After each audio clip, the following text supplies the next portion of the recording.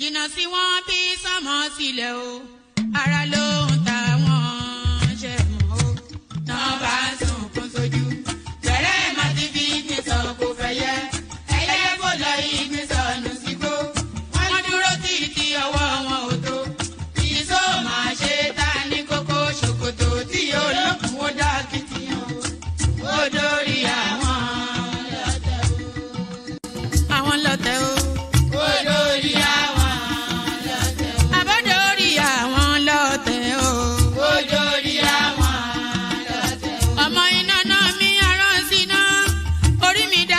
Ṣí mi lọ́nà o, mo tẹríba fàdàgbà o, àgbà ẹ foríjì ni, ojoojúmọ́ ni mo pọ́n wọn lé, mo ń ṣèyá sí àwọn àgbà o, mi ò fojú tí rìn wọn láyé, ọmọdé ẹ má fàgbà ṣe yẹ̀yẹ́, torí oníkọ́ tó yọ ọlá ni, ọmọdé ń bọ̀ wá dàgbà o, màmá ń bọ̀ wá dàgbà o. Máa ń bọ̀ wá dàgbà o. Ọmọdé ń bọ̀ wá dàgbà. Ọmọdé ń bọ̀ wá dàgbà o. Ọmọdé ń bọ̀ wá dàgbà. Bọ́lájú kòkòrò bá pẹ́ràn nígbó tó bá fúnra ẹ̀pín ló dára jù o. Kọ̀wé mi á jẹ́ dàgbà o.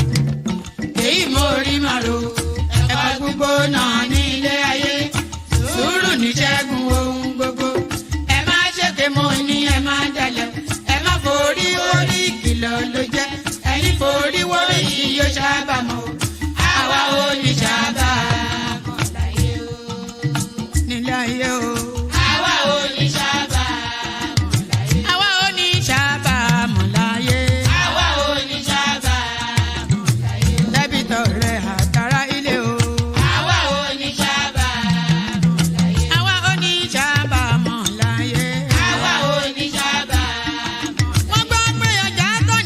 Ṣòkòtò wọn múra wọn sáré kẹrù sọkọ o àyànmọ́ ògbóògùn wo wọn ò béèrè lọ́wọ́ orí mórí lọ́mọ mẹ́wàá lọ ìyàwó ohun tí ẹ wá lọ sí Ṣòkòtò ohun rẹ lágbo Ṣòkòtò mo sọ àkúnlẹ̀yàn ọmọ ẹ̀dá láyé kò lè yí padà mo ń tẹnu mọ́ o olórí làlá bàrò orí làlá bàrò olórí làlá bàrò mo lórí làlá bàrò olórí làlá bàrò orí mi gbé mi níjà o olórí làlá bàrò làlá bàrò olórí làlá bàrò oríjà jogun ìkànnì wọn rí má fi wá fáyé mu nílé ayé wa o olúwa àgbẹ̀ wa níyàwó àmì nílé ayé wa ó tilẹ̀ jẹ́ pé ọ̀tá kọ́ ni wá ó tilẹ̀ jẹ́ pé ọ̀tá kọ́ lẹ́yìn ṣọ́wa nínú ọ̀pá wọn kìnìún ejò olóró àkékè ṣọ́wa nínú ìdàgìrì ayé dáàbò ẹ̀bùn wá fi ṣọ́rẹ́ ṣọ́wa o mo sádì ọba bá lókè mo sádì ọba bá lókè o mo sádì ọba bá lókè mo máa sádì ọba bá lókè o. Olúwa gbé wa níjà o. Mo sádì ọba bá lókè o. Kó má fi wá sílẹ̀ o. Mo sádì ọba bá lókè o. Olúwa má fi wá sílẹ̀ o. Mo sádì ọba bá lókè o. Àwọn ọ̀tá tí wọ́n rè rajọ ìbànújẹ́ ti bá àwọn ọ̀tá nílé. Àwọn ọ̀tá tí wọ́n rè rajọ ìbànújẹ́ ti bá àwọn ọ̀tá nílé. Àwọn ọ̀tá tí wọ́n rè rajọ ìbànújẹ́ ti bá àwọn ọ̀tá nílé. Àwọn ọ̀tá tí wọ́n rè rajọ ìbànújẹ́ ti bá àwọn ọ̀tá nílé. Bí wọ́n ti ro ti wá sí nínú ilé bẹ́ẹ̀ ni kó jẹ́ tiwọn lọ́jọ́ gbogbo.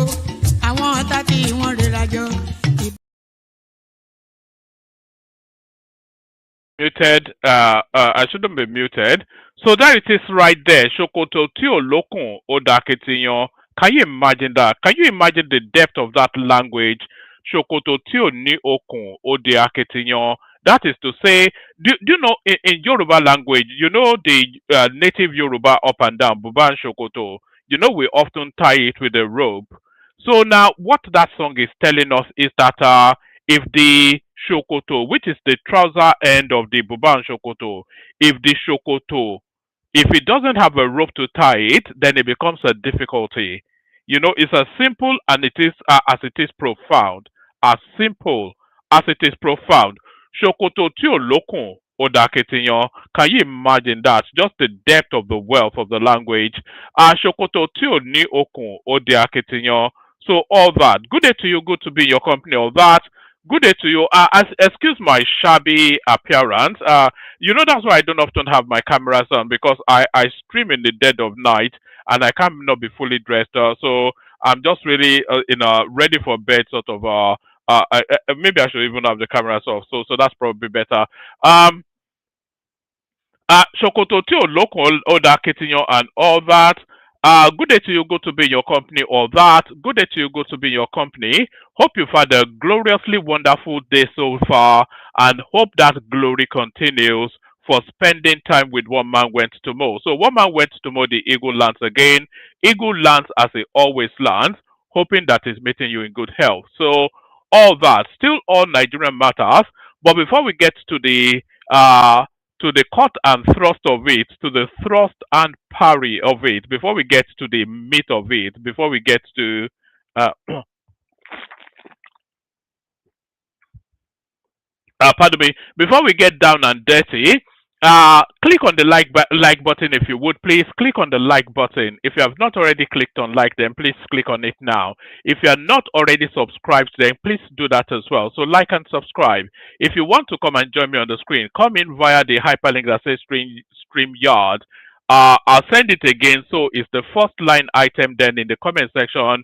If you feel inclined to be part of the conversation, then come in via this hyperlink that says StreamYard right there. So like, share, and subscribe.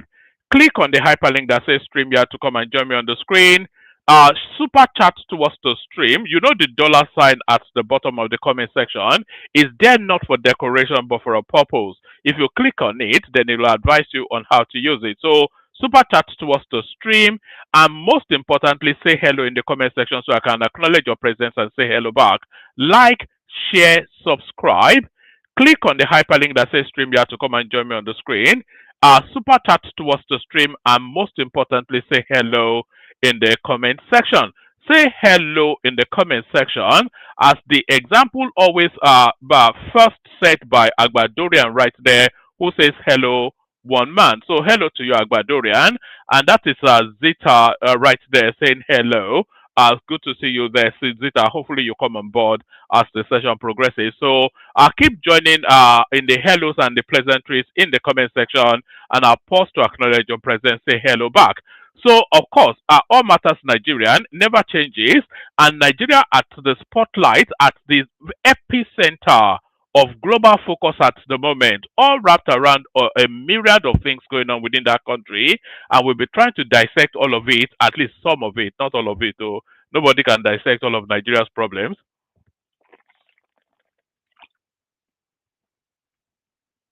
And by the way, anytime I pause, I'm having a sip of water because I go through a lot of water in the course of these sessions. But so we'll be going through some of the matters afflicting the Nigerian state. So why don't we just start it off, kick it off? This is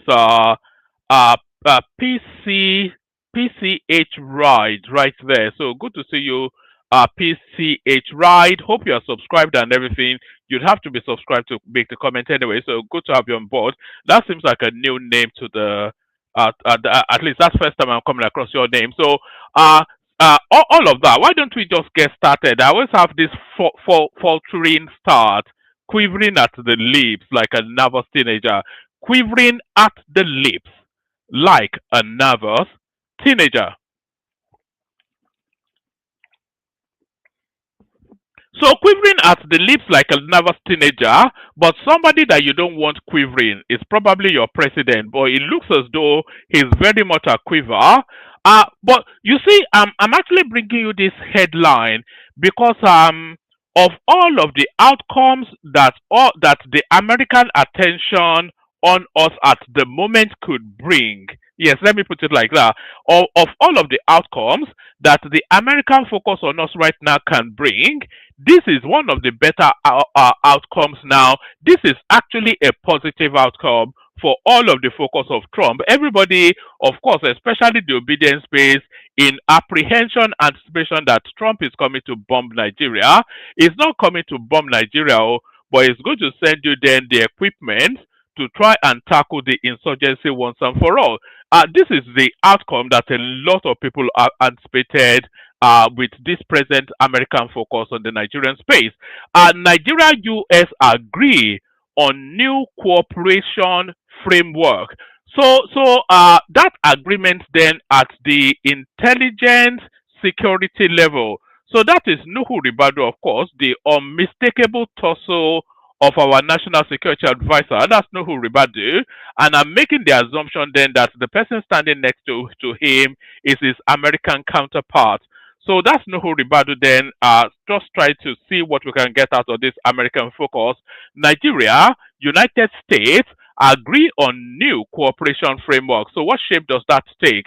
The federal government yesterday said it is intensifying the integration of intelligence capabilities across the security architecture to confront rapidly changing threats.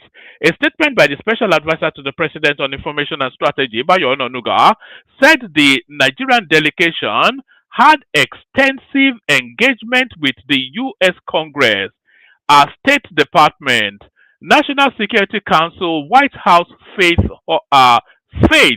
Office, and the U.S. Department of War. So if we want to try to start to unbundle that, this looks like a security collaboration rather than an American strike. So the Nigerian delegation, so they had engagement with the U.S. Congress, of course, to get that buy-in. The State Department, which I think is the pivotal department within the American structures, but this is the important bit now that comes in. The National Security Council, which is the war sort of determination sort of space within the American paradigm, the White House Faith Office to give the assurance then and tackle that Christian genocide narrative. But unfortunately, fortunately or unfortunately, Nuhu Ribadu, who is steeped in the wool, dyed in the wool Muslim, is the person going to America to tell them that there is no Christian genocide in Nigeria. So that's just the unfortunate set of circumstances right there, because of course he has to front lead that space, and I'm not quite sure the Americans are especially keen on hearing from a Muslim. A statement by the Special Advisor to the President on Information and Strategy, Bayo Ononuga, said the Nigerian delegation held extensive engagement with the U.S. Congress, State Department, National Security Council, White House Faith Office, that's FAITH Office, and the U.S. Department of War. So these last three bits right there are the important bits. So the National Security Council and the U.S. Department of War. So that U.S. Department of War is where then they can strategize on the best sort of assistance the United States can give us in terms of tackling this insurgency. The talks focused on boosting joint operations against terrorism, violent extremism, and cross-border criminal networks. Nigeria used the meeting to firmly reject allegations of genocide against Christians in parts of the country. It insisted that the violence in affected communities is neither one-sided nor targeted at any ethnic or religious group. So that is actually not true, because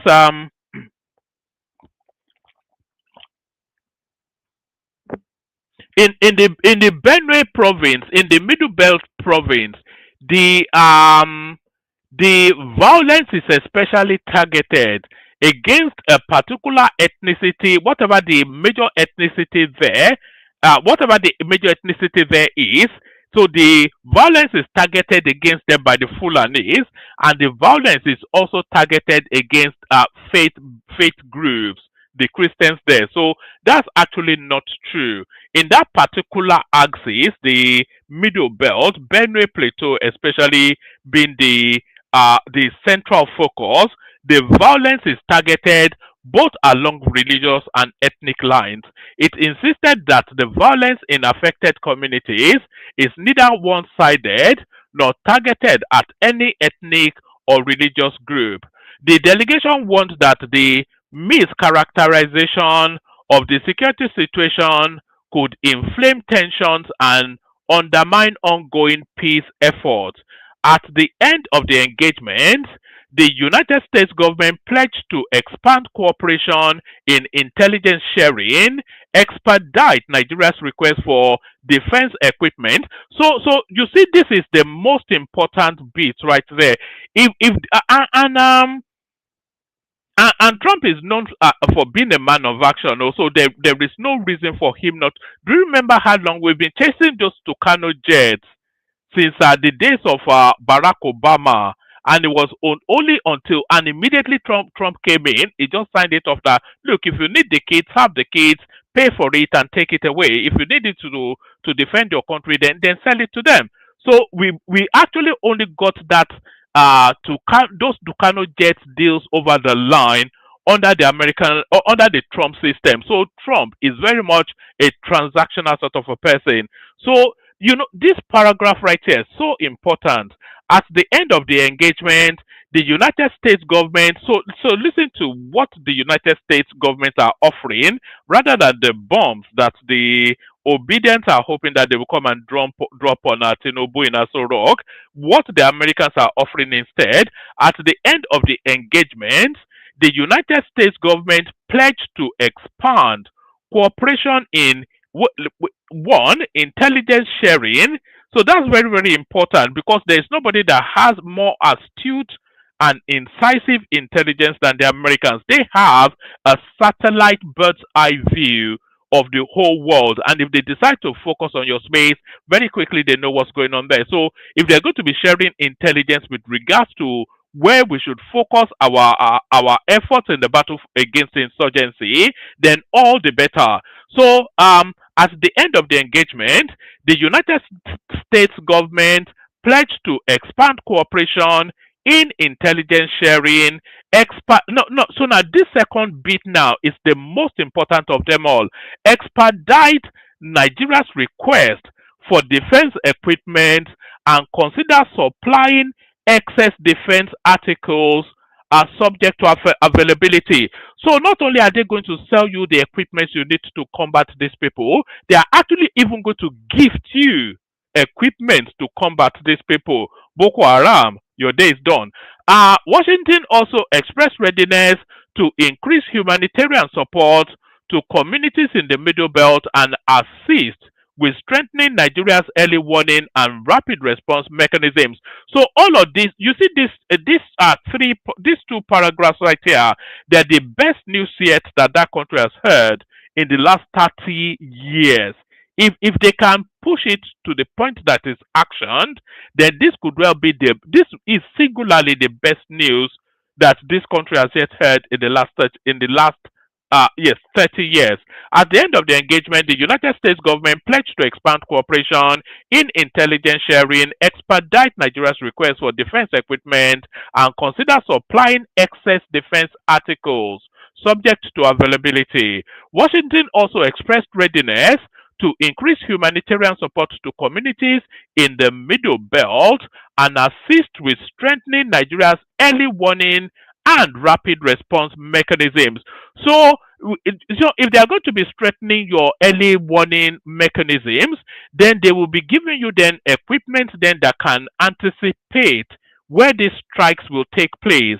And if they are also going to be supporting you with your rapid response mechanisms, then that is the supplies of drones and helicopters. That's just there's no other interpretation other than that. So it's just a bounty that the Americans are offering. Both countries agreed to activate a non-binding cooperation framework and set up a joint working group to implement agreed priorities. Nigeria, in return, reaffirmed its commitment to protecting civilians and vulnerable communities in conflict-prone areas. Defense Minister Mohammed Badr, you see, this is where it falls apart when they start to put all these known terrorist sympathizers and sponsors as the delegations going to the Americans. Defense Minister Mohammed Badaru stated this in Abuja at the opening of the 2025 the Chief of Defense Intelligence Annual Conference. He reaffirmed President Bola Tinubu's commitment to building a modern, technology-driven national security system capable of anticipating and neutralizing emerging dangers. The conference, with the theme Multi-Source Intelligence Innovation in a Challenging National Security Ecosystem, brought together senior defense intelligence officers, Nigeria's defense attaches, and advisors posted to missions across the world, regional directors, etc., etc. So this is the outtake from Nuhu Ribadu's excursion to the United States, and it looks as though he has come back with a bag full of goodies. So a bag full of goodies. Still along those lines, Tinubu orders 24-hour aerial surveillance, tightens security cordon over Akwara and Kebbi Forest. So I'm not quite sure if this something this is if this is something that they should be ordering now. I think this is something that should be happening as a matter of routine. Do they not have the equipment or the resources? Because they need to be deploying surveillance regularly, just every single or every other day, if not every single day, every other day. Tinubu orders 24-hour aerial surveillance, tightens security cordon over Kwara and Kebbi Forest. President Bola Ahmed Tinubu has issued fresh offensive directive to the let's do that again. President Bola Ahmed Tinubu has issued fresh offensive directive to the armed forces, ordering a full security cordon over forests in Kwara, Kebbi, and parts of Niger State in response to recent spikes in kidnappings and terrorist activities in the affected areas. The special advisor to the President on Media and Communications, Chief Sunday Dare, disclosed the development on Tuesday in a message posted on his verified X handle, stating that the president had mandated the Nigerian Air Force to expand area surveillance across the innermost part of the forest where criminal groups are believed to be hiding. Under the new directive, the Air Force is to maintain an uninterrupted 24-hour aerial watch over the troubled zones and synchronize operations with ground troops already deployed for rescue missions and counter-terrorism actions. The same operational intensity, Dare said, will be replicated along the Kebbi-Niger axis, where multiple rescue efforts are ongoing. The instruction comes amidst a worrying escalation in insecurity in the north central and northwest, including last week's mass abductions, etc., etc. So that's that. You'd have thought they would have been doing this as a matter of routine anyway. So what exactly have they been doing? What exactly? Because the main fault line of the Nigerian security structure, yes, good to let's say who's the main fault lines of the Nigerian security structure is that it is reactive rather than proactive. So it responds rather than go on the onslaught. That's one of the biggest criticisms. That's Samuel Adeleke right there. Good evening, woman. Greetings from Long Beach. Thank you, Samuel. And that is Lato Rich right there saying greetings. Keep saying hello in the comment section. Anytime I pause for breath, I'll say hello back. So that's Tinubu ordering aerial surveillance right there. So now this now the headline piece. If Nnamdi Kanu shows remorse, I will push for his amnesty. The other bandit leader, the other enemy of state. In terms of measure, you want to probably equal measure Sheikh Gumi with Nnamdi Kanu. You know, they're both as dangerous as they are despicable. You know, so Sheikh Gumi is the northern version of Nnamdi Kanu by my own reckoning. So maybe solidarity with his fellow terrorists. If Kanu shows remorse, I will push for his amnesty. This is Sheikh Gumi. Islamic I wonder where this guy actually comes from historically. You know, because a bit like the Baba Ahmed family, they are from Mauritania until about two generations ago. Because the Dati Baba Ahmed family, their father is actually a migrant from Mauritania to Nigeria, but they were born in Kano, which might well qualify them to be Nigerians. But where is Gumi originally from? That's the. It doesn't have the physiology of a Nigerian. You know, he has that mixed breed, that that DNA, that admixture of somewhat. You know, the Fulanis, they consider themselves part Arabs. This is why they don't want to be ruled by a full black person like Tinubu. So he has that sort of texture to his physiology as well. So I wonder where Sheikh Gumi is from originally. If Kanu shows remorse, I will push for his amnesty. The terror leader from the north, Sheikh Gumi.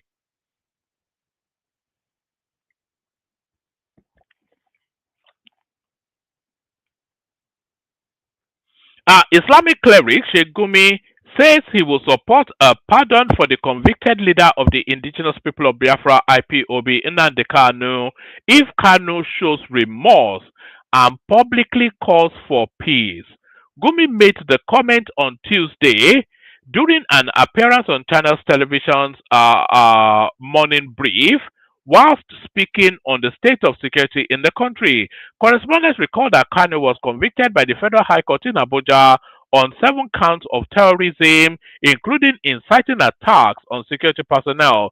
This Kanu that was imprisoned for terrorism for agitating that our soldiers should be killed, if this same Kanu will now show remorse and also call for peace, honestly, I will be in the forefront in calling for his pardon and amnesty for him. So, okay, let's see how he justifies this before we see what we're making of it. It says, look, Shagari, our president, we are from the same town. He gave amnesty to Ojuku. Look at Umar Yadua. He gave amnesty to the Niger Delta militants who have also committed acts of terrorism. So, this is how we are. So who is we exactly? And you are not in charge, by the way. So what exactly? Who's we? So the last time I checked, Tinubu wasn't an aboki. So who's we? Uh but no.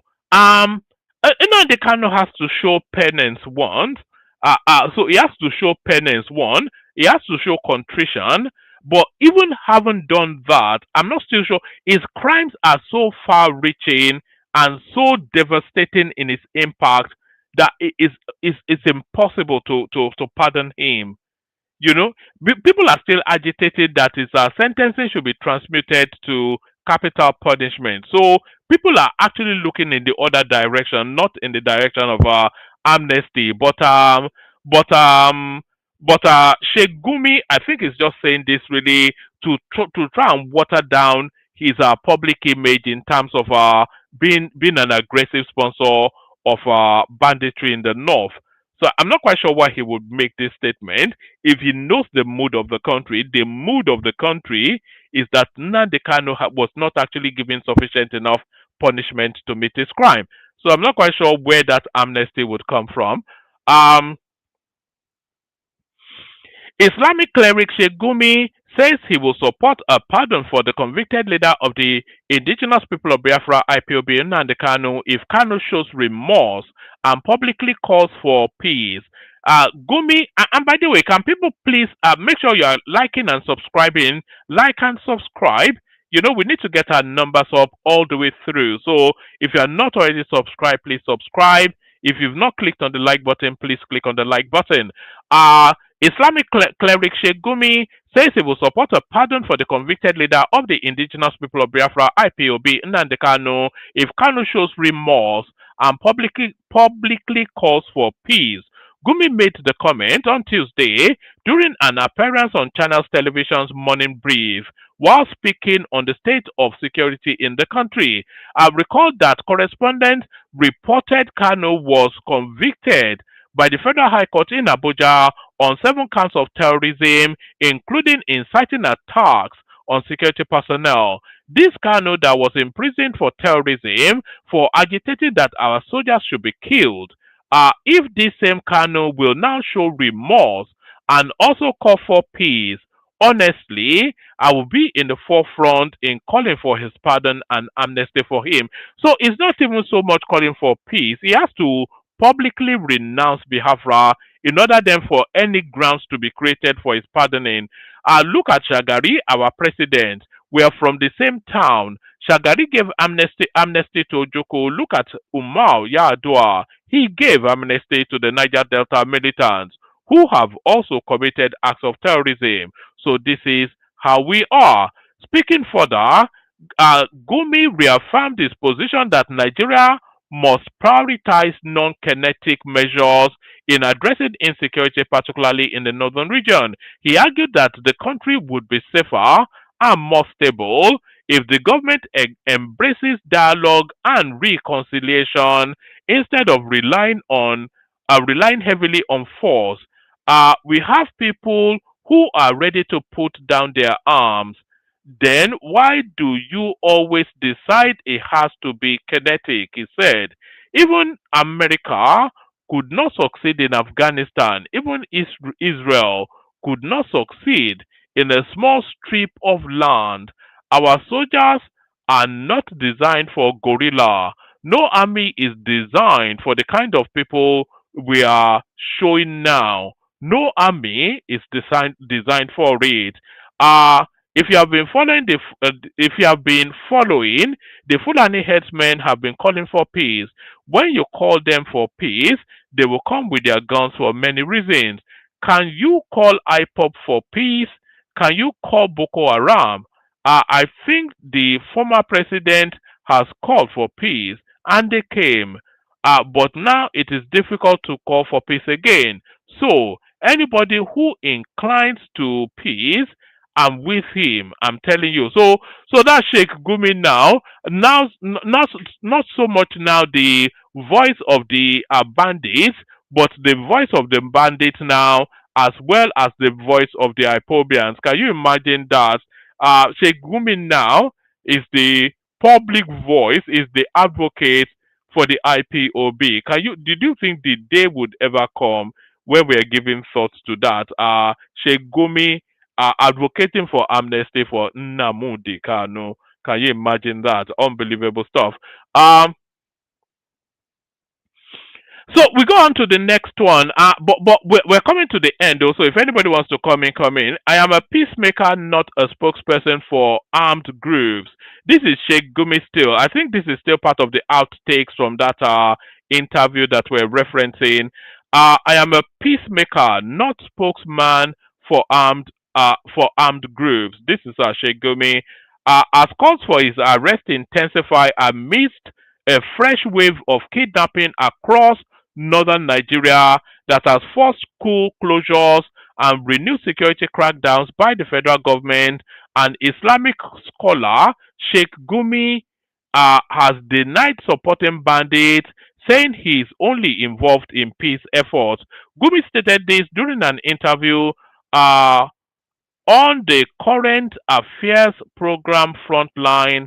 This interview actually took place in Ijebu, Ogun State. So apparently, Sheikh Gumi is in Ijebu now in Ogun State. I wonder if Dakwa Abiodun is it Abiodun? Dakwa Abiodun is aware of that.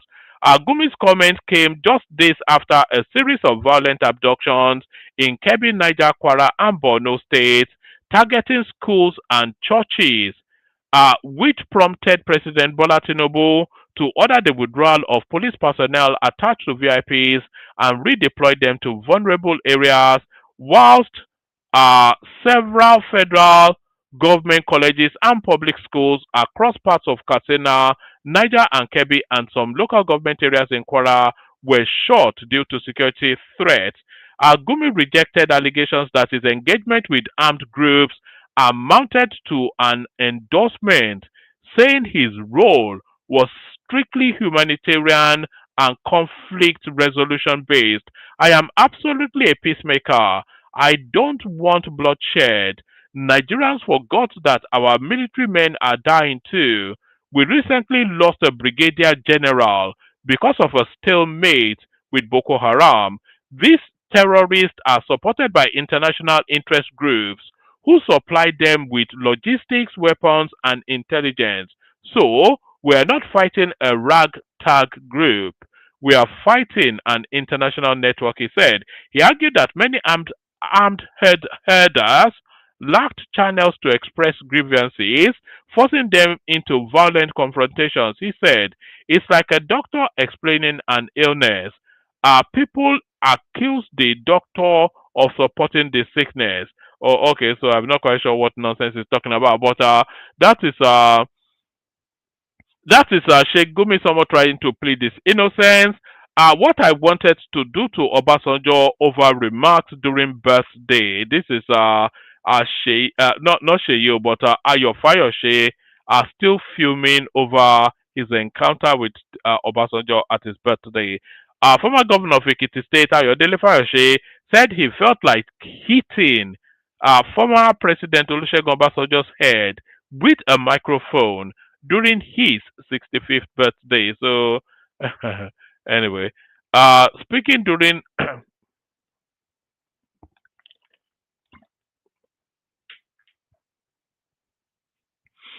yes, it says correspondence reports that Obasanjo threw a jibe at Fayoshe and his wife during the celebration. Speaking during his closing remarks, Obasanjo said, "You are not the best of my political children, you are not, but you have made achievements that cannot be ignored."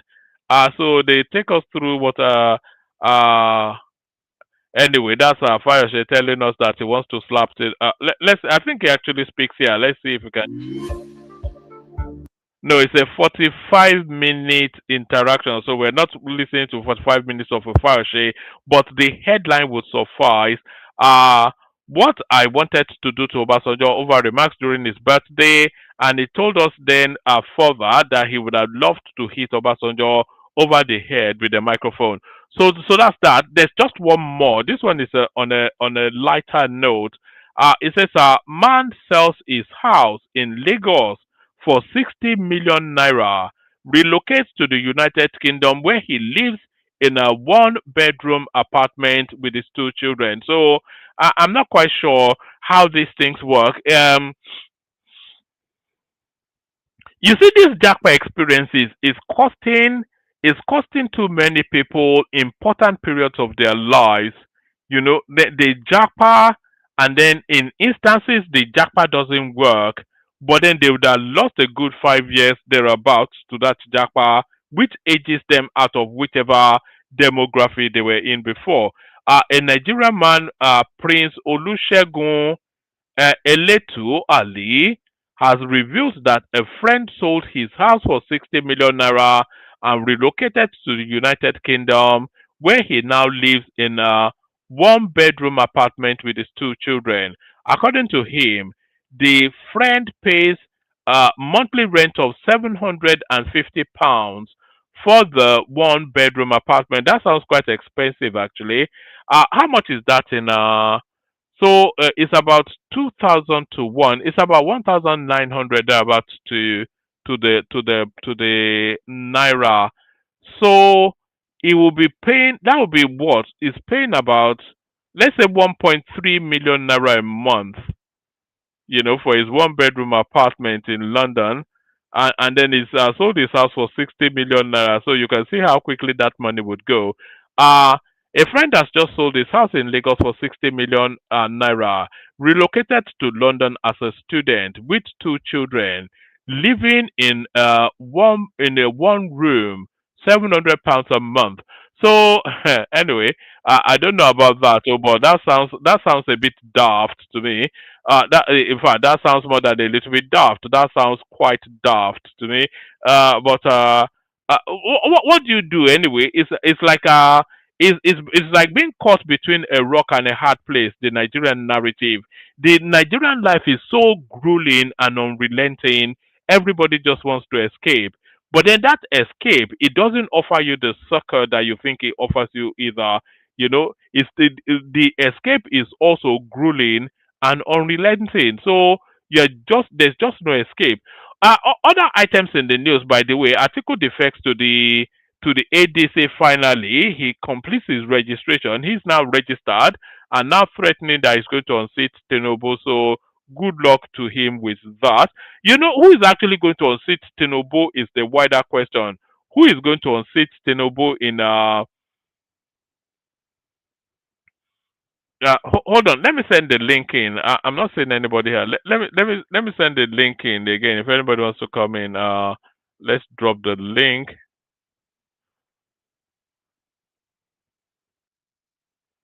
Yes, let's drop the link. Yes.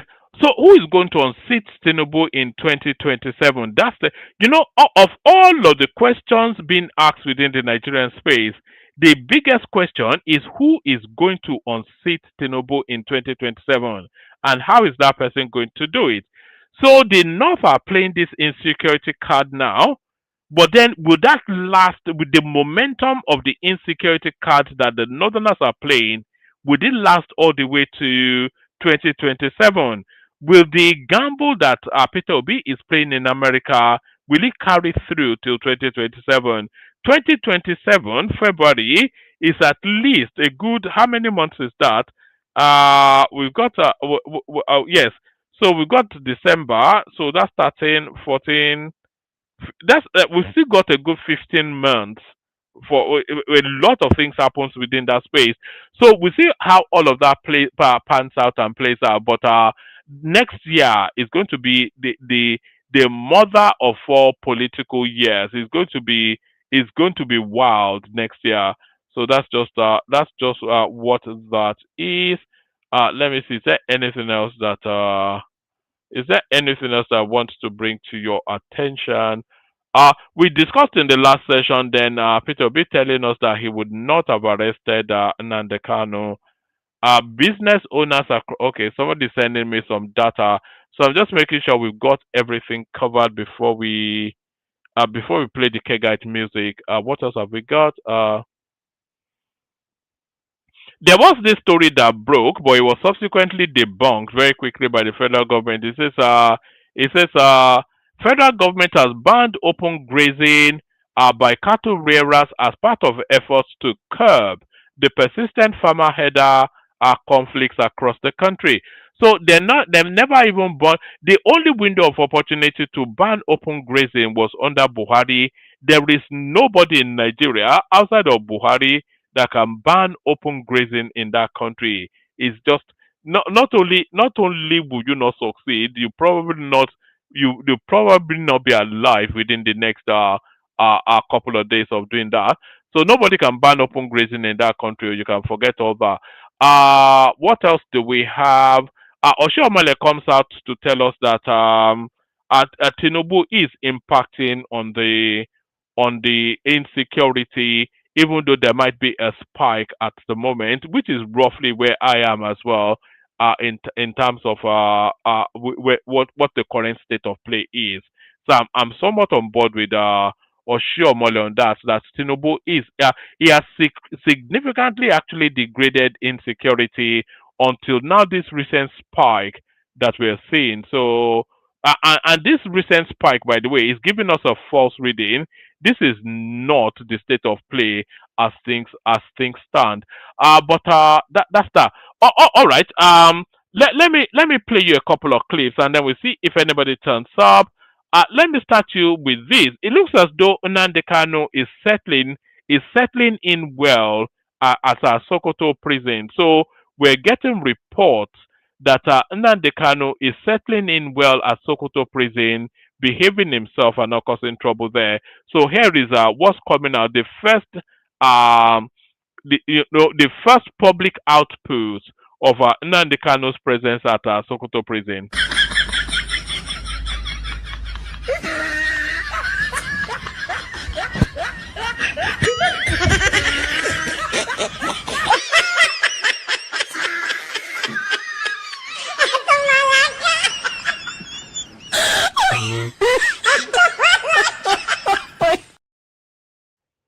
There he is right there, gearing up to call them Jam Jaweeds, no doubt. What's the next clip? Oh, all right. So, Aregbesola also defects to ADC, and it looks as though now he's about to deliver Osun State to them. At least this is what this clip seems to be telling us.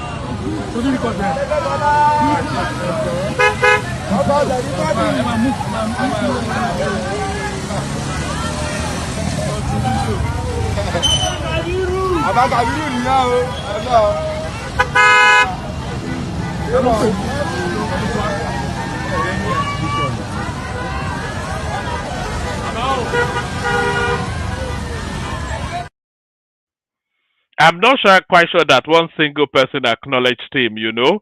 That is him at the epicenter of his political heartbeat. That was Aregbesola, who stands up through the sunroof of his car to acknowledge his adoring public, but his adoring public don't apparently seem to adore him. So that's Aregbesola right there, just telling us what political potency he has in Osun State. So let's go on from that to another one. Live has touched your love. So this is what I'm not sure if we've played this already, but this is what life looks like in Nigeria right now. Live has touched your love fast. Malu dey po. Ore da traffic lẹ́ẹ̀rí o. Ẹ̀yin kẹ̀. Abẹ́ rí traffic ní touch me. This is happening live. The touch roundabout. No movement. Ọlọ́run sẹ́. No movement. No movement. They don't go now. I beg you. Ẹ̀yin kẹ̀ ẹ̀ ní dúró wò. Màálù rẹpẹtẹ. Ẹ gbà mí. Mi ò rí eléyìí o.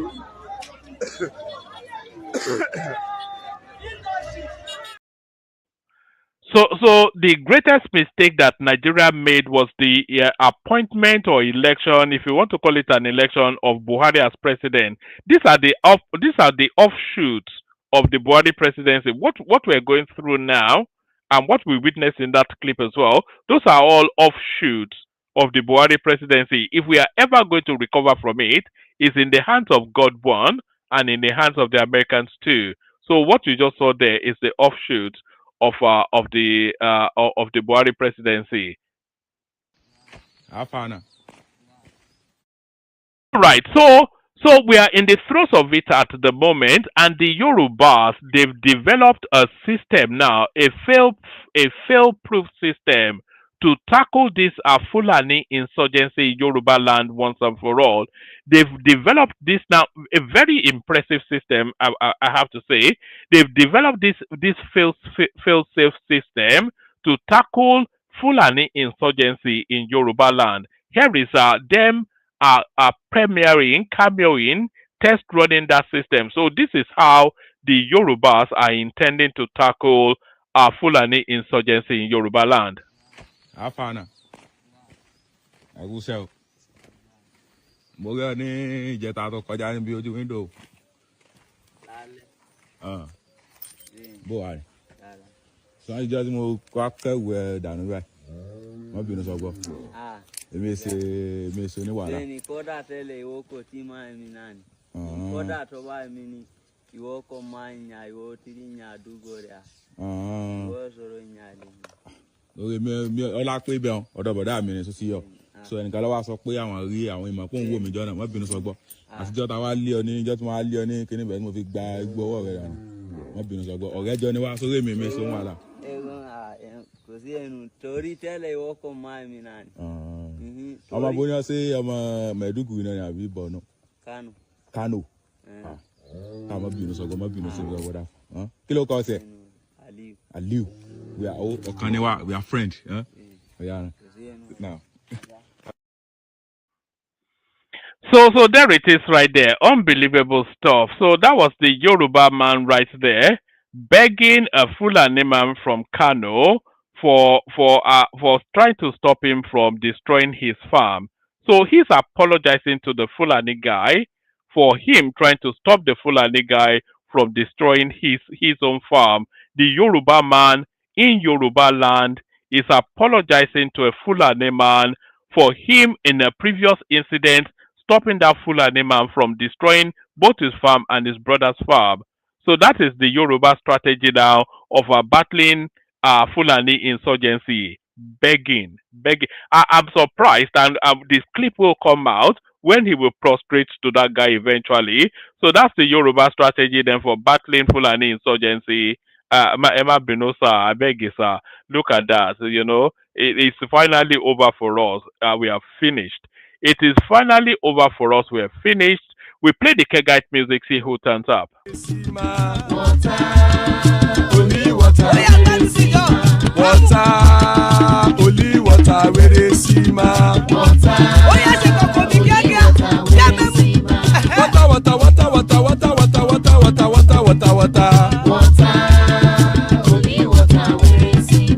Hapa o naido.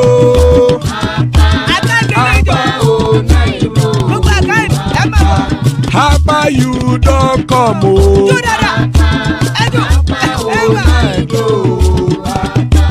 Hapa o naido.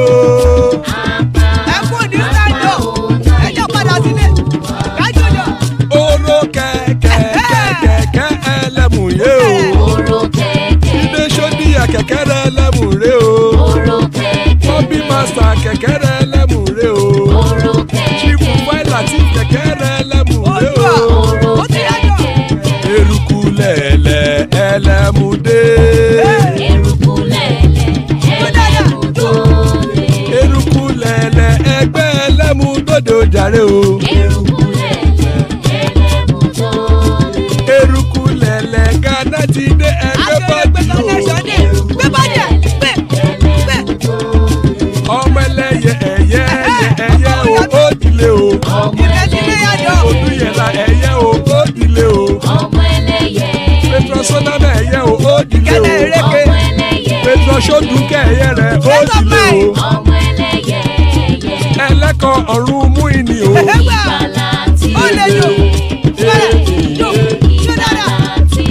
Àkùkọ ọ̀run mẹ́kọ̀.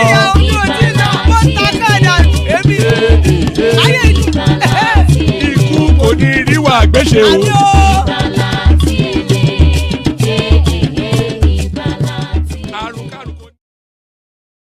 And there it is right there. Ikuko Neru Agbesheme, death have nothing to do with us.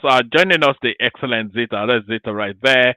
Patoski in the house as well. Good to have you, Patoski. So that's what we have so far. Others to join when they're ready. If you feel like joining, please hop on. We start the conversation off. Kick it off with Zita, who was here all the way through. So Zita, good to have you. So now this deal that Patoski should speak. All right. Patoski, then this deal that I don't know what's the topic now. all right. So somebody has to speak now. So who wants to speak? I just joined now. Yes. So do you want to kick it off, Zita, or what are we doing? He's not speaking. He said he's just coming into the session, so he doesn't know that. All right. Hopefully you followed a bit longer than Patoski. These are deals that Ribado has struck with the Americans, and it looks as though instead of the Americans coming to drop bombs, they'll be sending the bombs via Ribado. So, what are you making of these deals that is going to give Nigeria a bountiful harvest from the United States? Who said he's going to give them a bountiful harvest? That's what the Americans are saying now. They I said don't know where you got that one from. I'm getting it from the Americans. No wahala now. Let's see. But that's not the deal. They're not going to give. Anyway, let me shut up my mouth. Do you have another topic? No, no, no. Well, that's an important. Because you see, woman, as I said before, the insecurity in Nigeria is is much more than what the eyes can see. You see, when somebody said he's going to fight the insurgents, and he says, I'm fighting the insurgency, and you are fighting the people carrying the guns, then you are not serious. You are fighting the action, you are not fighting the root. Anybody who is fighting the actions of those insurgencies in Nigeria is not serious. It's either he's pretending, or he's not serious, or he's trying to deceive Nigerians, or he's clueless. Because the insurgency in Nigeria has reached to the level that doesn't actually need ammunition. Tinubu will not tell me that he doesn't know those who sponsor those people. At least to some extent. Forget about those that are joining them from Sahel. Tinubu will not tell me. I don't even want anybody to say that. They know who they are. Even some of those people carrying out those actions, the DSS know them. They know their houses. They know their family. The military know them. They are not the problem. The problem is the root. And until you uproot the root, if you kill... The problem, Zeta, is that the root is hydra headed. It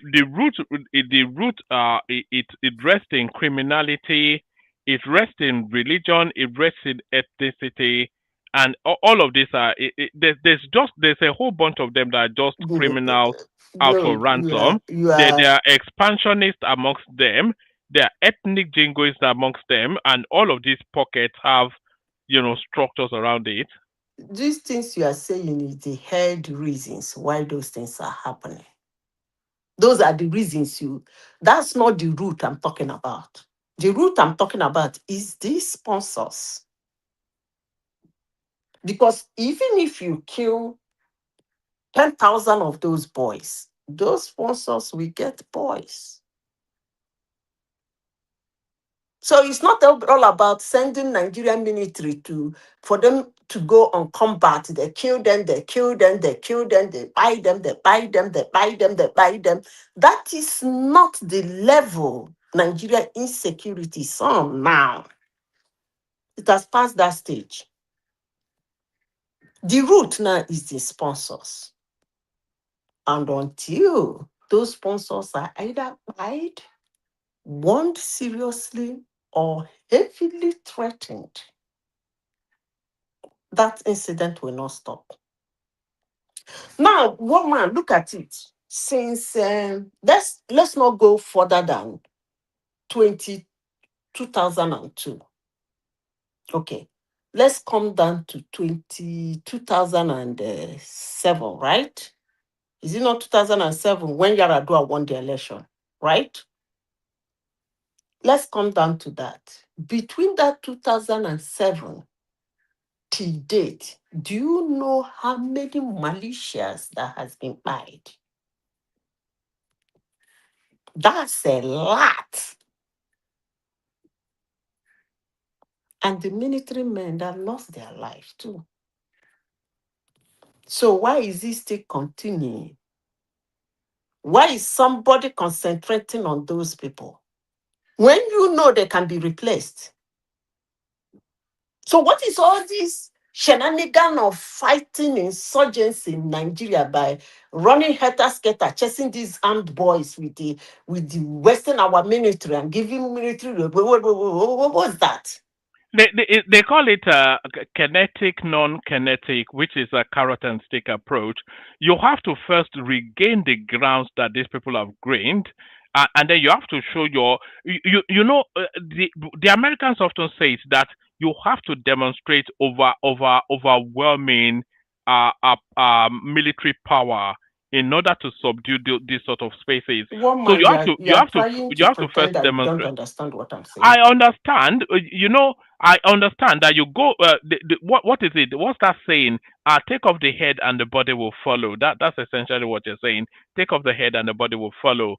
But before you are able to get to that head, you have to decimate the body. It's a bit like boxing, isn't it? You work on the body before you apply the knockout punch. What are you saying? That they shouldn't go after these foot soldiers that are nested all over the forestry of Nigeria? They shouldn't go and savage them and ravage them. One man, what is wrong in doing both at the same time? Yeah, that's exactly what they should be doing. Yeah, so I agree with you on that. You know, but they need kits. They need superior firepower, and they need to demonstrate that superiority in firepower, and that is what the Americans are offering. No, one man, that is not what they're offering. Americans are not offering for you to be giving arms to begin to run helter-skelter. They have told them what they want. Nigerian government, hold forget on. what you are seeing in the paper. No, Nigerian government no, this is the agreement they have with the Americans now. What do you mean forget what I'm saying with the okay, I talk rubbish sometimes. let me give you this. It says at the end of the engagement, the Americans pledge to expand cooperation in intelligence sharing. That's one. Expedite Nigeria's request for defense equipment and consider supplying excess defense articles subject to availability. So those are kits right there. Those are necessary kits. It goes on to say, Washington also expressed readiness to increase humanitarian support to communities in the Middle Belt and assist with strengthening Nigeria's early warning and rapid response mechanisms. So those are the actual punch. That's the actual punch that the country needs in order to assert its sovereignty. Okay. One man, you see this thing you said they got for you because they can't get this for me. If in the next 2 weeks Donald Trump do not tweet one ridiculous thing about Nigeria, then this thing stands. But all I can tell you is that this is not, anyway, never mind. Let me continue with what I'm saying. One man, they know who is sponsoring them. Those guns have to run dry. Period. You see those bullets? It has to run dry if they have to achieve their end. But as long as those funnel is still flowing heavily, if you like, send 102 million military men to take territory. They're not going to take any territory anyway. So I don't know. They know that they can't. Because number one, they're already infiltrated.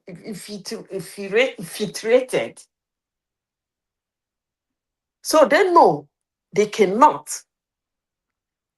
So why don't you deal with the tunnel and then people who are profiteering from it so that the strength will reduce? Then you hammer them. Give them the Israeli action. If you are too strong, what Israel does is to block all your routes of your weaponry. The moment they block it, they deal with you mercilessly.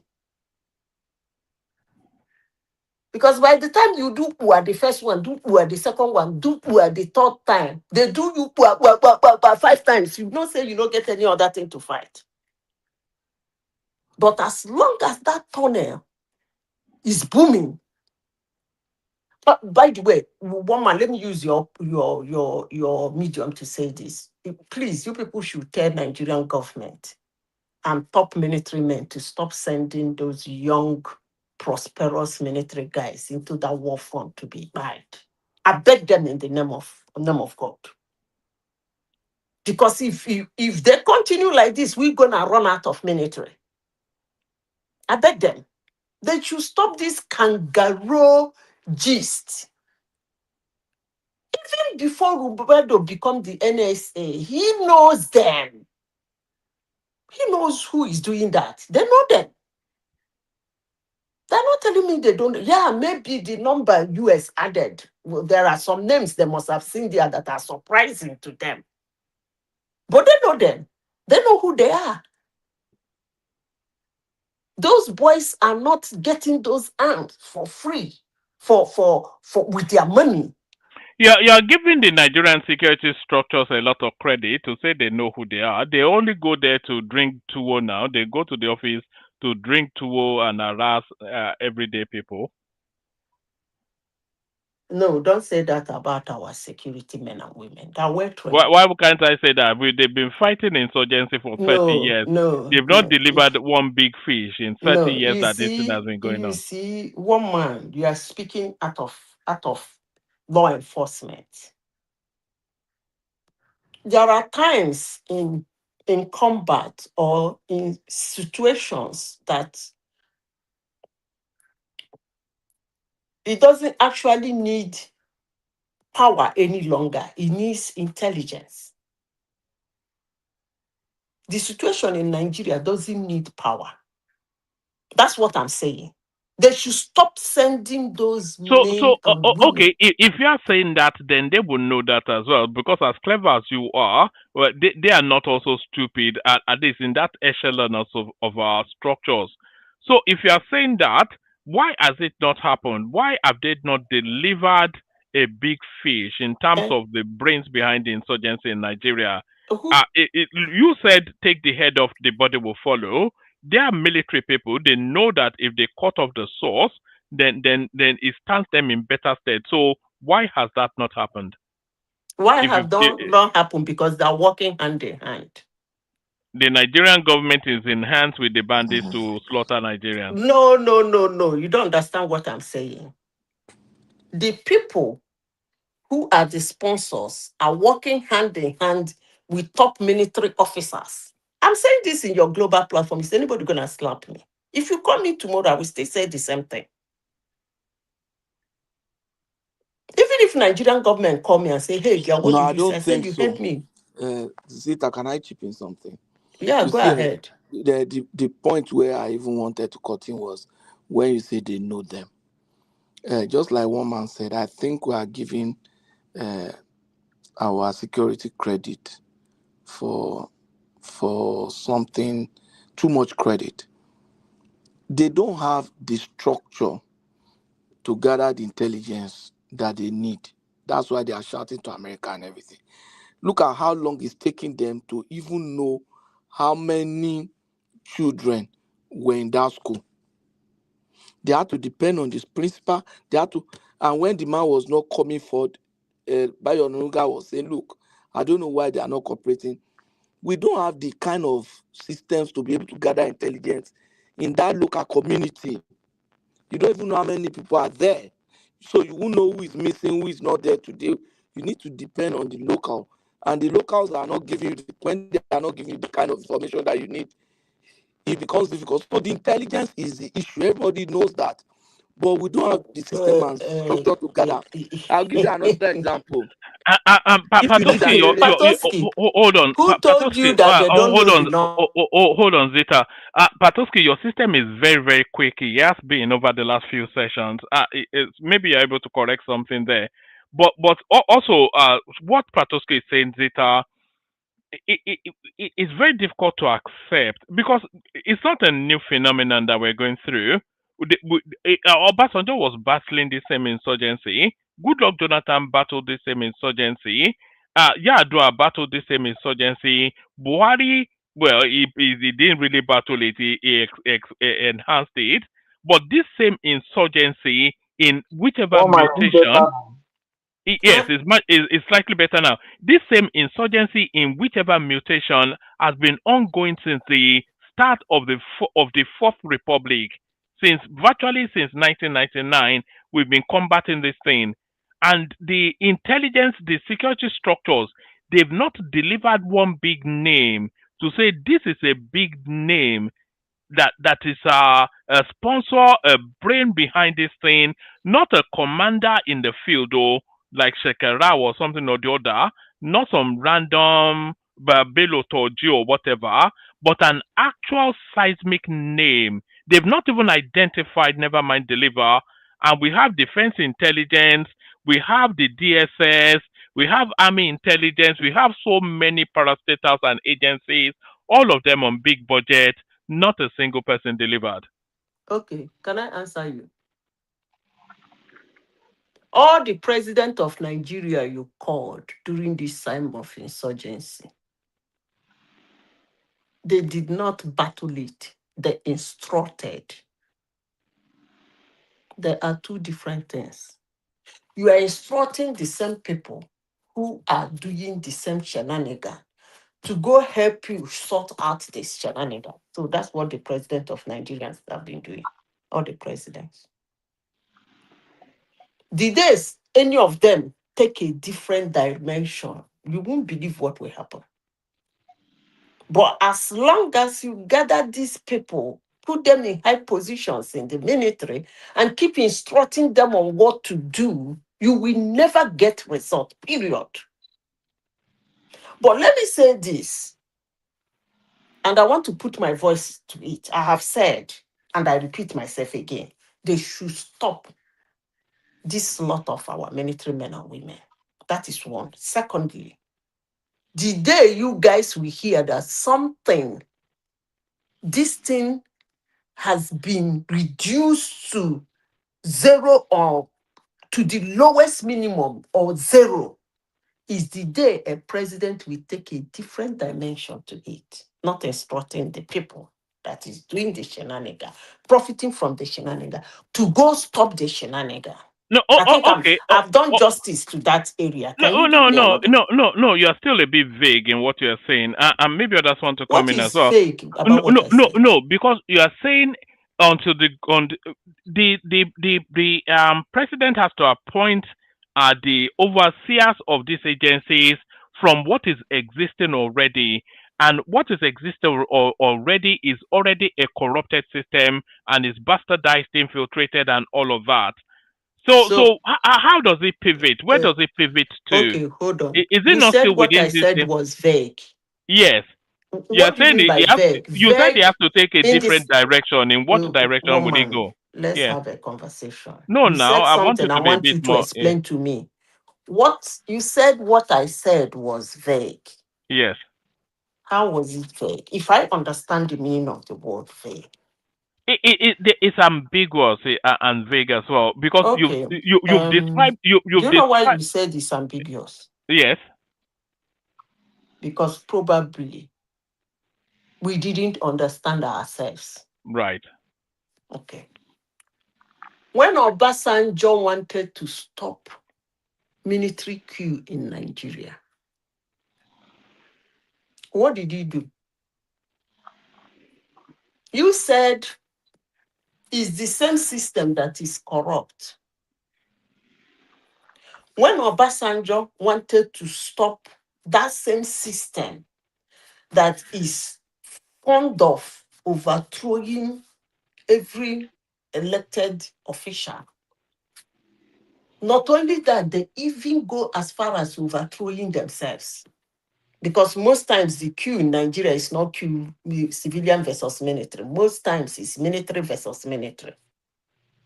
When he wanted to stop it, he retired and retired and retired and retired and ended it with the very young ones that doesn't have such ambition, doesn't even know how those things work. Let me repeat myself again. Since you said I'm vague, the day a Nigerian president decide to do something different, you see this drama that is happening, it's either they see Sheikh Dambroba or they run away. But as long as Nigerian presidents keep instructing the people that do the shenanigan to continue doing, telling them to stop the shenanigan that they are doing, that they profit from, are the engineers, it will never stop. But I'm just scared at the rate as this is spreading. Let me continue being vague. If I have time, you can move me to another topic. Zita, let me quickly bring it in so maybe you can discuss it. I think one of the reasons why one man said you were vague was because you said that the president would not just give order. So I was wondering, okay, will he go into the combat? Because one of the things that the president needs for decision making is information. You'll be surprised. I He explained does, myself when I they don't said have they those don't have president has been ordering. And I explained that they order the yeah people that do the outside the shenanigan, order, that handle the outside the shenanigan. I didn't just say the order. yes, outside the order. What the president needs to do is if they want to take to another thing, they need information to take decision. And I'll give you examples. Now, some of these terrorism, they are either having foreign financing system, that they have a parallel financing system that is different from what our banking system captures. No terrorist will take his money and go and put in the bank. And when terrorists want to get paid, they don't get paid through bank transfers and all those stuff. So the people that are funding them, they are not going to fund them using Nigeria banking system. They're probably going to fund them using money from their own black market. We all know that the North is a cash driven society. We have people who have every cash in the house. We have people who have every cash in the this thing. If if we have those people, so it's a bit difficult to say, okay, these are the people that are funding them, being able to trail the transactions. If not, you will just be targeting innocent people, and you might just even just buy innocent person for nothing. So the kind of information that they need, we need foreign support. To me, one of the decisions that we need to take, which I think Buhari took, Patoski, let me just Patoski. land today. Hold on, One of let the me decisions say that they this need to before you take, land. sorry, let me land this one. One of the decisions that they needed to take, which I thought Buhari took at the wrong time, and Emefiele squandered it, was to reduce the amount of cash in circulation, either by currency redenomination or not even currency, by changing the currency. That other guy just bungled it. Those people have cash, a lot of cash, and then de-dollarize Nigerian economy, de-dollarize it. When you de-dollarize it, when you Okay. change currency, Can I say it something has now? weakened them financially a little. It's not really going to achieve it so much, but at least you have put a smash on one of the dimension to it, and try to get foreign uh, intelligence. I'll give you another example. Just area picture, the area photo, the that's the satellite image of Sambisa. Zoom in satellite image of Sambisa. You need to talk to people like X, that need to talk to people like Elon, need to talk to people like Larry Page and his people in Google and the rest. And those are national security issues. And they need the American government for those companies to even support you as a defense partner. You understand? You need SpaceX, and SpaceX will not say, oh, I'm signing an agreement with Nigeria. You need Donald Trump to give them go ahead to sign such agreement with Nigeria. And that's what this thing can do. People move around that forest now. Don't you You know that see, just Oh, enough oh, oh, satellite oh, image camera can pick let it? me respond to you. all right. Make that response, and then we want to bring talk now, AI, and then Mike into the conversation because the room starts Uh, to fill. Yeah. Patoski, you said something to buttress what I said, but it's like two of us did not understand ourselves. You said they have money, they keep it in the house. And I will ask you this. If you have money to go and act, money to go message for you, let me put it that way. Let me not use the word buy. And you don't get information on how to go and buy that thing, will that your money work for you? As I said before, a president of Nigeria have to take a different dimension. Number one, their information, their root of information have to be seized. And how do you see it? Fire all these people. Start with the very young military men. That's what Obasanjo did.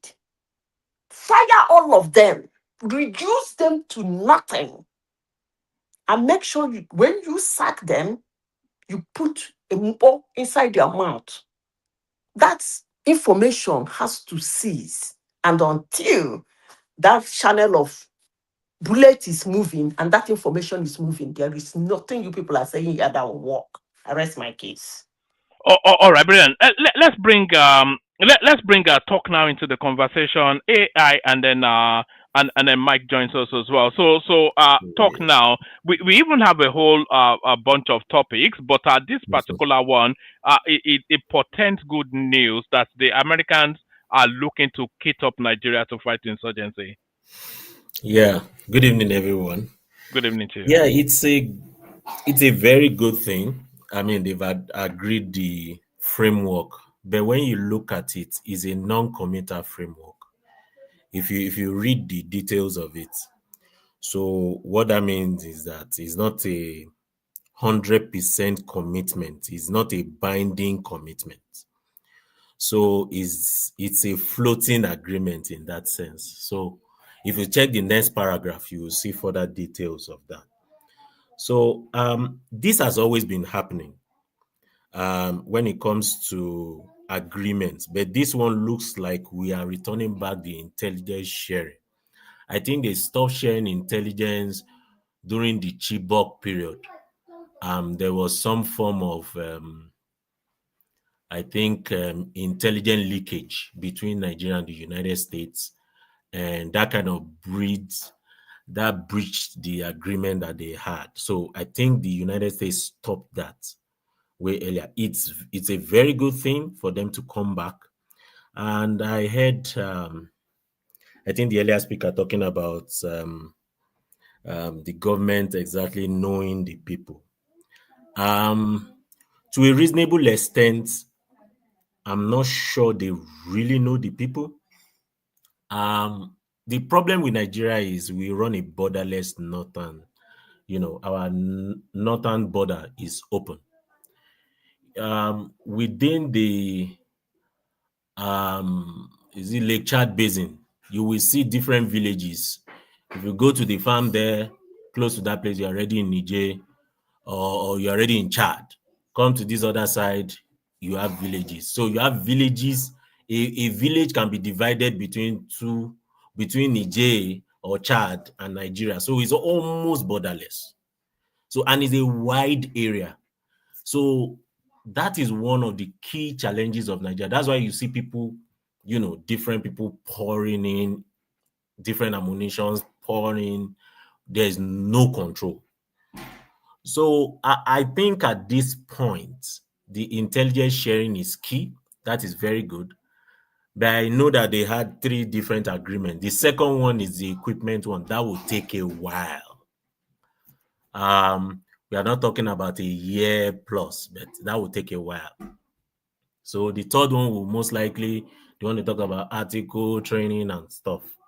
Those are just normal processes. So hopefully this brings out the results, but it's not cast in stone. It's not binding on the 2 countries. It's kind of floating at this point based on this news that we see here. Right now, I'm still disappointed that the president has not appointed an ambassador yet. I mean, it's really disappointing. I don't know what strategy they are using. Clearly, their strategy is not exactly working at the moment. There's a lot of complacency. There's a lot of loopholes all over the place. It's looking as if they are not properly structured, and it's unfortunate. There are certain things that they should have done by now. Let's even assume it was a fundamental mistake not appointing ambassador. We're not even seeing any sense of urgency in terms of what's going on. Yeah, I mean, the fact that Tinubu has not made a national broadcast, it still continues to rankle me. I mean, I'm not really concerned about the national broadcast. Maybe talking to Nigerians, question and answer, that's fine. Broadcast, I'm not exactly sure. We are not at war yet. But, we've been exposed. Like, look at the House of Assembly, a House of Rep member discussing Nigeria, exposing us. I don't know how we look at it. I mean, on a good day, the ambassador is the chief lobbyist for that country, is the representative of the president for that place. I don't know what they are doing. I don't know what strategy they are using, but right now, they are not doing too well. NSA is meeting pit exit between NSA of United States, NSA of Nigeria. They are still lower levels. Those are the, military kinetic discussions. Those are still lower levels. There are some high power level that still needs to be agreed. There will be economic discussion that will come in between this. So it's still looking kind of flat. It's not exactly concrete. Well, a walk of 1,000 miles begins with a step. It's a good move. They are making moves, which is fine. But I think they are slow. I think they are not strategic. I'm not sure. Maybe I might be wrong, but I don't think they are strategic. I don't think they are clear. And it seems they have not given us anything to invest confidence in, the Nigerian government. Yeah, that's the problem. Both in action or in language, they've not shown us that they have any plans, any concept of how to get to grips with. There's nothing that we can say. This is what they are doing, and this is there's all we hear are incident after incident, and then they'll tell us that they've rescued people, not made arrests. It's just ludicrous and it's just pathetic. The challenge is, it seems you are not learning. Someone gave an analogy that this happened to Goodluck Jonathan. So what have we learned? That's the question. What have we learned? I mean, they are talking about state policing and things like that. How has the House of Assembly, how has he expedited these issues? What are the discussions having in the House of Assembly? Have they even called the Chief of Army Staff in the House of Assembly discussing some of these matters? Some things are just there. There's no clear direction. Now, I'm over here. And there's nobody that you can invest confidence in the system as well. Talk now. Tinubu doesn't look as though he has a clue. Nuhu Ribadu looks even more clueless than Tinubu. The army general, he's not even saying anything. In fact, I was even hearing him saying they want to start conscripting young Nigerians into the army. Nobody wants to join the army. It's just they are ill-equipped, bereft of idea, just rudderless, clueless, just blundering all the way through. It's quite scary when you pause to reflect on it. It's quite dangerous. Yeah, but maybe they know what they're doing, but it's just that it's not reflecting in the news we are hearing and what we are hearing. The only thing I saw as good news later this evening was they have stopped this mobility of cows all over the place. I think they said they put a stop to that. They just gave No, they reversed that statement. They reversed it. So yes. Here we are. So then another thing is, I think the Southwest governors meeting and having a discussion around security, and I think they came up with some updates around, I think, Ogun State governor. I don't know, that news was not clear to me. I think in the area of some Ijebu area, Remorse area, they said they had some Fulani, some people had some settlements that they need to dismantle those settlements, putting up structures and stuff like that. I think the Southwest is trying to put up something, but the North Central, nothing is going on there. So I think Tinubu needs to do more. I think they are overwhelmed. Now, I might be wrong. I think they are overwhelmed. I think we need more concrete agreements. What we read in that news is it's just a framework, but it is not binding on the two countries. They need to come up with something concrete, something that citizens will be excited about, something that makes a difference. As of now, it's just looking flat at the moment. All right, brilliant. Stay with us. I want to hear from you on Sheikh Gumi as well. But before we get to Sheikh Gumi, we've still got AI waiting. Mike as well. Mike, check the private chat as AI speaks, and then we'll make our way to you. So AI, it's just the Nigerian question. There's nothing that indicates that we're anywhere near out of the woods anytime soon. AI. Yeah, I just think this is all grammar. That's what it is. Doesn't really mean anything. What does it mean that they have agreed on a cooperation and a framework? It doesn't really. For me, it's just grammar. I don't see anything. I don't make anything out of the news. It's just they just dress the language to say, oh, we're still in discussions. We've come to some sort of memorandum of understanding. Like someone said, it's non-binding. Like I don't see anything. Like Madam Zita mentioned, the truth is that the government does know who the sponsors are, but for some reason they don't want. I don't know. For some reason, I don't know why. They just don't want to take the necessary actions. Do you want to Because speculate as to what those reasons might be? Do you think they might find those people too powerful to take on? I'm thinking, I can't really speculate as to why. It might be for political reasons. It might be for political reasons. That's the only thing I could think of. Apart from that, I don't know why else they would want to say. Because when you look at it, Jonathan, when he was president, mentioned that sponsors of Boko Haram were amongst the government, the what's it called, the state apparatus, basically. So, executive, judiciary, legislative, that sponsors were across.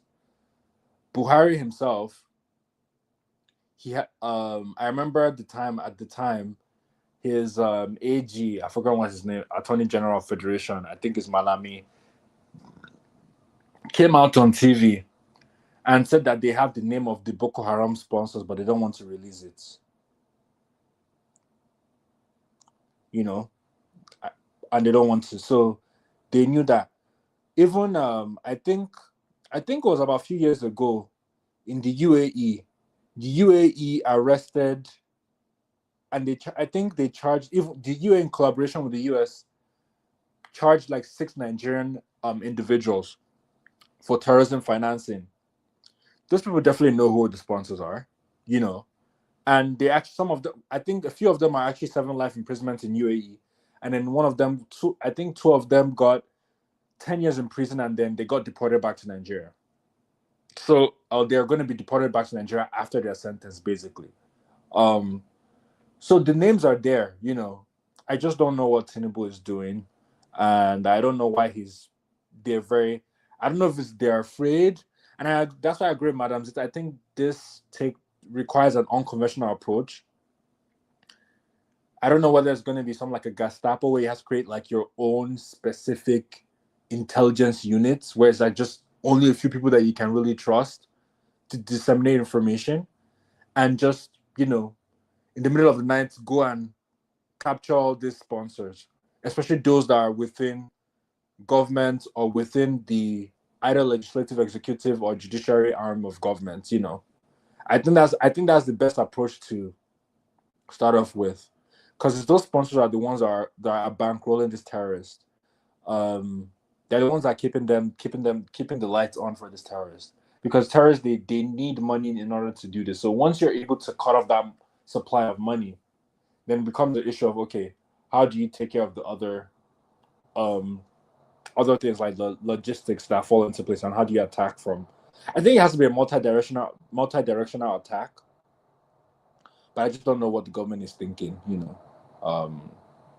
I just don't know. Like, for me, it's not making sense. Do you have any confidence that the government is able to resolve this anytime, even in the medium or long term? Never mind in the immediate. Is there anything? Something I even thought about as Yeah. well. Given what's going on across West Africa, I don't know why the West African countries haven't come together to solve the insurgency crisis across, because there can be an intelligence share, because these terrorists, they migrate between countries, right?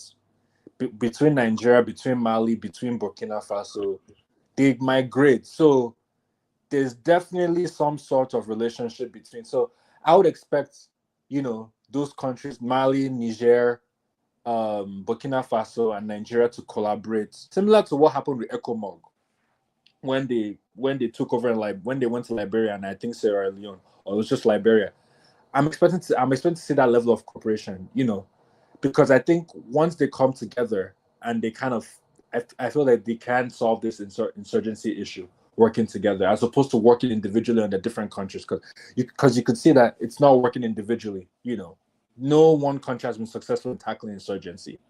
So I think it's high time the Nigerian government, but then I understand because the Sahel states, alliance, they probably have a frosty diplomatic relationship with the Nigerian government, given what happened with ECOWAS and how, they did that. Tinubu actually allowed for an economic blockade, basically. So that's a challenge, But I think there should be some sort of cooperation within the states. Oh, all right, brilliant. I have to say I agree with you with pretty much most of what you're saying.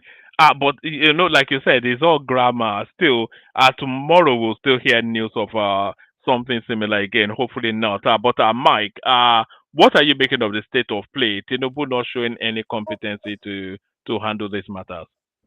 Tinubu has shown that the guy really disappointed me. All of them. I'm on the show. Well, there's a saying. They say if you want to hide anything from a black man, you just put it inside of a book. Inside book. It's like all these things that's going on. The solutions they're in so many books. And all these years, no Nigerian, none of them, all the leaders have read any book to see solution. Just the past few months, few books I've read, the kind of things I'm like, wow. Because there's so many things, there's nothing that's happened that hasn't happened somewhere in the past or in places. Even I read a book about 200 years ago when the American Revolution. So many books I read, and I'm seeing solutions to Nigeria. I'm like, dude, there are solutions here. People, they'll show you what happened, how they were able to solve it, strategy they use, they break the psychological warfare. There's so many books out there. And our leaders don't read them because obviously they haven't even have a clue. They haven't made any inch of progress. That means they haven't been reading any books. Even the soldiers, the generals, they don't read books. They just go to the NDA. That's the last education they receive. The same way Nigerian, once they get their bachelor's degree, they don't read further about their discipline. They don't read anymore. They don't collect degree and they read again. So that's what I think is going on. Like, I look at this thing that's going on. I'm like, wow, there's so many. Okay, first of all, 50% of warfare is psychological. You understand? Now, there's a saying that problems equals opportunity, right? So you have a security problem. Why don't you use it as opportunity for Nigerians to become rich or make money? If the bandit can think and use that strategy, your government cannot use that strategy. The bandits are giving poor Nigerians opportunity to join them and come and be rich. Why don't you create opportunity for Nigerians to be part of a solution and be rich or make money? All you have to do is, hey, if you can contribute to the solution of the problem, there's financial reward, money reward. If you can even produce weapon, or if you can produce anything, or if you can produce intelligence, if you can draw idea of how to do this, there's money. Put a bid out there, work with the people. That's called using the immune system to solve the problem. The immune, like in your body, when you want to solve disease in your body, you work with your immune system, right? You boost your immune system to kill that problem. The Nigerian population are the immune system of the Nigerian states. Those are the people you need to work with, your people, to solve the problem. You don't ignore talking to your people and you're going to be talking to Americans.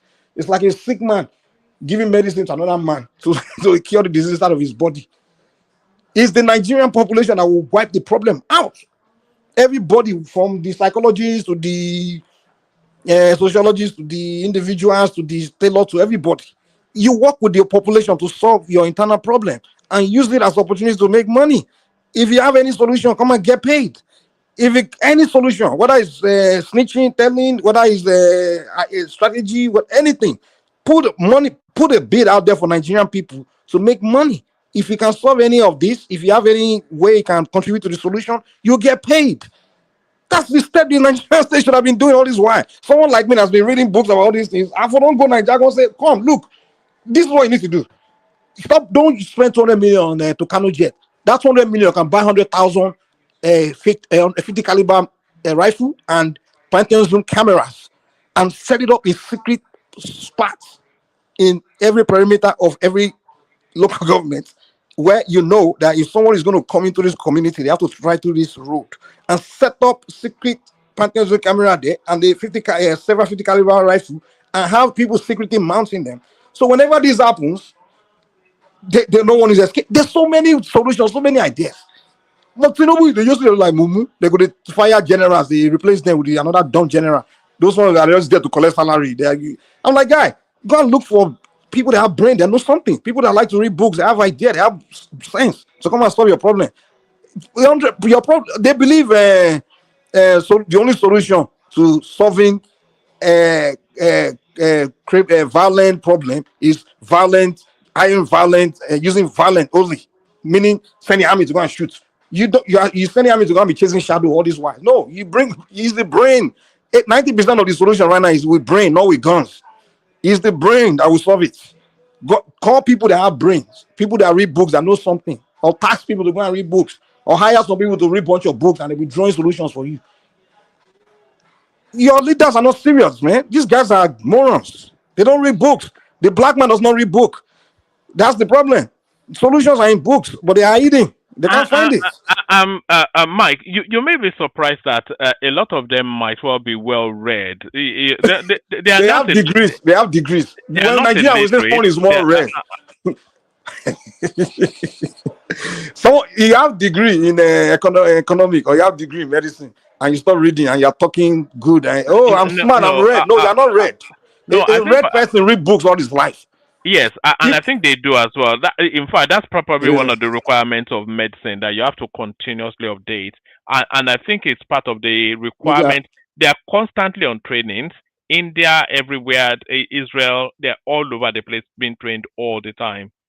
Especially the decision-making echelons. Yeah. There's a difference between only reading about discipline and just generally a reader. You understand? Generally a reader, like literally, like me, when I see something about society, what first thing I do is go and dig for books about that relate to that problem. You understand? That's what you call a reader. I don't just only read books about my discipline. When I want curious about what's going on about something and I want to see what I can do about it, the first thing I do is go and dig for books that relates to it, or dig sometime in history or places where the thing has happened before and it was solved, and the people that solved the problem wrote books about how they solved it. And then you go and read their book and you begin to see something there. Those are who you call readers. You know, you can't tell me that because someone is still reading book about his discipline. Tinubu is probably still reading book about what's it called, accounting, instead of right. And he said, no, right now as a president, you're supposed to be digging books and then find those books and then get some people and say, guys, read all these books and tell me what you can find inside it that relates to solving this problem. That's what you're supposed to be doing. That's what you call a leader. You don't have to do the reading. Just hire people to do the reading and tell you what they find from it. And I don't think our leaders have been doing that at all. They haven't been doing that because all these years haven't make an inch of it's the same thing. They just say, call the security chief, say, okay, go and solve it and come back. And then everybody just repeat the same thing. Fulani. Even all these Nigerians on platform, they don't read books because all of them are saying the same thing for the past 5 years. Fulani, is this thing, they're just repeating the same thing. If you've been reading book, you'll be saying something different at least by now. Well, if the problem really remains the same, and I'm not quite sure that people will say something different. I was going to say something today. Yes, what we usually get, we saw this a lot under Buhari, is that when you have some incident, they'll say, oh, the president was met with the security chiefs and he gave them their marching orders. And then another round of incidents will happen, and then the news again is almost as though they just lift it from the last one and paste it in the next one. They say, oh, the government, then they will show you photos of Tinubu sitting on a round table with all these fat generals, and then they will tell you that he has given them their marching orders, only for next week the same incident will happen again. So enough of the marching orders. Maybe they should start marching now. It's just you that want to give order. You yourself supposed to know what you want to order them to go and do. You understand? One man. You know what I just thought of? I think a solution to, well, not a solution, but So sorry, Mike, check the DM now. So carry on. Sorry. yeah, I think something that Tinubu might want to consider will be to call a state of emergency in all northern states, basically. And this might be very controversial, but he should probably put an economic blockade or embargo on all northern states. Like basically all the borders of the north from not middle belt, above middle belt, all the way to further north, all those borders should be blocked, basically. I think he should create an environment such that it will lead to northerners within to turn against their fellow northerners, to out those people that are in the communities who support these bandits and terrorists. Because once you contain, it's kind of similar to what's going on. I don't like what's going on in Palestine, but it's kind of similar to what's going on. Obviously, I wouldn't want innocent people to be harmed in this, but I think once you create a very stifling environment such that it makes people turn, especially the community, turn against themselves and out those people, I think maybe the military or the powers that be would have more success in quenching this insurgency. All right. All right. I'm not sure we've heard from Patoski yet. Although he was interjecting. Zita, Pato, are you there? All right. If we don't have Patoski, so check your email, Mike. If we don't have Patoski, maybe we want to pivot to Sheikh Gumi, who is now the spokesperson now. Or actually, before we pivot to Sheikh Gumi, Tinubu is also ordering 24-hour area surveillance of the hotspots of the insurgency at the moment, Kwara, Kebbi, and a little bit of Niger State. So he wants those spaces under constant monitoring. You wonder why that's not been the case all the way through. But if Nnamdi Kanu shows remorse, I will push for his amnesty. So now the new spokesperson of the IPOB space, no less a figure, Sheikh Gumi. Who wants to take that on? Sheikh Gumi advocating on behalf of Nnamdi Kanu.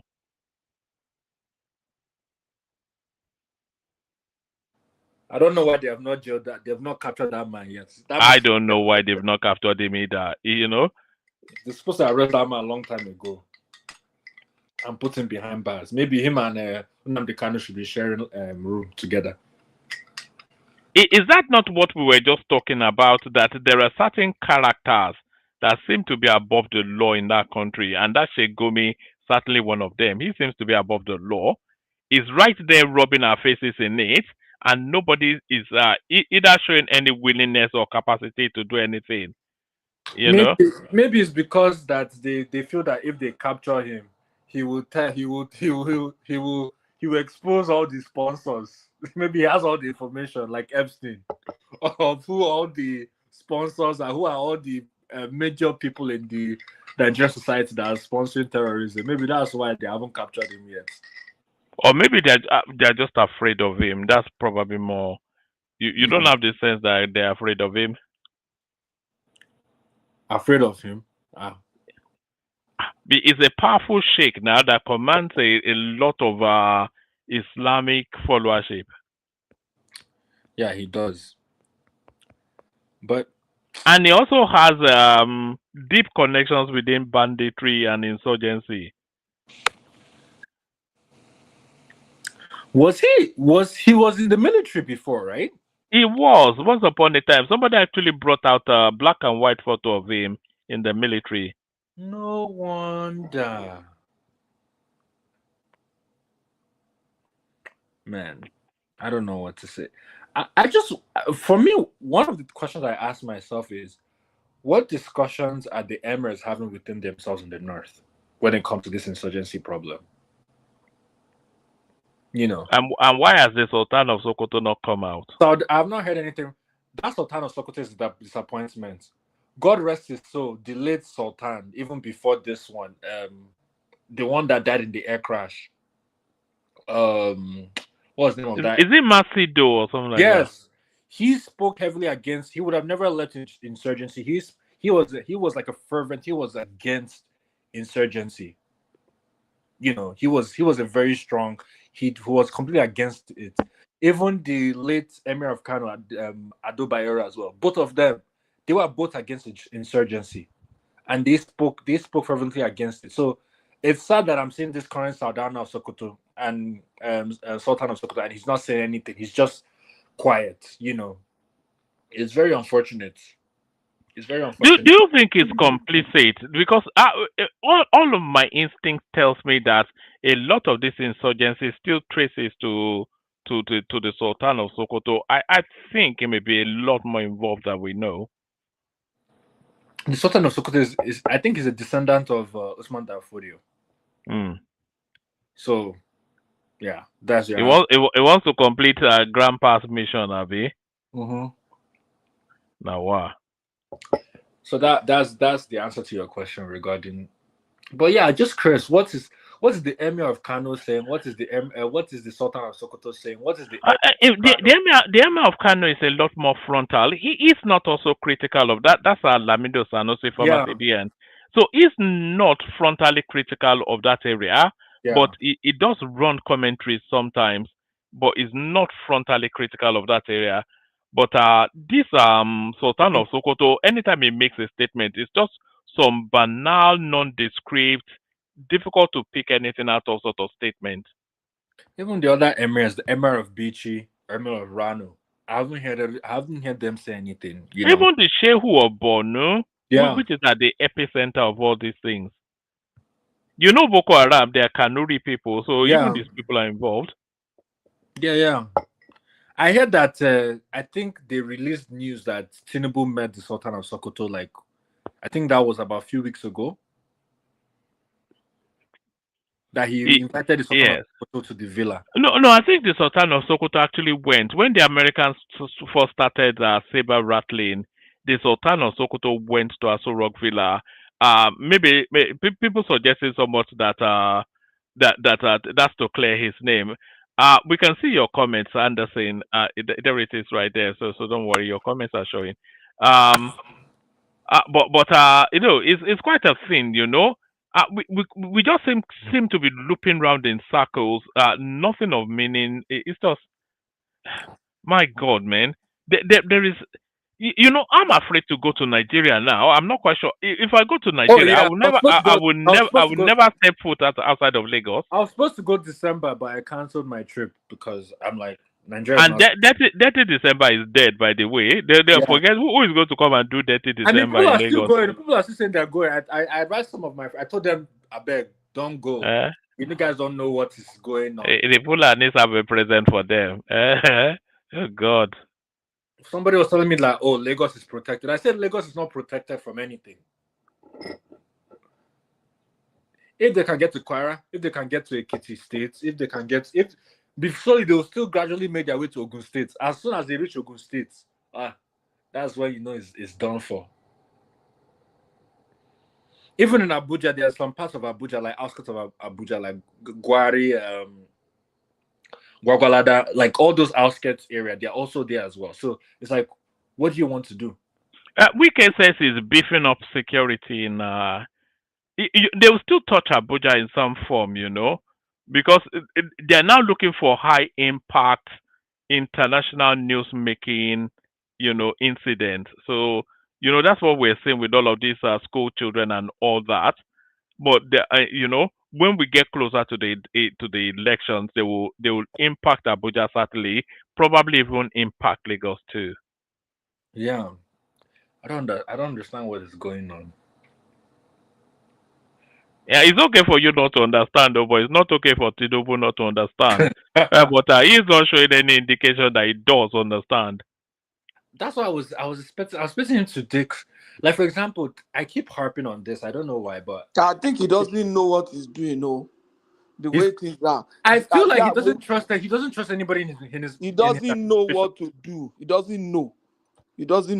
Did you hear that in Egbe that those people are now using chemical weapons?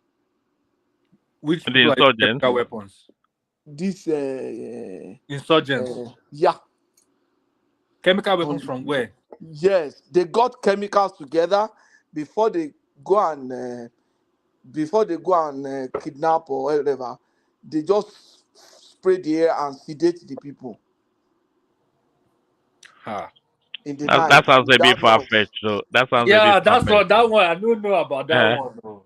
They say they is it caught not? some Is of it them not? Is it not still the same Fulani bandits? So the. that they just sedate the people and then no noise, no shooting, nothing, and they will just take them. So are you What I'm telling me saying is that that? they are getting more sophisticated So I every have a day, question, one and the man. So are government you seems telling? not to know what it's doing. So are you telling me as well that DMI is also compromised as well? The DMI, the military intelligence. Are we not safe in that assumption when we're not seeing any indication of function from Because We them? don't DMI is have one of the most, we like, don't when it have comes to what it military takes. intelligence. That's the problem. We don't have what it takes. You see, there are some in fact, you see negligence. When they tell people, say, make una do this, make them rule well, when they misbehave, they don't know. You see, negligence over time. Can you imagine somebody commits a crime in Nigeria today, in Sokoto? He can come to Lagos and join the police, and they won't know. That's the kind of thing that is happening. He can come to Lagos and join the police, and they won't know. So when they say build this infrastructure, build this one, do BVN, do this one, let us have national identity, let us have social security number, let us. It's Those are all the for the kind of south, it's not things. for the north. It's not for the south, not for the north. So when somebody commits a crime, it becomes very difficult. Do you have a database to test fingerprint against? Assume you get to a crime scene now, like that church, and just try and gather some fingerprint samples or whatever and Question I test have. it. Do you have a Database. database? How do Yeah, you, no. how do We you have a tackle? database now. We have a How do So how you, database likely? now. yeah, we have a How long database. is it going to take us to build those kind of things? Everything is politics. Everything. When you say we need to do electronic sensors, they will start saying, hey, they want to. That's I don't know what kind of people we have over But there, and you have to doing our understand that politics. Nigeria, the problem is that Nigeria has they've never been committed to nation building. It's like they're still trying to figure whether they are, whether Nigeria should be Nigeria. They haven't sorted out. If most Nigerians, they are still stuck in 1960 something. You know, funny. You know the They are funny thing not. They about haven't that got to the nation point where building. they accept that okay, we have a country to build, we have a nation. Funny Nation thing about building that has nation never building. been that in the mind of whether the leaders or the. Funny thing That's about why that. every time we talk, we are talking ethnic rubbish. Yeah, Yeah, you know, the funny thing about nation building, because I took time to go back in history and to see like what went on between like the premiers and everything. So I ended up learning that Awolowo at the time, actually in the constitution, he wanted to put a clause for secession, basically, that if anything was to happen, the Southwest would be able to secede, or yeah, each the region. leaders back they were committed to region building, not nation. But Not committed to the Nigeria. person that blocked it from happening was actually Azikiwe, that blocked that from happening because he wanted Nigeria to be one indivisible unit, which is ironic. Okay, Which is very ironic. playing games, man. What he says and his actions were completely opposites. Go and look at Which every. makes His me entire think that move was Awolowo would It have was been the best also president that Nigeria.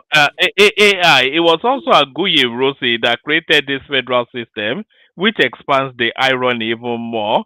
If only Nnamdi Kanu was born earlier, or Ojukwu was there, but if only Nnamdi Kanu was able to explain to them that no, this is not what we want. We want our own country.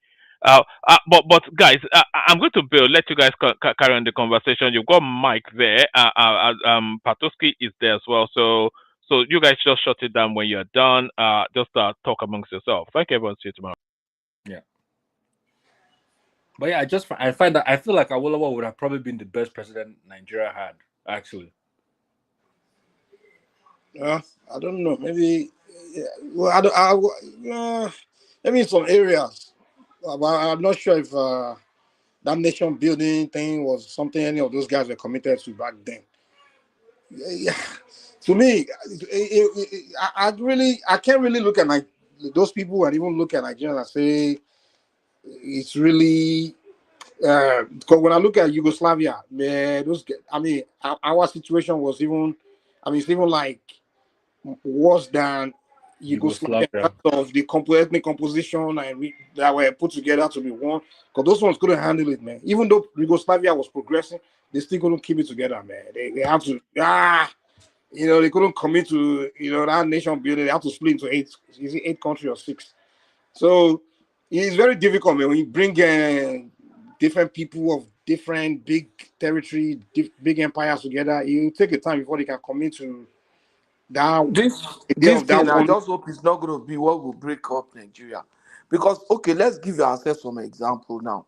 America wants to help us. They get to a crime scene, blah, blah, blah, blah. They wounded some soldiers, they connect DNA. They say, okay, we have gathered some information for you. This is their DNA samples. Can you try and get it? Where would that be effective? Nothing. They can't use it. So we need to just depend on locals. Oh, locals, yeah, Sukura where they sell bread. I could tell you, say, this person is here yesterday. He'll be one of those people. Where they go, if they follow these people. And when you take them to court, other than witness and other this thing, there are really no tangible evidence to convict them. So then, they don't know what then they do. They don't know what then they do. If you know if you govern, come out there. They know the same person. No, by force. Nigerian system. Come out there. System is a system. You just say, okay, hey, if you want to become if you want to hold a political position or any position in government, just come and apply or just come in. Just come in. Anyone can come in. So everybody see that place as a place where make I just enter there. So everybody that wants to go there, they are going there to go and succeed. Meaning financial breakthrough. So become rich. That's it. That's how the Nigerian system is designed. That's what his system is basically. So it's just designed that hey, come in and win an election and enter the air, and that's it. And that's all. You understand? So there's not really a platform. There's no nation building ideology. A system is designed vision where you come in, you know that you are coming here and something you are supposed to do is already set. You understand? So you have no choice to get there and get to work. But we never have any visionary leaders to even begin with. There's no visionary leaders. That era of visionary leaders is gone. Even the people themselves, they don't have that committed mind to Nigeria nation building because everyone is just more of where I'm from. So when election comes, we are not thinking about we have to get people together to go up there and go and develop Nigeria. That's not the mindset of most Nigerians. Maybe there may be few ethnic group people that think like that from the minority area, but that's not the mindset of larger ethnic groups because it's more like we're in competition. Every election is more like a competition. My guy or your guy. Or everything that happens in Nigeria, where someone does up there, it's like we tie to an ethnic group. You understand? When a president rules, they will say, these people have ruled. That's where we talk. When, these people have ruled. I think it's the entire group that went there to rule. That's the way we talk. So it's like our mind is not really into, okay, we have a nation, we are trying to build it, we're trying to advance. That's not where we are. That's not where we are mentally. The people's mind is almost, we exist with some strangers and we are all here. We don't like each other. We don't trust each other. We are competing for, the thing we're even competing for is just ego, to be honest, because when you are fighting for your tribe man to enter there, it's just for your ego, man. It's just to prove to the other guys, cool, you see my tribe, we don't defeat your tribe. That's what it is, man. It's not really like when your tribe man enter there, it's gonna, it's there to really change anything or anything. That's not the reason why we all support the politician we support. It's more like we are competing. So that's what Nigeria is. We are competing. We have historical event that we're still holding against each other. So it's really not, we are not there mentally, the people ourselves. So if you yourself, your mind is not in the right place, how can you put the right people there for you to rule you? So the leader can be just as good as the people. So to me, that we have a long way to go. At this point, I just think people, since you are so into your region, people should just focus on their territory and start organizing themselves there and figure a way to advance their territory. I think to me, that's the best thing people can be doing right now. Because the idea of saying you want to convince everybody else to be on the same page and let's focus on But building Mike, Nigeria. You have a long the way to go, limit, man. Mike, you know the constraint about that is that when one region now, when I say go to your region, when one region is trying to develop or trying to do something that to protect its people, and people from the other region are tying their hand. Look at Amoteco and other structure, for example. When they say the Southwest is saying state police, some northern states are the ones that are saying no. If the Southwest or the Southeast want state police, why should some other people now say no, you can't get it? If you I don't want to believe. be vulnerable, that's your problem. Do you have But evidence that some people, other people are saying no? You can't have. yeah, no, some northern governors are saying no. And mind you, this thing Who has said to name go them? to the state assemblies also. I'll be honest with you, Patoski. To be honest with you, a lot of things we say we want, we are not serious about it because when we start to have the conversation about it, instead of talking about it, we'll be talking about other people. That's what we So, do. so Before we'll be the talking about other people. Before we even propose, we are already accusing other people or stopping it. We just all we care about is just to express is there for other people. That's what it is, man. Because I used to think that thing. They would tell me, the reason we are not doing this here is because of the Hausas. They would tell me after a while, I started really looking at the facts and everything. I'm like, dude, these Hausas are not thinking about you. They are not holding your hand. They're not stopping you from advancing your region. They are not stopping you from becoming funny scientific research in your region. They are not stopping you. They're really not. Even most of the things you say you want, you haven't even asked. You're already accusing them of no, stopping you. no, Mike, That's what we do. I'm telling you. the issue with state Have you put police. the bill on the floor that No, the they northern did. that they voted against? Buhari, okay, during Buhari's time, they did. The They likes put it of on the floor El for state Rufai, police. The northern governor voted against it. yes, they voted against it. Yes, the likes of El Rufai voted against it. The northern There governors. was a vote that was cast. So this is the Hold way. on. Answer the question. There was a vote that was cast. They cannot pass it to the House of Assembly if the governor does not support. You know the way it works. Oh my God! So it takes El governor Rufai, to get anything. To get anything hold to on. the floor. The governors forum met about it. They voted on it. The They northern voted. governor said a loud, unrepentant no to it. No. They could not move forward with it. Here's the process, so you understand it. There's really no evidence. This thing you're telling me is something you heard from somebody else. No, it was held. There was a meeting that was held about it. They did an official vote. No, they had a conversation. forum. And you were in the room with them when they had it, or someone that came out to say it's in the news. That's something. That's okay. Arise News, all those guys. Okay, it's in the news. That's not. We are not serious. If you really want something for your region, honestly, I've never seen any region that really when Southwest when Amoteco so bad, they got it at the end. Even if one or two guys from the north spoke rubbish, they still got it. If you want something so bad, you get it. If you want something so bad for your region, you will get it. So here is the problem. Nobody, no region, really, they're not serious. Mike, sorry, Jare, talk now. Let's stop blaming Mike, sorry. The Amoteco that Southwest wanted is not what they got. Yes, exactly. That's not what they got. That was not what they wanted. What are you talking about, man? It's a package one. Mike, we you not there for Nigeria. You were not aware that time. It was like to give excuses and it was in the news. It was in the news. Okay, Tinubu is there now. Tinubu is there now. Was against everybody. Was okay. Wait, Tinubu is there now. Okay, give us the real Amoteco now. Give us. Okay, what's the excuse? So now? they need Tinubu cannot just say go ahead. They need to go to the National Assembly. Wait, hold on. Who did you? There are procedures. For example, calm down. Who did you need? Who did you need to get the fake Amoteco that you got? Who did you need? To get Amoteco armed. To get Amoteco. Hold on now. You're not answering my question. You said the kind of okay. Let's start from this. Who did you need to get the first Amoteco? Who gave you their first Amoteco? Hold on. No, don't just focus on what I'm asking you. Don't try Mike, wait now. Wait. You are not prosecuting me now, so let's. I'm not. But the thing about you guys, you don't like to engage. No, wait now.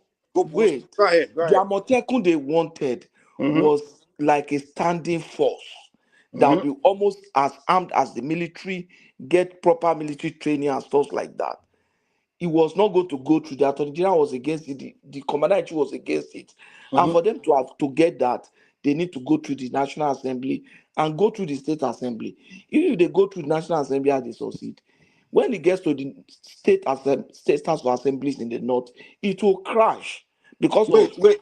Okay, I get it now. So it would have crashed. Wait. The process now, But before you go Now further, they are still let's see. okay, finish. Now they have still see. Tinubu is also in support. They have certain governors, but the northern governor, a large number of them are still not buying into it. That's the challenge. Okay, Look at what they wait. did with that tax bill. Okay, you spoken now. Calm down. So the process for you to get the Amotekun you wanted, right, was for the Attorney General to agree, for the Commander in Chief to agree, and who else? For It's going to be a major amendment too. okay, In the so act. okay, calm down. Okay, so the first one you got, who approved it? How did you get it? Was he who approved it? You don't need special approval for those ones now. Who approved it now? It's Who? like Just tell who vigilante approved. now. Who? You don't need special approval for those ones now. You say? You don't need special approval for those ones now. It's like vigilante. Okay, which approval did you need to get that one? You don't need special approval for you to I'm carry. asking you, how did you get that Hold one? on, It's a simple question now. You don't need a special approval. You can do that at your state. What is the special and get- approval? hold Okay, what on, did you hold need? on. Which approval? Mike, you can. We are not what they serious. Let's have be honest. now- We are not serious. We are not Mike, serious as the people. what they are you ready The to? thing is, we blame. We like to Oh, point finger at another okay, man for you our think they problem. are not? You think those governors don't want it to? Listen, When Rotimi Akeredolu was and this thing is, I think, it's in a black man's head. It's not only Nigeria when I'm having conversation, even with black Americans, when I'm having conversation with them about their problem, they find everything to blame white man. Oh, the white man will stop me. And the reason I can't build business in my neighborhood is because the white man will not give me. The white man, I'm like, dude, not this that the white excuses. man will stop It's the you. same thing in Nigeria. They Why can't you get something done in your not that region? they You will will stop say it. it's the They Hausa, stopped it. They the Igbo will say it's the Yoruba, it's the Kini. They will people will just blame other people for why they can't perform, why they can't do It's things for not as them. if they are going to stop. They stopped it. They stopped it already. They stopped it. Not that we anticipate that they will. Okay. After all, the governors took the step now. Let's just, bro. Listen, man. I don't think the reason Yoruba land is not advancing is because of another tribe. I just don't think it. I don't think it. I don't believe it. It's high time we stop it. If your region or your wherever you come from, things is not going on, it's just your people. It's you. We shouldn't stop this thing. And that's why we are not moving forward. Since I was Mike, born, I think all my you are elders have been just, telling me that the Yoruba we have problems I because of think Mike, I think you don't have information. So your analysis does not. then I'm asking Yeah, for information you can't even give me. we are You talking. just feel But when we give you the information, it's either you you're don't. not giving me either you now. are- We are The not moment giving you're trying to nail the whole information we point, so gave you start you, shifting it, moving it, Mike. trying to Mike, gaslight me to listen, come on, man. now. Listen, the information we are giving you is not anticipatory. We are reporting what happened in the past. You are not giving me anything. You are not reporting anything. When I ask you a question about what you are I'm not telling me, reporting to you now. I'm giving information to what am you I are going not to giving me report anything. to? Because when I Who ask you you be something, where you I are go giving. report to you. You be see. I We ask dey you talk simple of question. wetin How dey did you get happen. your first time on If Teku? you You say, oh, because you no you read moved the news now, go goalpost. and read the news. Oh, Since hold we on. giving you and you The don't first thing believe you me, go told me and read was, the news. hold on. The first thing you Go told me was, online. yeah, they gave you fake Amotekun. That's the first thing you say. Oh. And then I said, how did you? Okay, who approved the fake Amotekun? You refuse to give me the answer. You know that they gave you. If they give you fake Amotekun, they should be able to point out the person that gave you the fake Amotekun. So I can tell you that okay, like let's go back to the person, so we can get the real Amotekun this time. But you can't even answer that. You begin to shift the conversation to no. You didn't need. Come on, man. Let's stop this, man. At the end of the day, the only thing I want to get, the only thing I'm getting from you Let is me give you one example. to convince Let me me give you that one I should just example. give up. Hausa Let me man just give you is the one reason I example. can't move forward. That's all. Let me give you one example. The Amotekun they want to be able to carry not just shotgun. They want to be able to carry something like AK-47 and all that stuff like that. Now, for them to do that, they need to amend.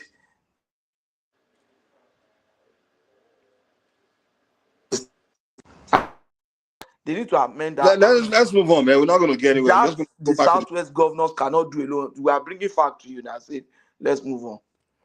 The Southwest governors cannot do that alone. So that's what we are saying. We are not because Buhari was the president, right? Why are we going to be blaming who wants his own people to be quiet? Okay, let's understand why these people are trying to you see. stop You will say us. something, but we're trying to understand what you say. You won't want to go beyond that. You said they can. Okay, tell me why they can. They couldn't, right? Now, Cannot I'm do assuming it you're saying because they that you need to mentioned because amend Attorney the General. act. Hold on, you mentioned it's because Attorney General was not an the president was not an. I So I said they stopped it. Did I they say who Attorney stopped? was not an president? You see, You they say Okay, something, okay. they The hear people that something stop, else.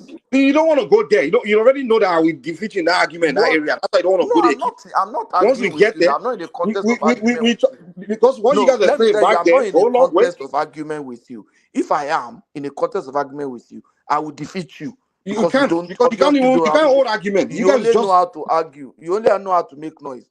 back then what they were You don't saying make because I something remember you were true one by of them. Back making then you say the reason we something can't does have the not become Amotekun we true have unless you is say it because loudly. Fulani is the head When of you state and speak, attorney when general. you speak something at the top of your Today lungs, it does Yoruba not is the make it attorney true. Yoruba man is the attorney general. Yoruba Fact man is is head of state. fact. You Fact still is can't get fact. it.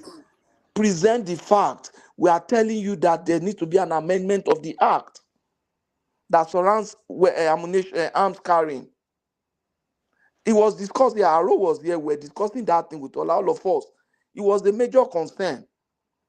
You can't just go and buy AK-47 now. The state So cannot decide to say, how okay, many of your Southwest leaders have come out to say, okay, this is what we want now? How many of them have come out to say it?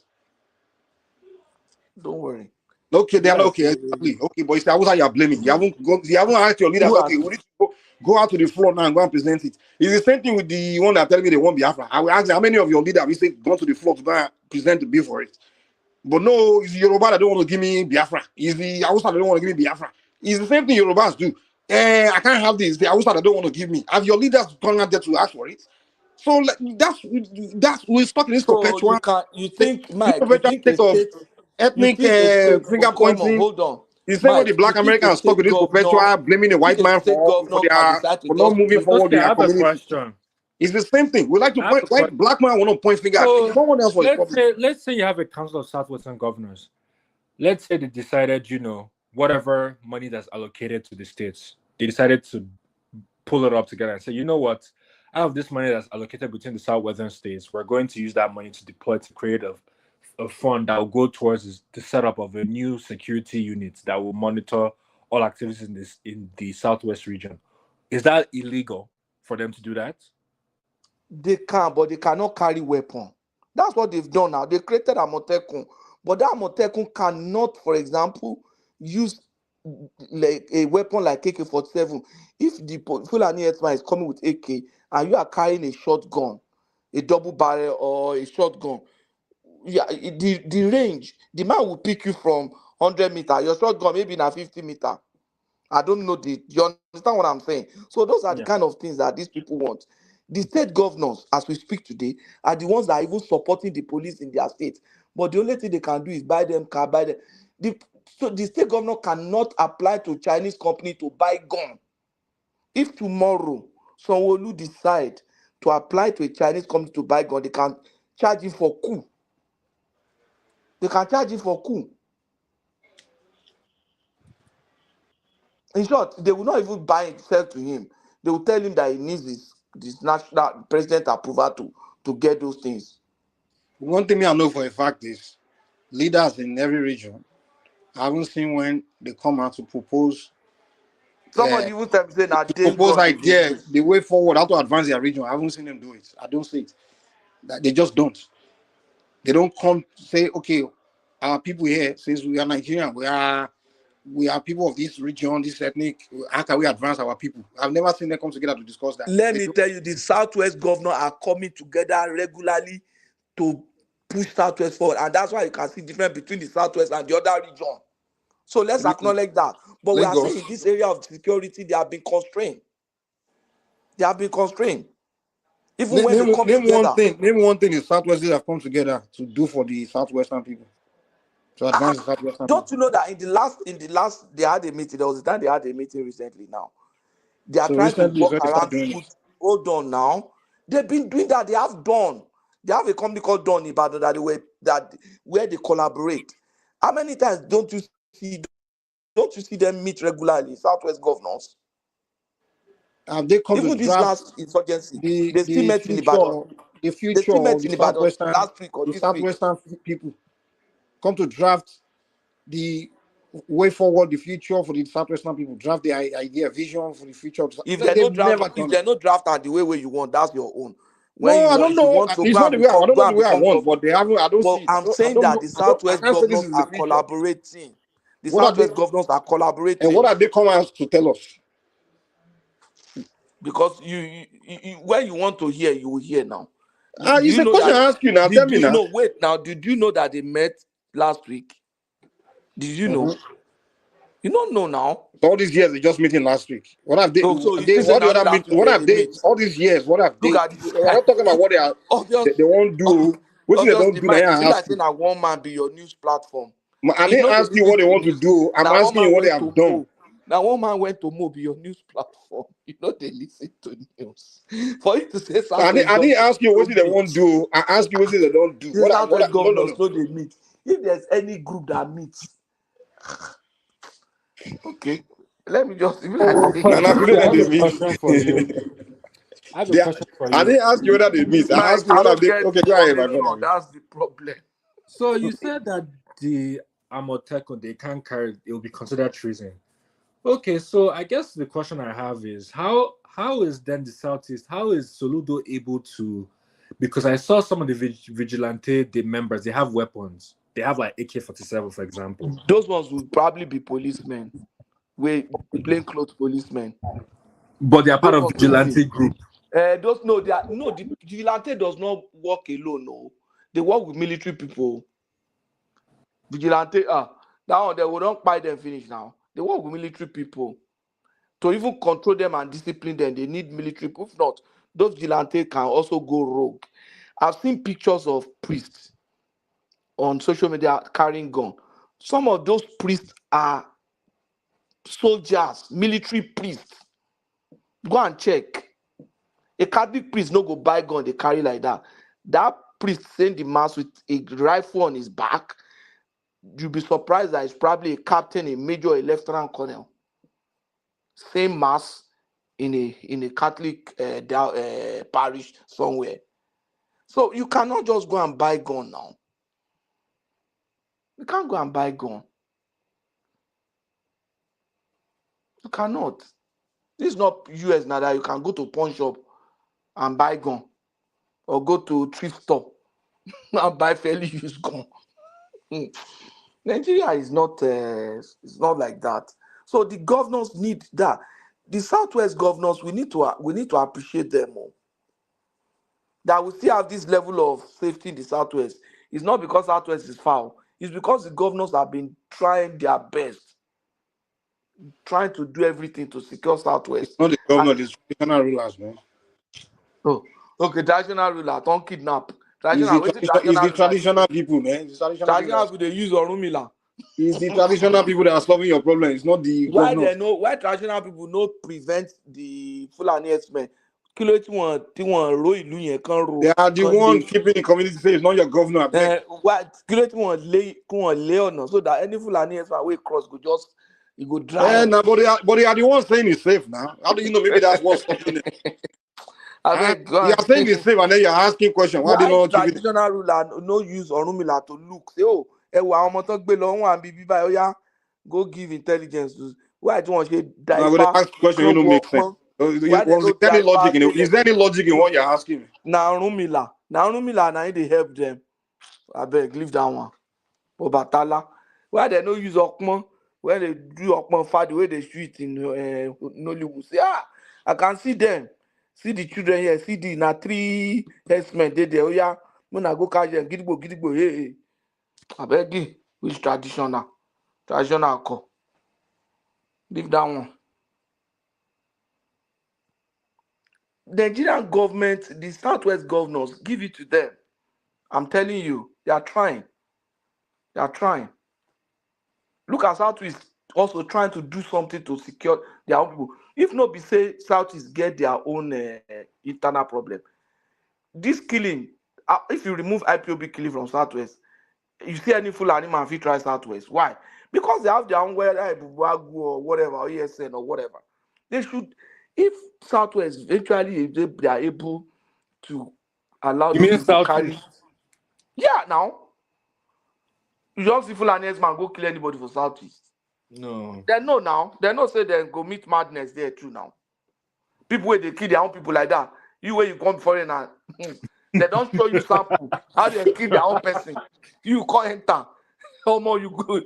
Now for Kwara, if they do all those things, though, go try and for Abangwa, Abi go try and for They go show you now. Or Bayelsa. And for Southeast, it's easy to identify Fulani herdsman.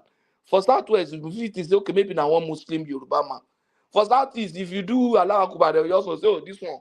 Because they are 98 or almost 99% Christians. So they will just buy you straight. It's easy. So that place, if they're able to resolve that Nnamdi Kanu case, that place is going to be one of the most secured place in the country. Because it's easy. And people know to understand their language. So if you come, you try them, they go no say you be foreigner. Carry 10 Southeast now put together. Almost 9 over 10 of them fit speak Igbo. If you carry Yoruba put together, you know see some way we say now only English they speak. So Southeast is gonna be safe if they sabi, if they know what to do to handle their own internal security. I'm telling you, it will be safe. But the Southwest governors are trying. There have been continuous effort. What are we saying? As far back as 10, 15 years ago, across party line, PDP governors notwithstanding. This last meeting they had, Akredo Makinde was there. Mm-hmm. That was like a PDP governor. It was even the one that hosted it. In Oyo State. And now, I beg, give it to them. Oh. Give it to them. Well, they even want to tell my those governors may join the Southwest governors. Now, Is there only 3 people left? no, we have people. Huh? Let me add. Oh, there's one more person. Oroyo has come in. Let's hear Oroyo. Oroyo. Okay, Former, I will bring you in. Oh, just come in. Try and come in. I'll bring you in now. Let me share the link. I think it's the former that is you, or is it another person? That is Oroyo. Yeah, I think so. So what have you people Where's been discussing since I left? Let me bring you in now. Pastor. Pastor, oh, yeah, come in. I've shared the link. Pastor is there. Please, Pastor, too. My friend. Hello, Patoski. Eh? Yes, Oroyo. Oroyo, yeah, speak. Now? But Oroyo, hold on. Pastor, I've just sent the link. I want to hear you. It's been long ago. It's Patoski. I don't hear you since. Please come on. I'm the one moderating. Okay, Oroyo, please come in. You can take the floor. Okay.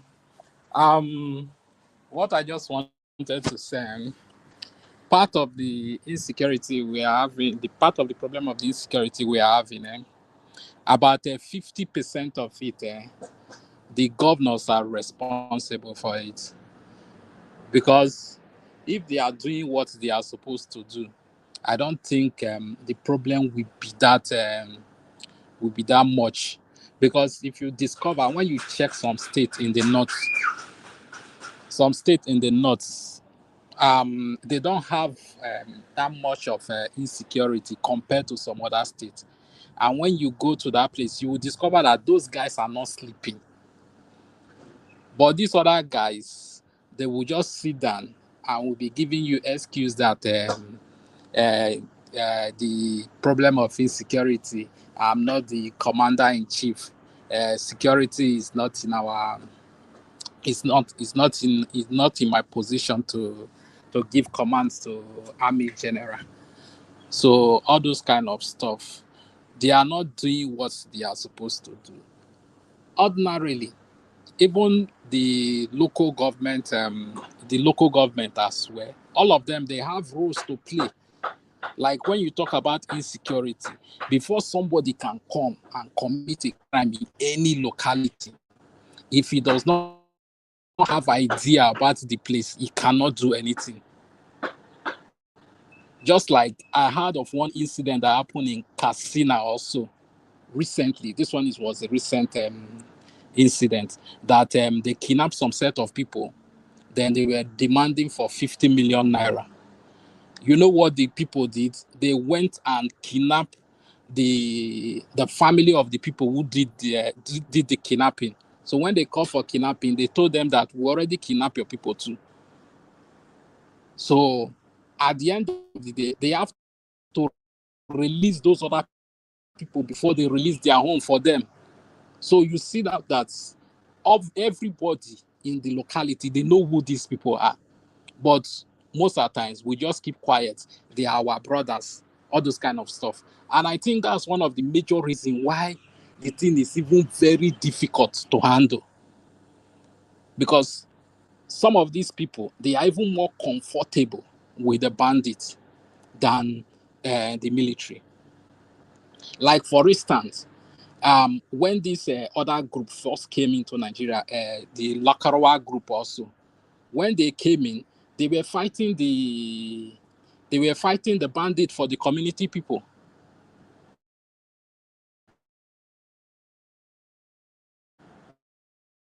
So they were kind of securing the community for the community people. So they started killing the community people.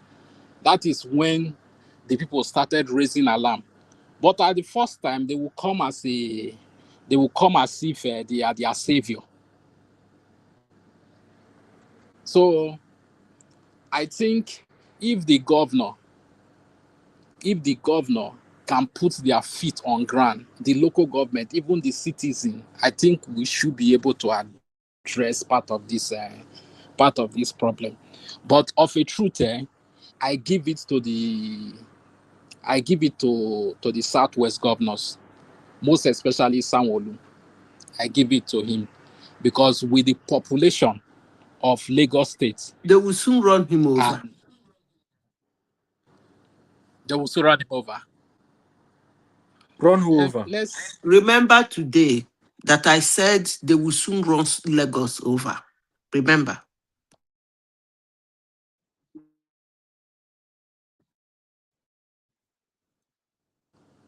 Okay, let's wait till that time. Hey, sorry, guys. So most of the governors, they have. Yes, tell me. You're still having your analysis. There's something I want to throw out there.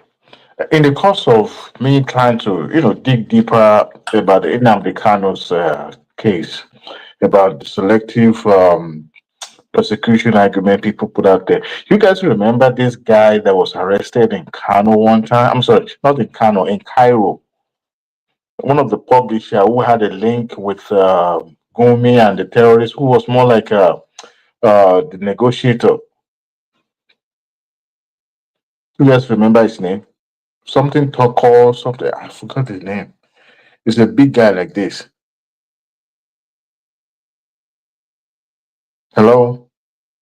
Is not a woman? No, not a woman. He was a guy. He's one alpha like that. He was, as a matter of fact, I found out that his trial is still ongoing. He's still in custody. He was arrested in Kano, rendition to Nigeria. Then, according to the court report, on his phone there was a voice note that was found on his note where the terrorists were heard telling him to pocket 50 million out of the ransom that was paid, to them, and they were praising him. As a matter of fact, the court record detail how it was more or less like their collaborator instead of just being a negotiator. You guys remember that case? I know you're talking about his name is Tokor Mamu. Yeah, that's his name. Tokor Mamu, yeah. So in my head, I was like, so they have someone like him in custody who ordinarily would have provided a good intel to the federal government, but that his case is not being discussed in the public. If you hardly even read about it in the dailies these days, and the case is still ongoing. As a matter of fact, most of the evidence that were found on his phone are so much that there's no way. If the federal government let that guy go, to be honest, I wouldn't mind protesting for the release of Nnamdi Kanu. It was so overwhelming. In fact, most of the conversations were recorded in Hausa, was translated and shown in the courts. This guy is more than being a translator. That guy or interpreter. That guy was like, this is like an enterprise. Him being the mercenary linking those guys, and then you have the politician also exploiting them as well. I mean, and I'm also glad that Tinubu decided to use police for what their job supposed to be in the first place. And there was also an intel one time, if you guys recall, that retired military officers were also behind some of these atrocity being committed by the bandit. That mostly they are the one giving them intel on where and how government is going to, move. That's what Madam Zita has been saying since now. Oh, really? I wasn't. I Yeah, just telling been you saying guys. that since. And now that the police are going to replace, I mean, if you take somebody from, let's say, somebody from Southwest, somebody from South, post them to, let's say, in Borno.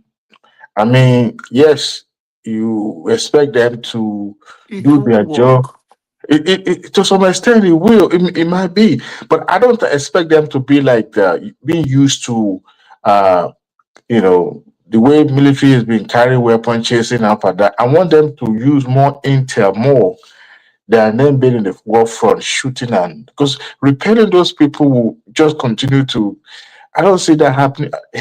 But if they use intel to curtail, to arrest, Is that not the I, same thing I said?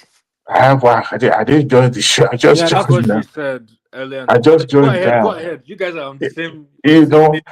with that, it will help to curtail, and then be. It's just gonna be in advance. Having those information in advance before the strike, then it will help because it seems that every time federal government planning something, they are one step ahead. But the problem is making sure that the information does not leak. Well, you see, there's a way we do military do it, or should I say, intelligence circle does it. Now you have information that is top secret that you have selected people that are privy to it. Now, if the information leak, as a matter of fact, sometimes the people that will carry out that assignment may not even know until the wee hour, the 11th. Adewale, what I'm telling you, you might find out, is that we don't even have infrastructure for carrying out those guarding such tele. I'll give you a good example. Do you know that Niger Where SIM did you card? get that we Do you don't know? have the Hold down infrastructure? now. I wanted to argue Niger, that we now do, I tell but you I want to something. hear his argument. Niger SIM card will be working in Nigeria. You'll be surprised. Because I know when I was in Abeokuta, Ogun State, I know Cotonou SIM card used to work in Idiroko and some other of those places. So how do you link it? How do you track them? If they come to Sokoto Zamfara and they are using Niger SIM card. You know those kind of so many As, things. Nigeria is not ready. no, no, So no, we no. have You to see, depend on the you local. will We be have to depend on surprised. Patoski, you will be surprised that we have capable intelligent officer that can unravel these things. For some we don't have time, infrastructures. hmm. Well, I want to Develop agree our with you on that intelligence one, but at the infrastructure. same time, We we are can heavily go with dependent on the foreign on the foreign support, and that's why. yeah, because their foreign dependence is barely for surveillance. Yeah. But Yes, we need they can't surveillance. depend on that alone. Look, the way they do this thing in the olden days, they use the local, those who are on the ground, who, well, you can say that by virtue of training, they can weed out those who will probably in the long run compromise. But for the shortest time to do this thing, they can still make use of the local. What do they have to do? You among the local, you're trying to identify those who are truly more like a descent and not really align with some of the things happening around them. And then you begins to use them to gather information. All those, little information here and there, people's movement. As a matter of fact, they could even be fine. But the way we are in Nigeria, I don't want to say we don't have intelligence officer. We do, but the way we do things, we allow our cultural belief to interfere in some of the things that we do. People can't keep their mouth shut, and everybody wants to show that. You remember that intelligence officer that came on television and I was talking, because now That thing pained me when huh? I saw that thing. I was so irritated when I It saw it. was out of service, and yet actually it's supposed to have been cleared for you to even Reveal give. such information. Okay, Yeah, that give they it. will that they will me happy. Yes, if you are not clear, even though you are retired. Like a popularity contest. Yes, Because that's the No, there problem. now, Sometimes it's not frustration. It's not frustration. frustration, you see I know that people, that officer, I and have somebody who knows him very well. yeah. In short, I'm happy that I brought it up. I was very disappointed. I mean, people hail him as being patriotic, And but now people that is don't know not a anything. That's that not is no, not. that's not true patriotism in my opinion.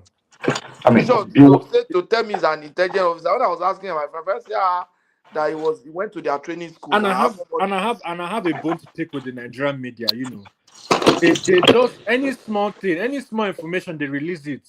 They don't know if that information, they don't even know. For example, that coup that happened. I don't know why they released the information of that coup. Who knows? Maybe the people that are perpetrating the coup, they're still alive. They're still watching. They're still trying to see what's going on. Even when they release all this information, I'm like, you guys, you can't just be releasing news for the sake of releasing news. There's something called journalistic integrity. It's not every news you're supposed to release. You don't know what's going on behind the scenes. I don't know why. Why the Nigerian news is like Talk that. now. Look at that officer that was spied. Yes, Even that though one. they released that one, they don't know whether they have told his family. They don't. Maybe the children will just see social media and see their father. No, I think the terrorists themselves were the one that But find a way. when major media houses are now confirming it, But you have to allow the military to know how to communicate to his but you wife. should also know, Patoski, that the traditional media um outfit, they were also gagged in a way that in fact some of the investigative journalism that they should have done, they were not allowed to, because when it comes to terrorism, there are some certain red tape they cannot cross, because there's some information or some story that they have to run through the NSA and other agency, and in a way they are unable to, you know, uh, um, run some stories. Not that they don't have those information with them.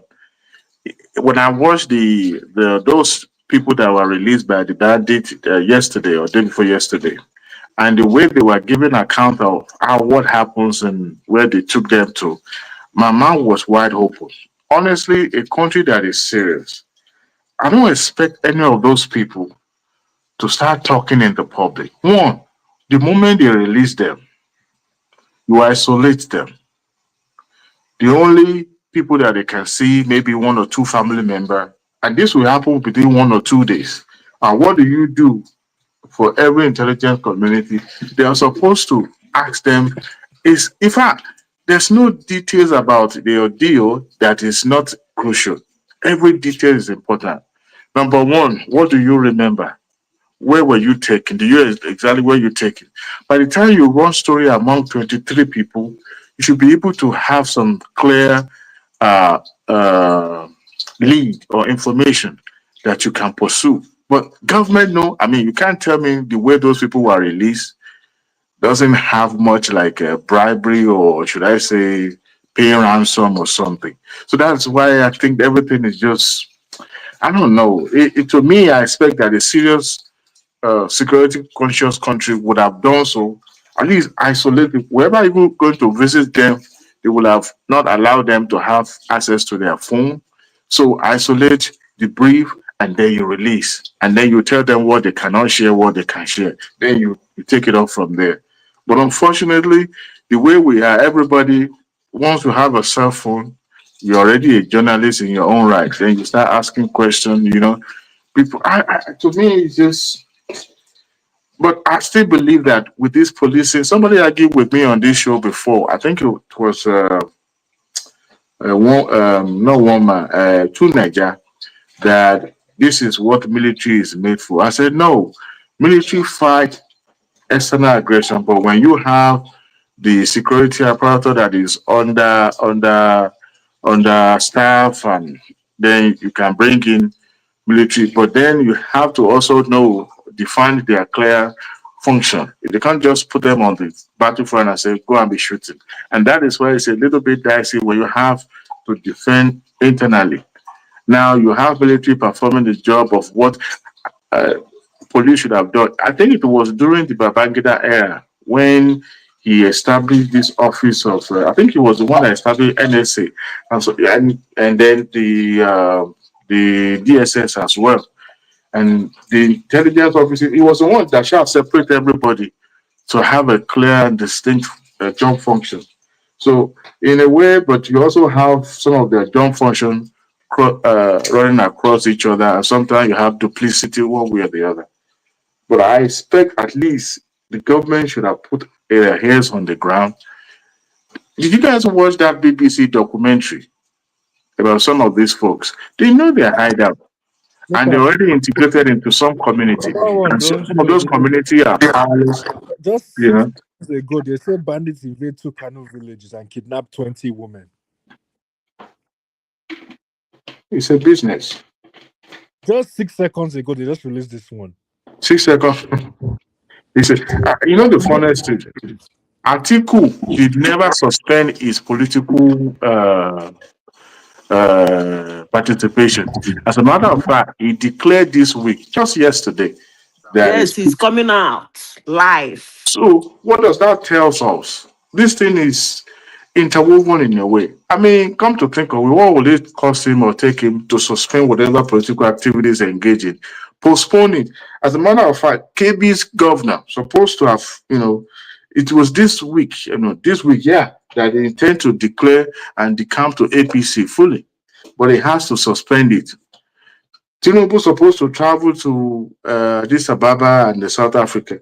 He had to cancel it. So what is it that Atiku and Ike? This guy. I'm not insinuating anything, but just that it doesn't make sense. It doesn't come out right. Here you get.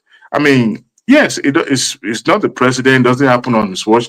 I mean, Obi is not the one doing any political campaign. He released statement, but come to think of it, look at.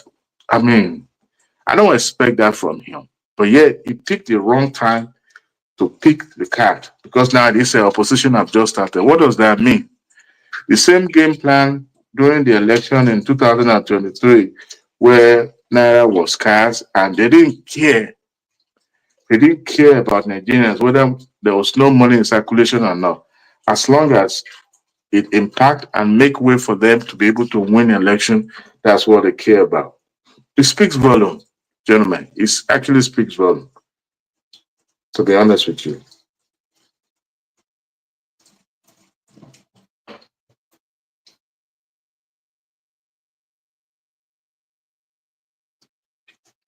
Hello, anybody still there? We are here when we are ready. We're here. Oh, okay. I stopped talking because I didn't hear no response. No, we I didn't hear mean, you. I don't know. Maybe I'm the one thinking loud. Maybe I'm wrong. Or, in a way, I just felt that it was wrong for him to have picked this week to, declare his party affiliation. He's a selfish man now, so I don't expect anything from him. I don't have any expectations of him. He does what was in his interest. Let's hear Laja. I think I just brought Laja in. Yeah. Remy is also here too. Good evening, everyone. I brought Remy in, but let's hear Laja first. Good evening to everyone. Pato, the host of the show. I'm so happy. Your camera, your mic actually sounds better today. The Karaleni. That's good. Maori. That's good. So, congrats to the Southwest for their move and their new security policy, especially to Ogun State. Ogun State just revoked the. Please, can you talk about that? I don't even know what that was about. So please. Yes. So they met and discussed security in the Southwest. I've heard from many Yorubas that why weren't Kogi and Kwara invited to the summit? So my response to that was, if you don't put your hands out there, we cannot force you to join. So is to look at the Amotekun structure and to see how they can change the policy at the federal level, and also increase security in the forest. So looking at the forest guards, in particular, Ogun State has now gone further. It's now revoking all these settlements. Example, they revoked the Sampa settlement for Fulanis in the Remorse area. So they have to leave now. So Ogun does not want any Fulani settlement anymore. We don't want any Fulani settlement anymore. Number two, if you are a non-Yoruba speaking or not, if you cannot speak any Nigerian language, you have to justify the reason why you are in our state. That means you must go through a Bale or KBAC to register with them in that community for them to allow you to stay, to do whatever, rare animals or whatever it is. That is the new Ogun policy now. So Ogun is being proactive. People might say that it's too radical, but we live in a different time now. It's better than nothing. Yeah, you have to be proactive. So if you don't know who you are, you must, the community, the ballet, the KBC have to approve you, and they have to keep an eye on you. That is the new Ogun policy now. So what they are doing is community policing, civil defense, with no more Fulani settlements. They need to revoke all these things from Remorse to the Ibarakpai area to the Ifo site. We don't want them just hanging around in the forest somewhere, all in the name of livestock or farming, whatever they call it. So I am proud that Ogun is doing that. They've met, so each state is now implementing their own policies. But I'm here to hear from Ekiti as well, Ekiti and Oyo. Let's see what they come out with in the next few days. Lagos is relatively safe, but their governor is the chairman of the Southwest Forum. So each state we bring up their own policy in the next few days. So, but I am proud that Ogun actually is being proactive and is making move in the right direction. So let's see what they also add in terms of state security. How they ensuring that their policies are cross operational between each state, such that there isn't any loopholes? Yeah, but they need what is now stopping them is they need that state police, because you can make all the laws all you want. Somebody has to enforce it, right? AI. Somebody has to enforce that law. So they are looking into what is on the books right now, and to also see what they can work together as a region. I think the Yorubas want to attack the security issue as a region, not as individual states. So you can have your own peculiar policies based on whatever you have going on, but we want to work together as a region. So I think we are championing regional security more than having individual states putting themselves. That is what I think that we are getting towards in the Southwest. And it's quite unfortunate that that when it came to sharing money or tax bill, some of these regions they met quickly, right? If you remember, they met during the tax bill. Was so sad. But when it comes to security, apart from the Southwest, have you heard from any other region yet? They're not meeting. And we are relatively peaceful in our own region, and we are being proactive now. So where is the southeast? Where is the south? Where is the north central? Where is the southwest, northwest, northeast? Where is their own governors forum? When it comes to sharing money and marrying girls, that you see them up there having all this forum. But when it comes to security of people, you don't see them anywhere.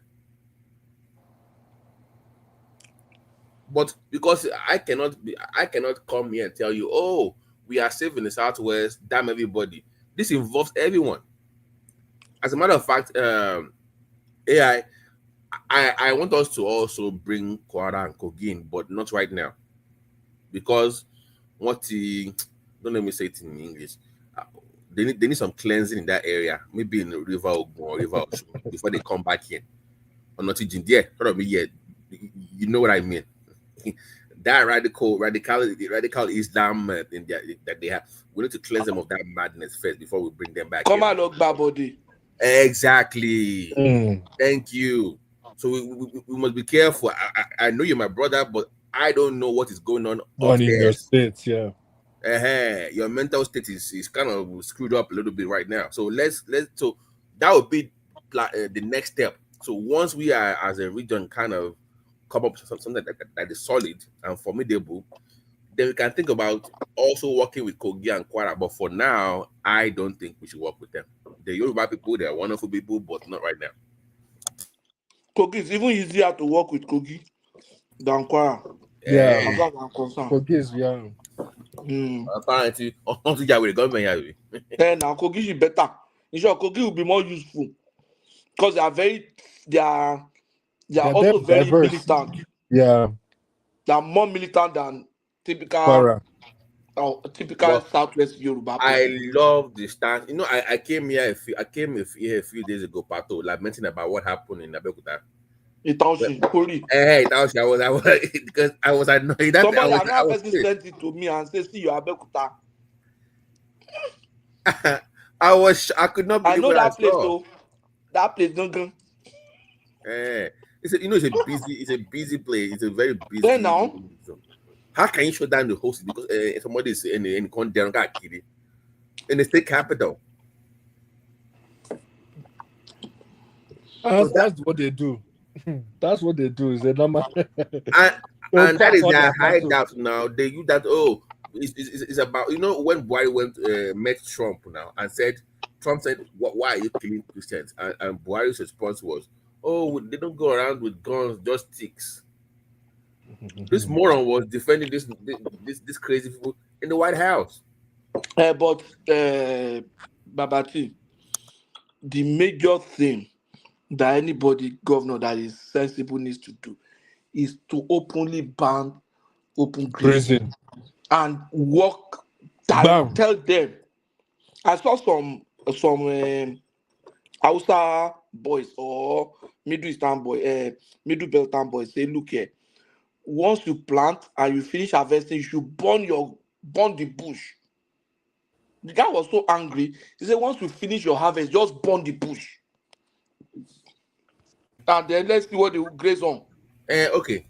Let's even say that's their policy. So where is that's their own, that's those boys' policy. Pato, where is the North Central Government Forum? Have you heard anything from them?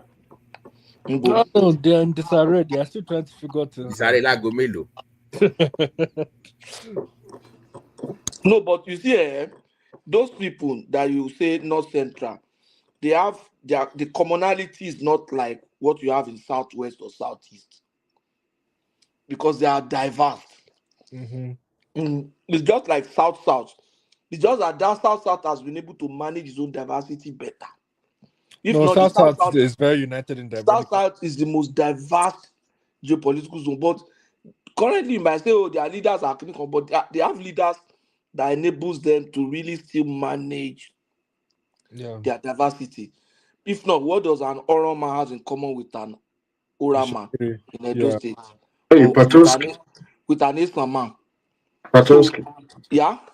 Have you guys read that the federal government now finally banned the open grazing stuff? Yeah, when? I don't know. I read it in the paper yesterday. The Minister of Livestock, who happens to be from, I think, Kanu, actually the one that read that communique, said open grazing is now outlawed, then ranching will now be embraced. Then all the livestock association or whatever from the north will now laugh with the government because they identify that it's costing more. Yes. What we are saying in Ogun is that even when it comes to ranching, we don't want their settlements in our state. That's our policy now. No. I mean, if they started doing ranching, they are going to be confined in one particular location, not just the way. Don't want them down south. Is my point. They still need the south because some of their not Ogun. Maybe if you look at the northern north, it will be a good place to put the ranch. What about look at Obudu Ranch? See, please. There's no way. This thing is a little bit complex, but it's solvable. Majority those who consume their livestock the most are people from the south, and for them to be able to reduce the cost of their transportation, that's why they bring it down to the south. And instead of them to be roaming around in the street, I think it's better they have that ranch, earmarked for them, and then contain them in one area so that they won't have to be going Maybe around. create like a No, sabongiri for them, no. basically. AI, Mike, who escape? They will be more specific. Where give us locations that they should put this right. Ogun State will be better off now. Oh, serious? Hey! It's in the center of the southwest. So by someone look along there.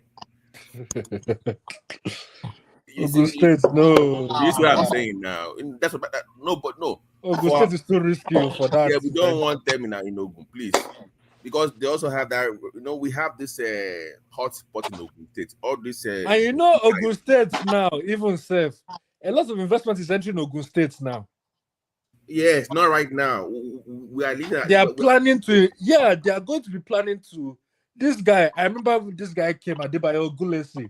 He came to Ogun State. He came to look at the airport, cargo airport, and then he also came to meet the governor. He's come to a couple of, and there have been discussions of certain investment. They are going to invest in Ogun State. So Ogun State, they're going to be swimming in money very soon. So not right now. That part of Ogun. But T, you're gonna start doing livestock animal farming or what? You know what? I'm a big guy now. I'm a vegetarian. When did you see a Yoruba man rearing cow? It's not impossible. It's not impossible, but it's not something that the kind of trade that we are so used to. So that's why we must still accommodate them. But this time around, the Brazilians are going to do this by next year. Didn't you? Yes, I saw that. What I'm saying. By next year, the Brazilians will be doing all this in Ogun State. If you just follow the money, they'll be doing That's why I said Ogun State. They are going to be swimming in money in the next couple of years. So we don't need them to come investment. and do this. We don't need some flying to come out. We don't need them there. We have Brazilians coming to do this by next year. They will bring it up too. So we are fine. We'll be okay. Àwọn Brazilian yẹn ò kí ń dùn. Wàá fi máa gí sí ni jàre. Ẹran wọn ò kí ń dùn. All the genetically modified meat wey dem go dey sell. No, they don't do Brazil don't do GMO. No, they do GMO. It's original meat. Those people, they are specialists when it comes to meat. Pato, do you even know? I think that is the third biggest meat producer of in the world. Yeah, Brazilian steak. So we don't need some them and Argentina, those two. Argentina and Brazil. Sorry, guys, is GUMI still in Dubai? No, I think it's He's back in Nigeria. Sorry. He should be arrested immediately. That's what we're saying. Sorry, can we hear me? Sorry, why are you talking? Before you go, Remy. Was GUMI really in Osun? You're giving speech the other day. Was that true? I don't know. I'm not aware. That he was. They brought him to Oyo, I think Ibadan for to do what? That's true. Yeah. That man, they're supposed to arrest him by now. He's supposed to be in the same cell as Nnamdi Kanu. Why was he allowed in Osun in Ibadan? I want to know. Because Osun Ibadan have always been sympathetic to the Northerners. You remember? Oh, okay.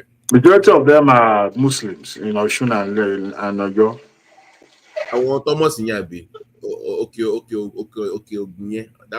That upper area, they are more radical. They've always been sympathetic. In fact, they've been practicing Sharia in the Southwest for a very, very long time. And who brought the Sharia to the Southwest? Yeah, they are the one, the likes of, what is it called? Is it Thomas and Co. They're the one that brought all those Sharia nonsense to the Southwest. So, but it's just that they didn't establish it as the truly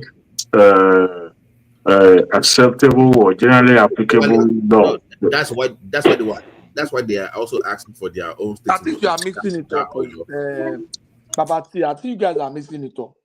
Your state, the real Muslim area is Ibadan.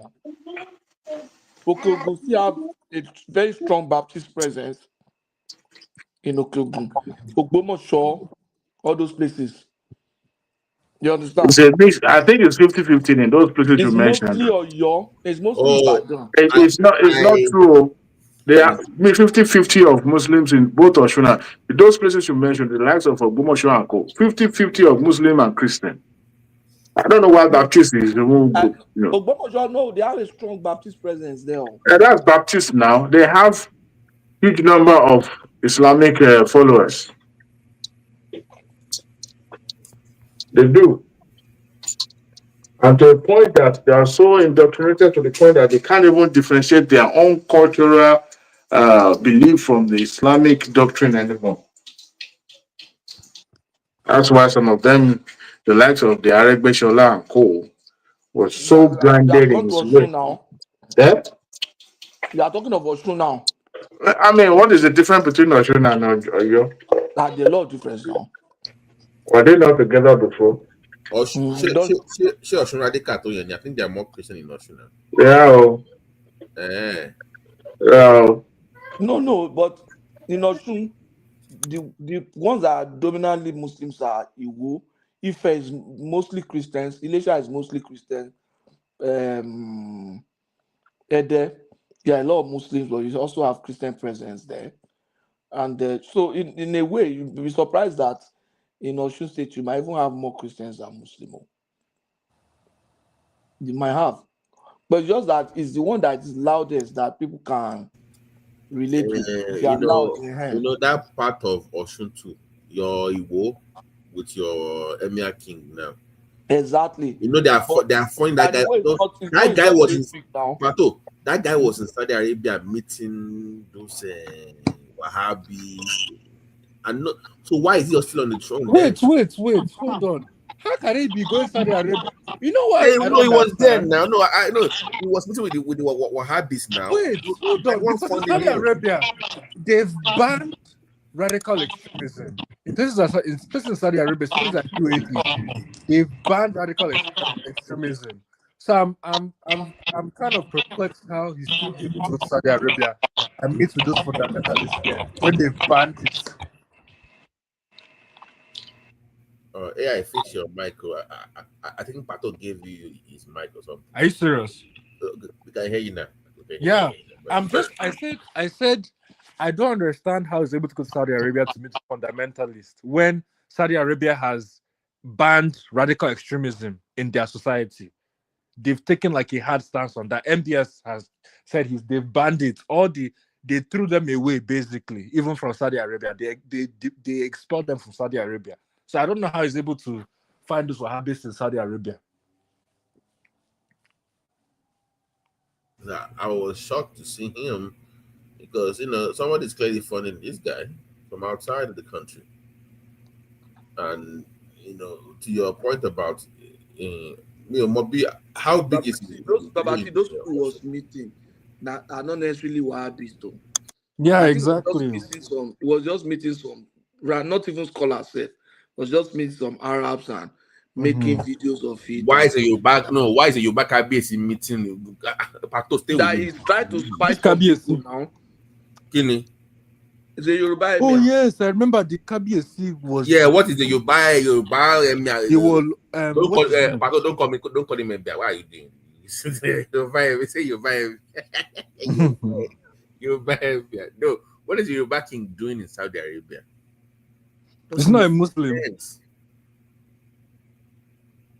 I don't know. What's his name? Yeah, he's a Muslim. I forgot what his name is. He's a Muslim. Yeah, he's a Muslim. Yeah, that's why he's probably there. The guy is smoking gold. That guy is terrible. I saw one video where the guy they rolled denounced. Yeah, I saw a video where he was denouncing like a Yoruba tradition. He learned that from Canada now, from Pato when he was there. They really go. I hear say they smoke it go well for you. That guy is terrible. He grew up over there now, so you guys. Are you serious? He grew up in Canada now. Yeah, he grew up in Canada. You didn't know that? Wait, really? Yeah, he grew up in Canada. Yeah. Wait, are you talking about Lafayette or Oyo? Or no, about the other one? Yeah, he grew up in Canada. Are you serious? Yeah. He's a Canadian citizen now. I didn't know that. No, Babati, he didn't necessarily grow up here. He has your city. Doesn't mean He that he grew learned up that here in now. GUMI from you guys. No, there's no way he learned that in Maybe Yoruba land. was okay, Binu. So he went to go and collect citizenship from Canada. So Maybe he just can't do asylum for you. No. He said he came in his youth now to study now. He came what? He studied there now. He came in like Which study? Which school did he go? No, seriously. He married someone. I heard the story. He eventually married someone whose parents were working in Nigeria High Commission in Canada. He got paper and everything. He was a hustler in the US too now. Now, street boy. I'm gonna go left the cabbage.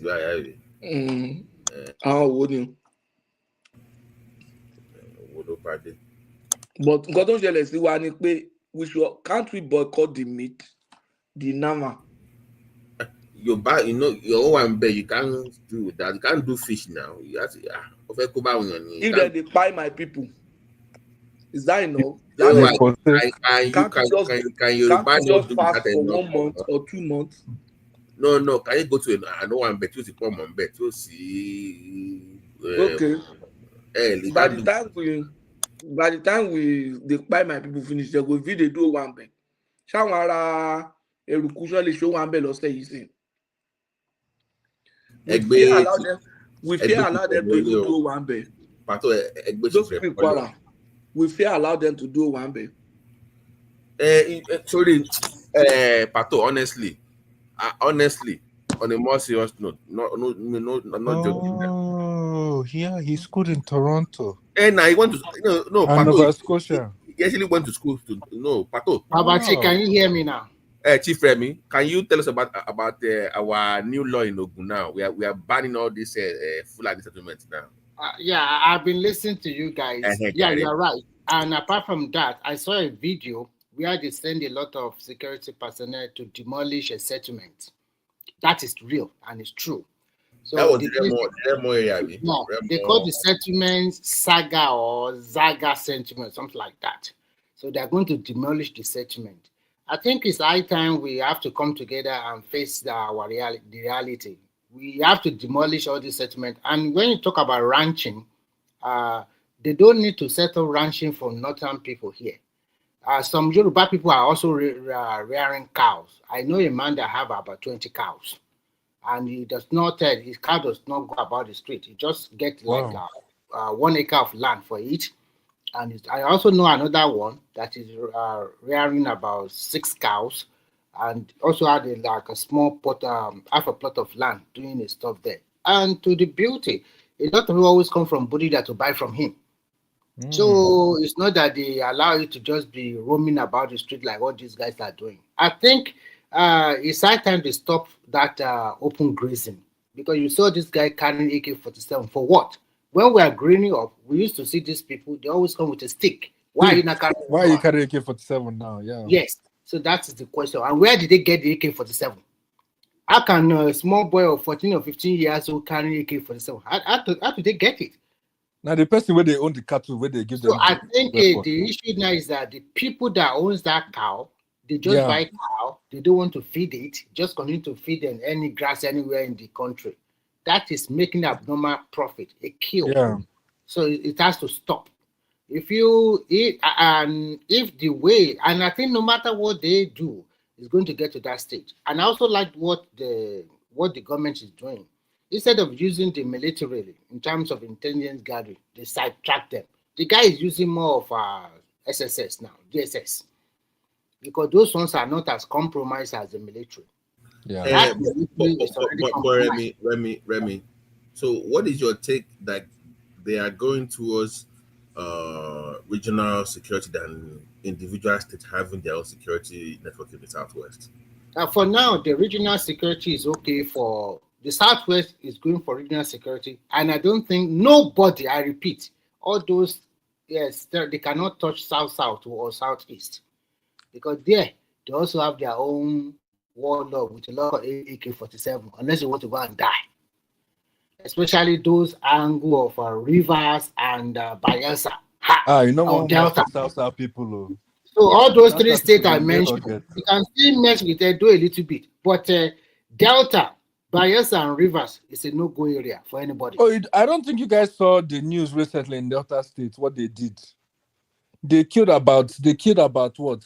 They said they killed, I think, 40 bandits in Upper Nam. The reason that why the Southwest security is okay like that is that Yoruba people are people that spread information quickly.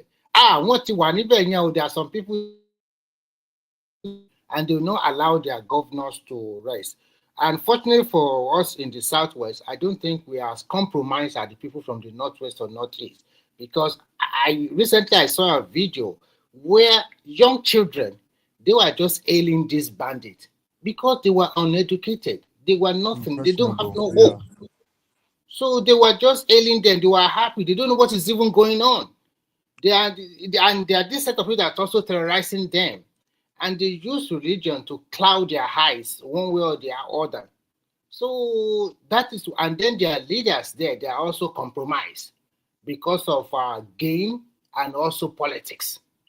Now, if they start killing themselves, in fact, I want them to even kidnap a governor in that Northwest or Northeast. If they do that, that would be huge.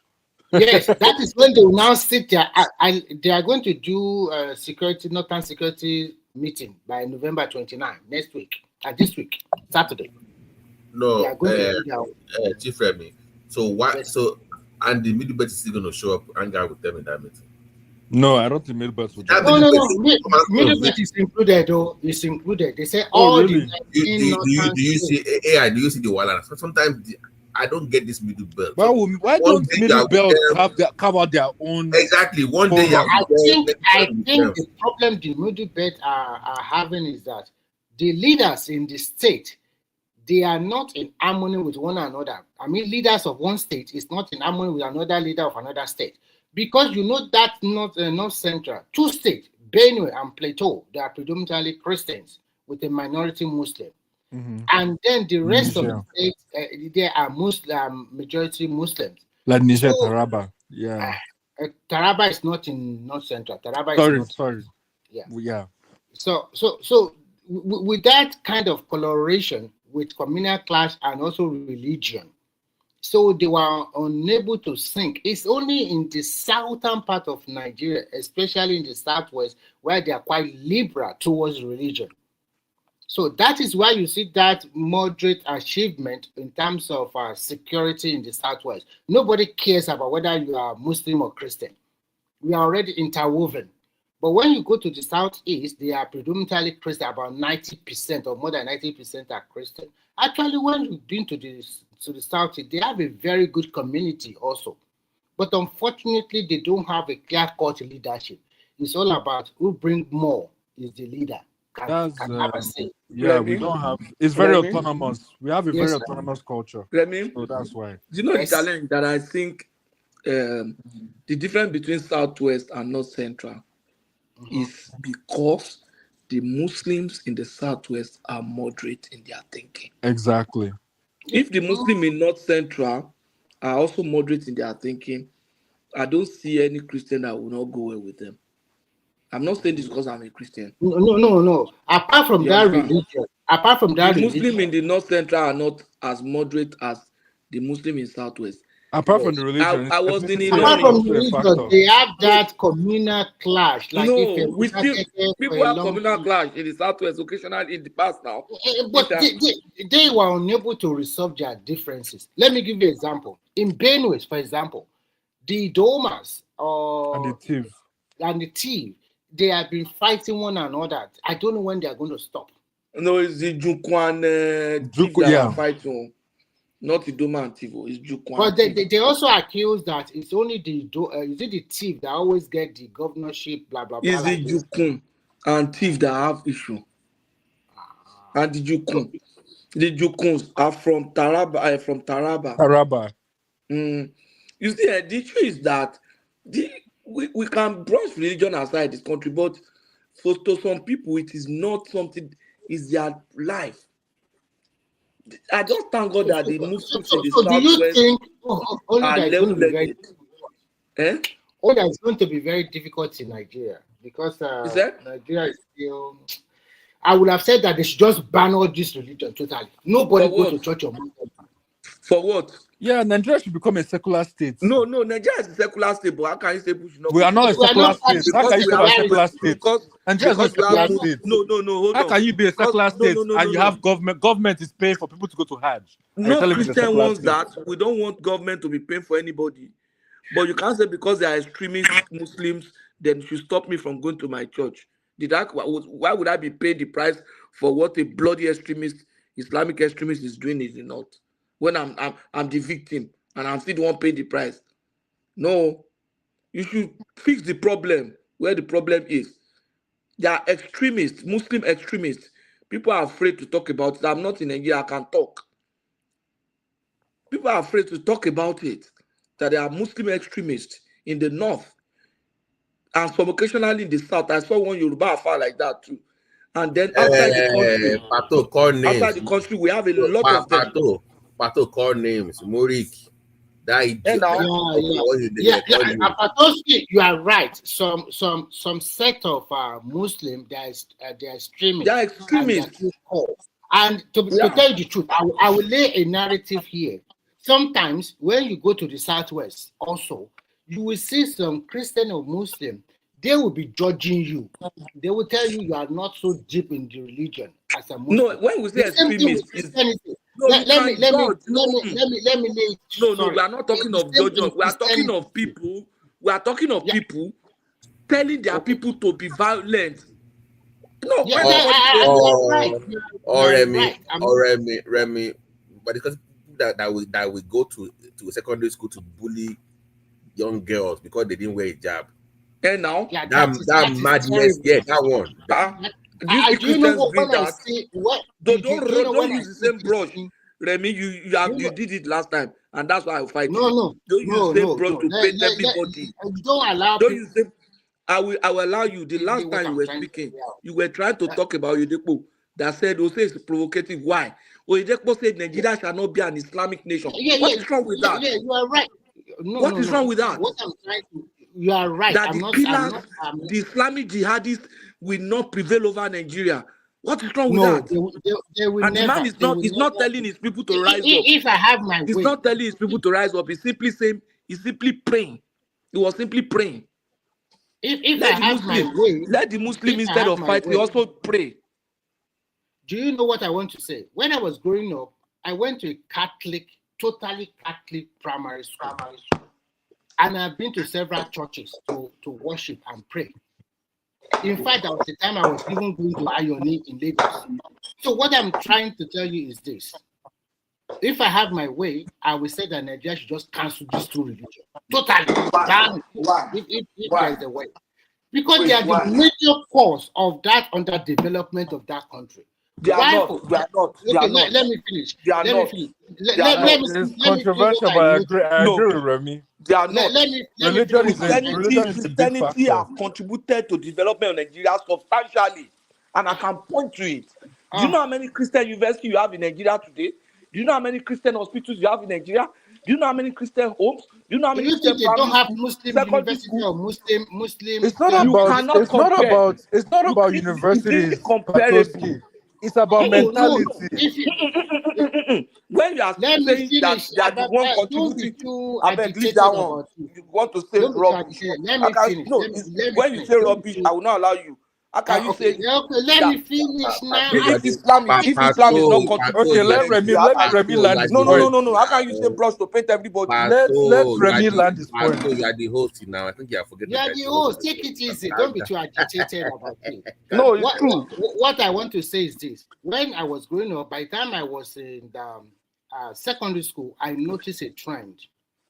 I noticed a trend where you can see coming from majority private school. Excuse me. These private schools, some of them can be Muslim or Christian schools. They started introducing hijab or whatever in their Muslim school. And in the Christian counterpart, they started also discriminating that if you are not a Christian, they cannot take you into that private school. I'm not talking about most established ones, so I'm talking about those mushroom ones in the local community. So that is why that trend started in the Southwest. And before you can open or close your eyes, it has manifested into another. No, Remy. They are saying that Christian private schools are saying that non-Christian cannot come there. Yes. Christian private school, not somebody. Yes, yes, and yes, and yes, and yes, and yes. And I mentioned mention that. One. Mention one. That's what I'm trying to. So listen first. Mention one. No. Listen. Most of these schools I'm talking about, they are not the big private school. They are those ones that in Nigeria, especially. Is it private school that is owned by a Christian or a private school that is owned by a Christian body? No. I don't know whether it's owned by a Christian private school that is owned by a Christian body is what we call Christian private school. If as a Christian I set up a school, no, Remy, hold on, so that you don't mix up these things. Remy, they can clarify. No, they can clarify. Rubbish, they can clarify.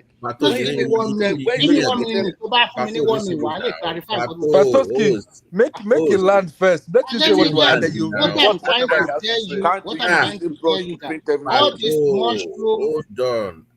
mushroom, all this mushroom private school I'm talking about, they are closer to the community because majority of the people who does not have money to send their wards to expensive private school, they are sending them to all this mushroom private school, whether Christian or Muslim private school, where they put religion first before the education of what they want to inculcate into their wards. And this manifested a lot. What I'm trying to say, if you live in the Southwest, when you move from one community to community, especially whereby it's not an eyebrow area, where there are a lot of people are low-income earners, where they have a huge population, you will see most of this mushroom private school I'm talking about. They can have maybe one block or maybe 2 blocks. Some even have maybe 2 or 3 rooms, and they call it a school. So they started pushing that religion, and that brings division. Can I come in now?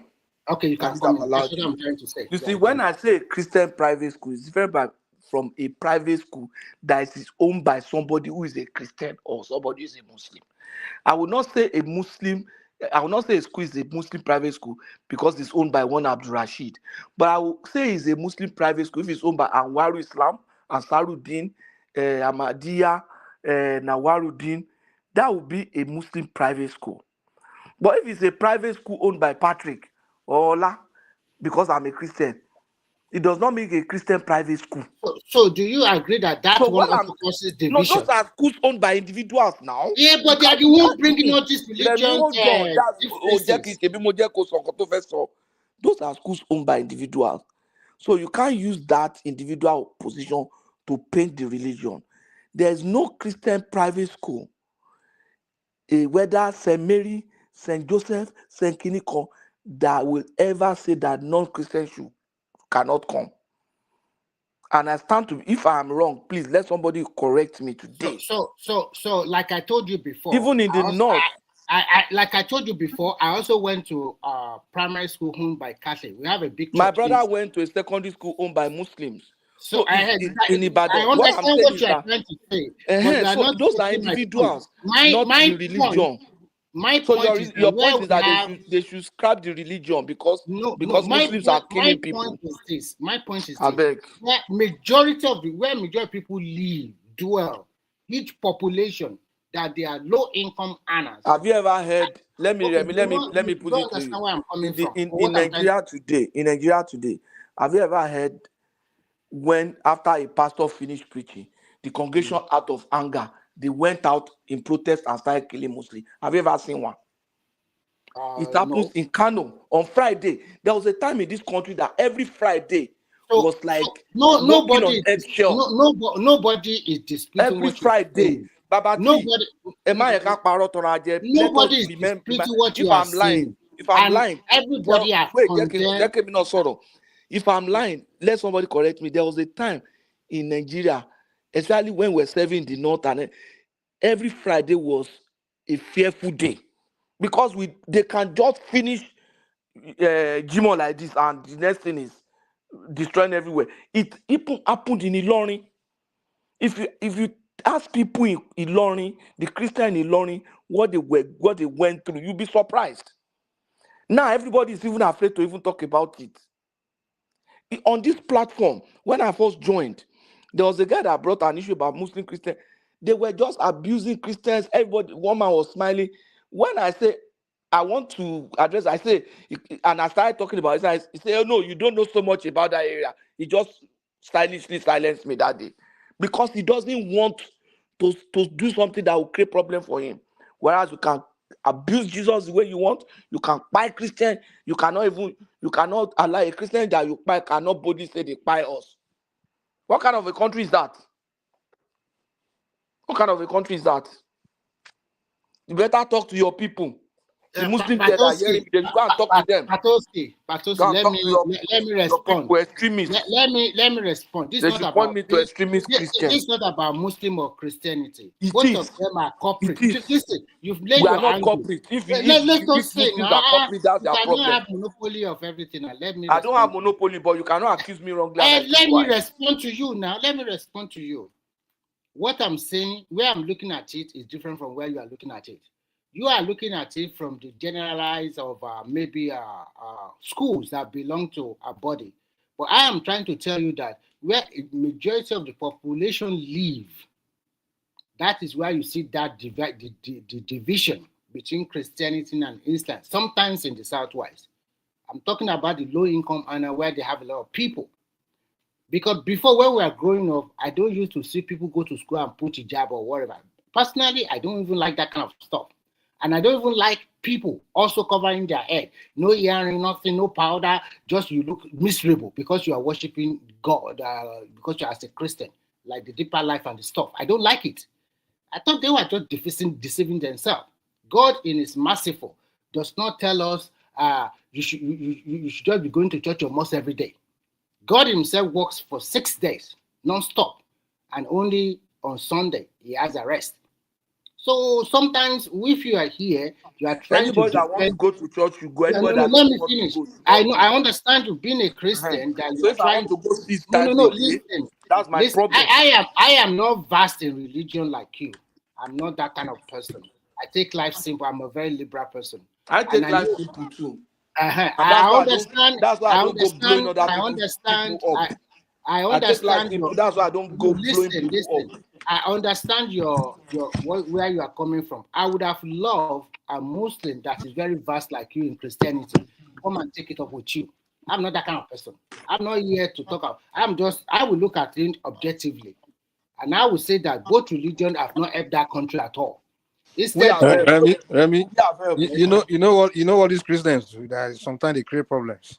Yes, they'll go around. Let me tell you what they do now. They'll go around approaching people's children, pulling them to a corner, opening Bible to them, and trying to tell them that they are going to hellfire if they don't give their life to Jesus Christ. You have this Jehovah's Witness knocking on people's doors, trying to convert people to be Christian by force. And that's what it go to the north. Did you put a knife on anybody's neck? No. You go. First of all, why you approaching people? Hold on now. When we bring information to you, first of all, that's child abuse. How can you be approaching somebody's children? We are not busy going around. Hold on. I'm not saying you're violent. That's not an accusation. I'm saying you're going to approach somebody's child to be telling them that they are going to hellfire. They should abandon what they are doing. They don't give their life to Christ. I mean, that's why you're approaching somebody's child. So when you go to the north, approaching a northerner's child, a Muslim, telling him, brainwashing him that he should give his life to Christ. If he doesn't, he's going to hellfire. You can't tell traditional worshipers children that they are. So why are they patronizing Christian schools? You say? Why are they patronizing those that choose to do that? That's not the argument I'm presenting. That one, at least. I can't blame you for that one. If somebody come to you as a Christian, I want to be a Christian. It's not Christian, it's not your fault. But what they do is they have to go and be preaching this thing to people. What do you have to preach? What do you have to go and push your own religion on other people? And then you're using propaganda. No, not pushing your religion. We are there forced. Is it a force? You have right to preach your religion to people. But so what you don't have right is to force them. For example, in the Western world, like where I live, religion preaching is not allowed in the public ear. And Yeah, in China, Where did you hear that one? Which I did not Western see them word, please? no, preaching. I've not seen them Where, I've beg? not seen them here in in Finland. Finland. Where I see them preaching in the public. Where in the United States In that the United religious States, preaching in is not Finland, allowed in public place? Where did you get a that parent one? can sue you if you start No, imposing religion on their Mike, children. Mike, let me clarify. Since I've been living here, I've not seen whether Christian or Muslim preaching in public places, coming to you to come and tell you, Jesus are here. That's not a Western word, no. So why did you say If, Western word? Madam Sita, if you go to No, workplace or Finland in is not school, a Western word. if you're a teacher, Is that what? in school, in So America, Finland is not a Western word. Hold on. Where? Finland is not a Western word. No, it's not. So where is a Western word? You're supposed to know better now. Why are you asking No, me? tell us. Finland is not among the Western world. I don't know where you got that one from. Remy, Tell us the Western word. So Finland is not the Western world. Yeah. This Jehovah's Witness, they'll go to Kanu, go and be knocking on the Imam SHEIKH GUMI's door, telling his wife and his children to come and give their life to Jesus. And then you wonder why GUMI. Mike, I noticed. You wonder why GUMI want to burn your church. So sometimes they cause trouble too. Mike, I noticed. Mike, that thing you are saying, Mike, that thing you are saying is absolute ignorance. How can you go to? You have every right to prove your religion. That's where. You know what I'll never do? I will not go to other people's territory. Even I know how emotional they are about what they do there. Whatever you believe in their way of today, life. you were converted to believe in it. No one converted me to do anything. I'm sorry. Whatsoever you believe in it. No, here's the deal. I think you're missing my point, Madam Zita. No, listen to me. Every religion have the right for conversion, but they don't have the right to force anybody. You are not getting my point. No, I'm getting your point. No. Let me make it clear. Let me make it clear. My point is not even about the religion. My point is, if you know that you go into some people's territory and you know the way they are, right? Come on, man, use your sense. Like, for example, if you're in Southeast, like in Southeast, and you're preaching for someone to convert to Jesus Christ, that's fine. I know there's no danger you're doing there. But if you go to a place, let's say you go to Saudi Arabia, or you go to Islamic, someplace in North, Sanfara, where they are doing Sharia, those kind of things, and you begin to preach Jesus to their children, and there's trouble starts. You can't be telling me you have a right. I have a right. I will tell you guys, you have a right to, but you still want to cause trouble. It's the same way you can say you have a right, freedom of speech to insult anybody. But if you can't insult somebody, I slap you. You can't come back and be saying it's my fundamental right to insult. I will tell you, yes, it's your fundamental human right to insult. But at the same time, now you go find trouble. Listen, you can't be you are mixing up a lot of things.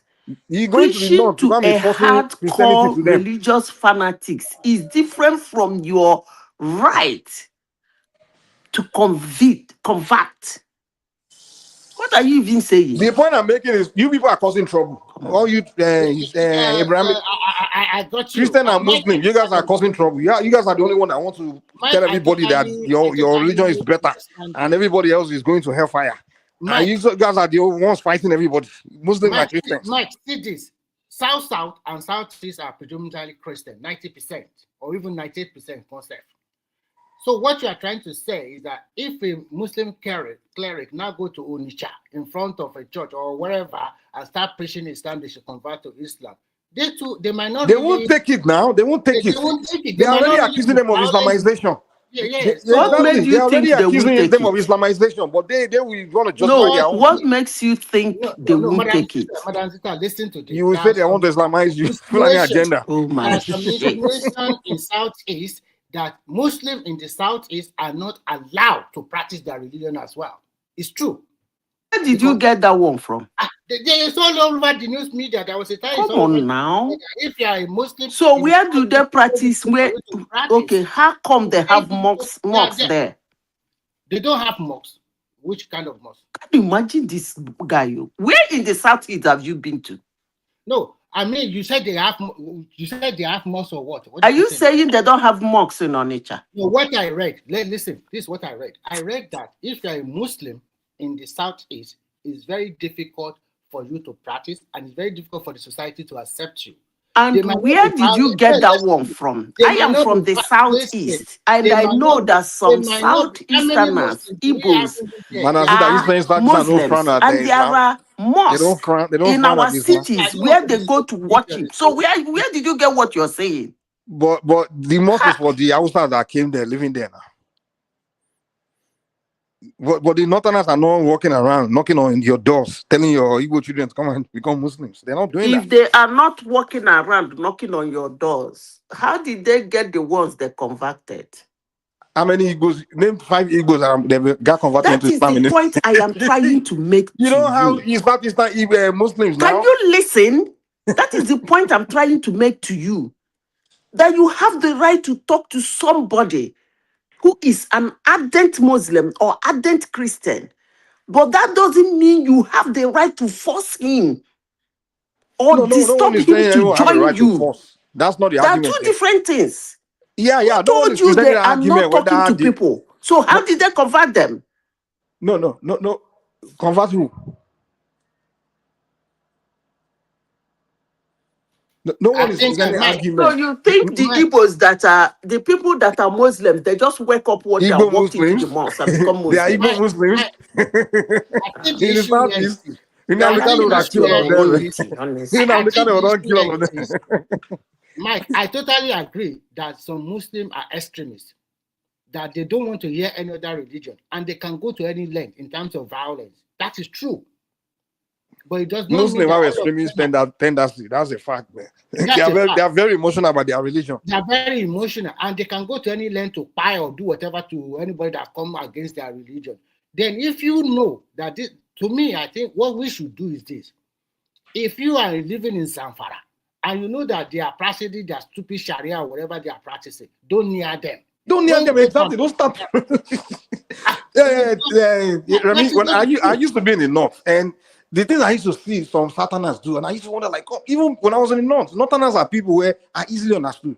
They are like a kind of people where they just don't want you to, like, trust their, like, violate their religion or their. Once you are there and you just behave, you're nice, they will treat you well. They will be humble to you. They are very simple. They're honest. But the moment you start stepping on their religion, that's when they get angry. And me, if they come to my place and behave like that, I can stand up to them like, come, no, yeah, you know, that kind of thing. But me, I know that I'm the one in their territory, so I have to respect your way, because me self know in the South, you understand? They are everywhere. Hold on, let me land this point. Everywhere, human beings have things that they want to die for.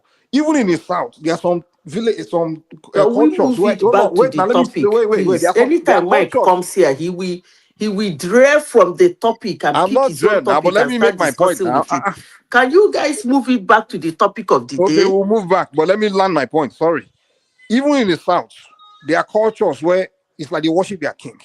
So you know when you go to that place, you can't insult the king or violate the king way. They will kill you. You understand? So when you get there, just know that, oh, I'm in their territory.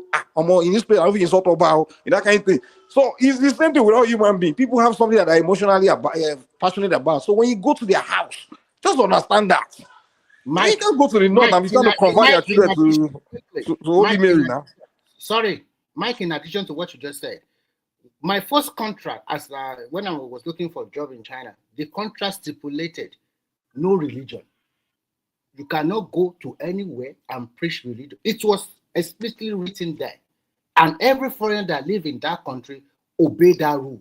You cannot go to any place of work, whether schools or wherever, and be shouting Jesus Christ or Allah Akbar or trying to preach them. You are gone. They don't allow it. When I was in the north, you have it Daosta, all those pastors, they will come and do big crusade in the north, in one big stadium, one big field. They will invite so many people to provide food for the hungry northerners to come and become Christian. You guys are playing with fire. I discovered that we, as Nigerians, we love religion. We like to praise the Almighty God. But we are the most people that lie a lot, backstabbers, commit a lot of unnecessary crime. And those people that they don't even believe in God, they just believe in your hard work, they are progressing.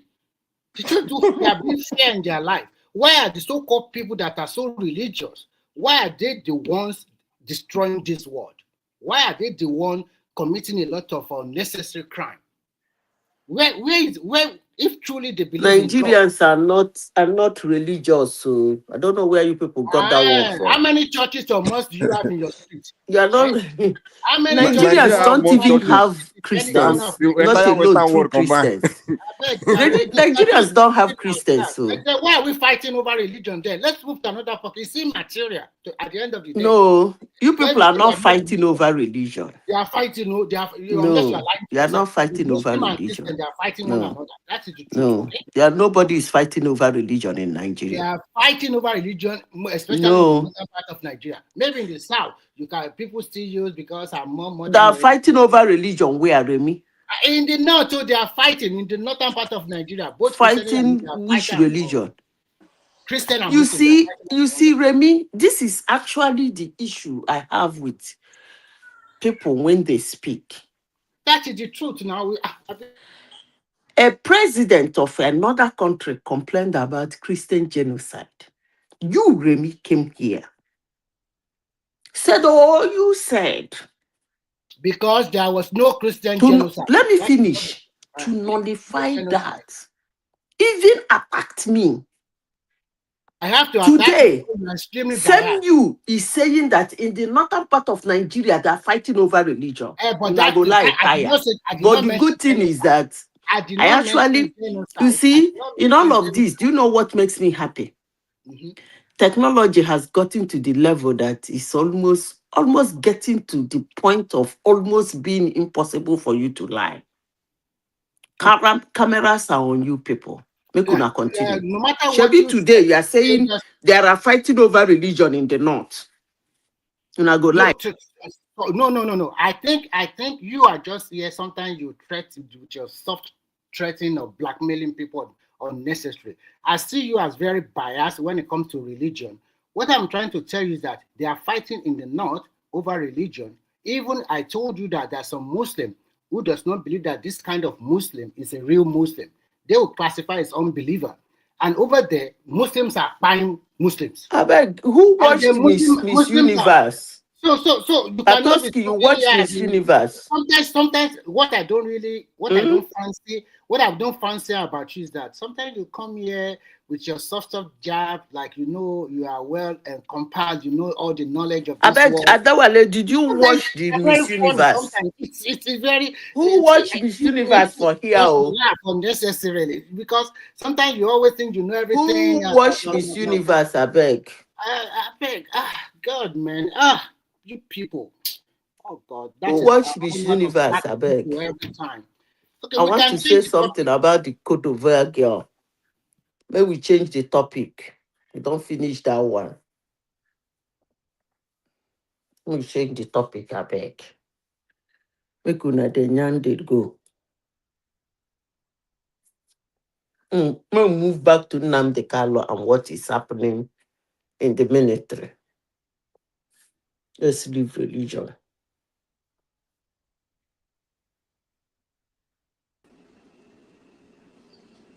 What happened to the Cote d'Ivoire girl? The girl verse, she says she know the verse, but she has denounced everything. Even denounced that she will never have anything to do with such thing again in her life. To do what again?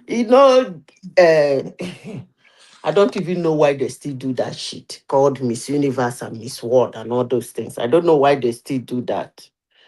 Maybe she thought she will win that. Well, body-wise, she's okay, but her face is not that good. But she performed very well. She did well.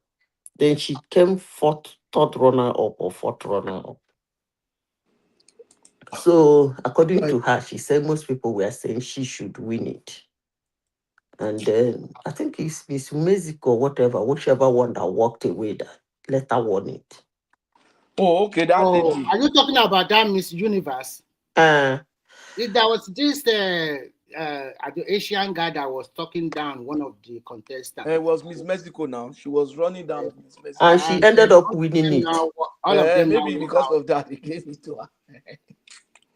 The Miss Mexico is not fine now. Why they carry and give her? They just can't give her for image sake. for Which damage image? control. No, that's not even what the girl was complaining. She's not the one. I think she's the fourth person that have resigned. Among these things they just finished last week, 4 of them has denounced that show.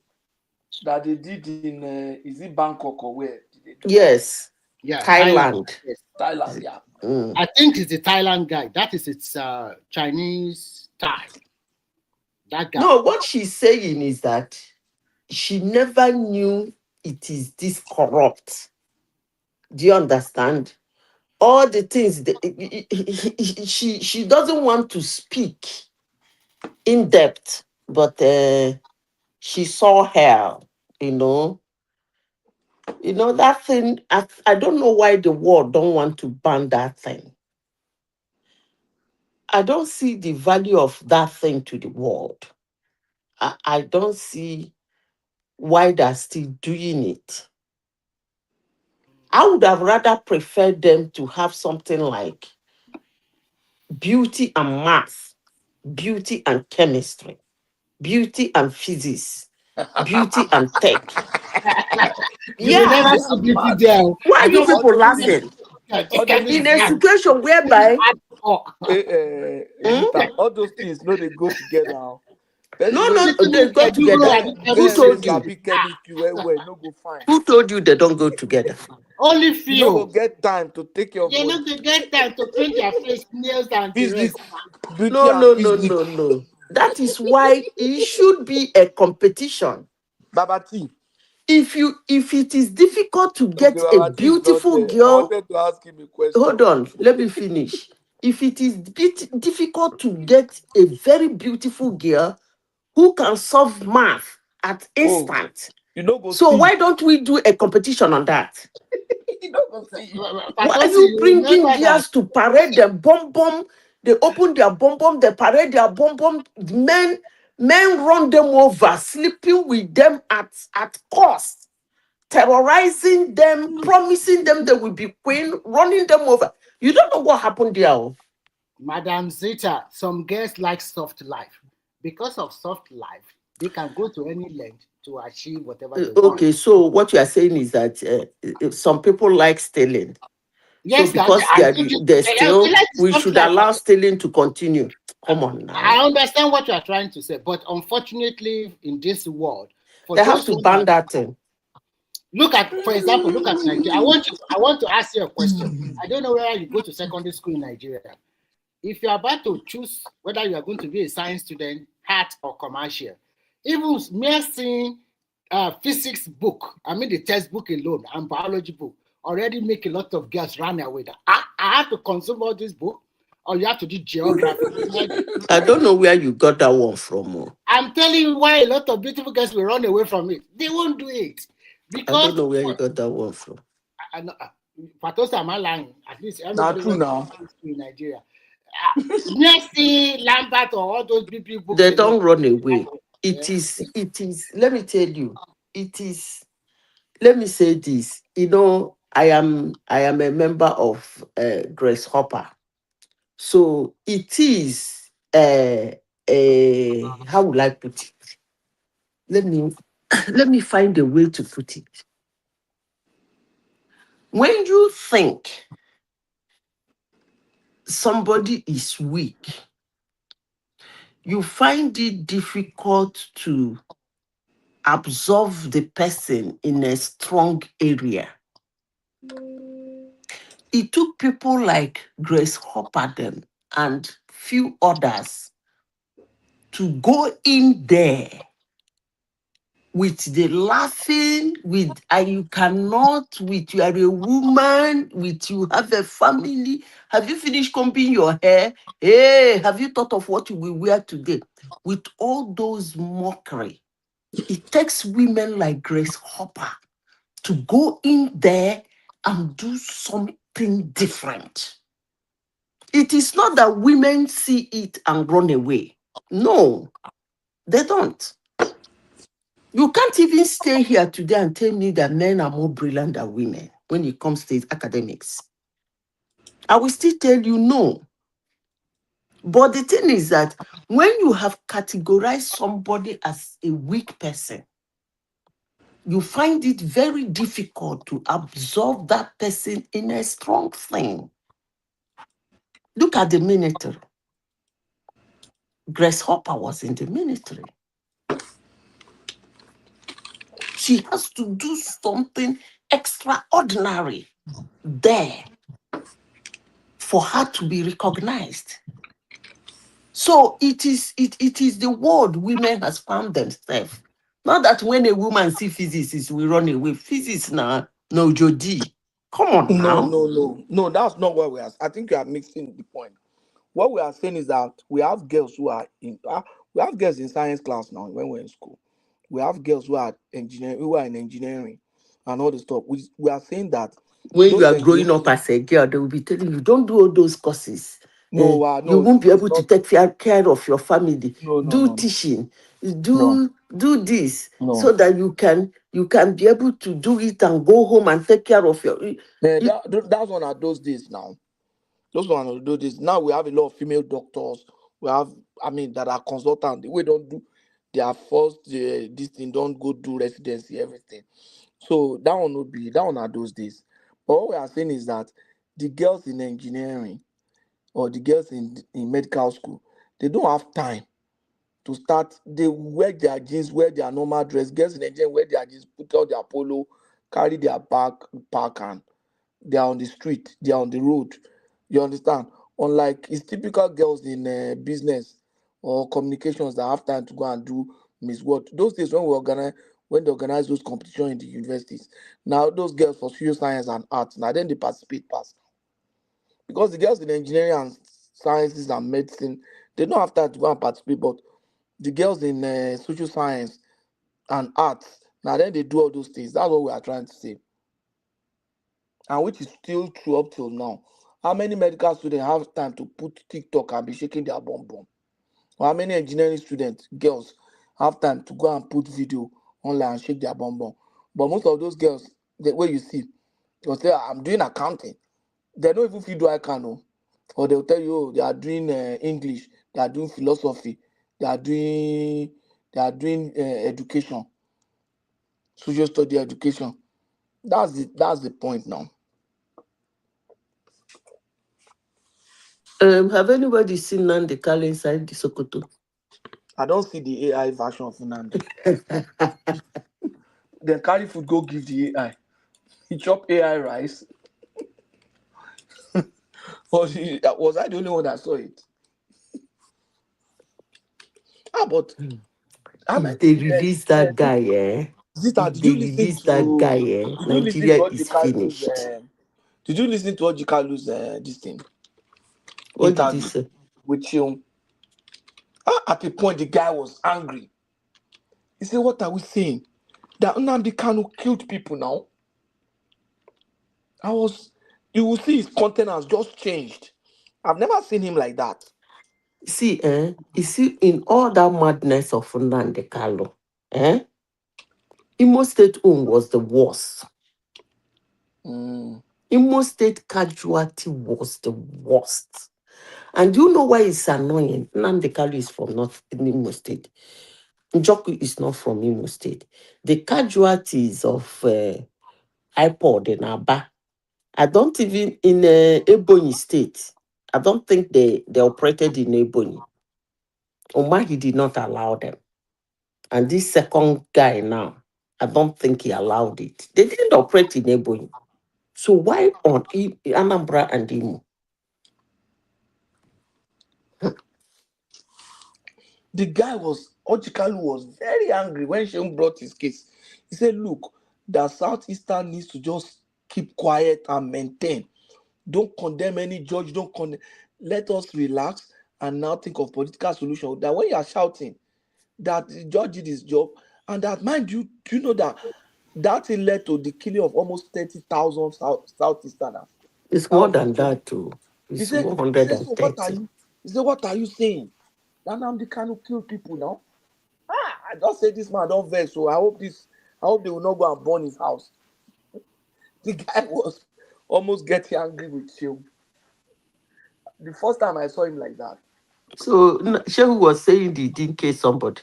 No, Shehu was saying, look at the case where as if he expected Ojikalu to say justice was not done like all those other Southeastern leaders.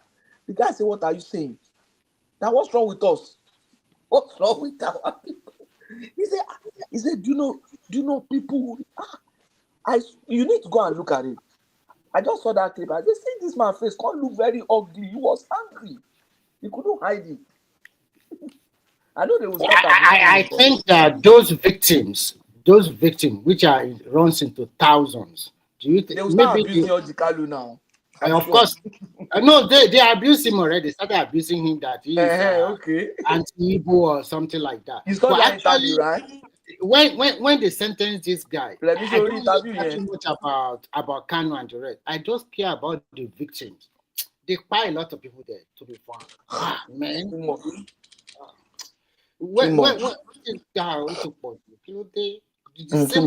people you really want to. And their people are not anyway.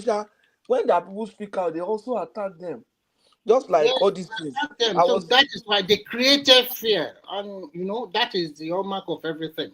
Look, Remy, I think I agree with you in a way with this religion thing as well. Do you know that I was listening to one Muslim man today? The man said that even the Muslim scholars that spoke against this killing, that they were buying them. Mm-hmm.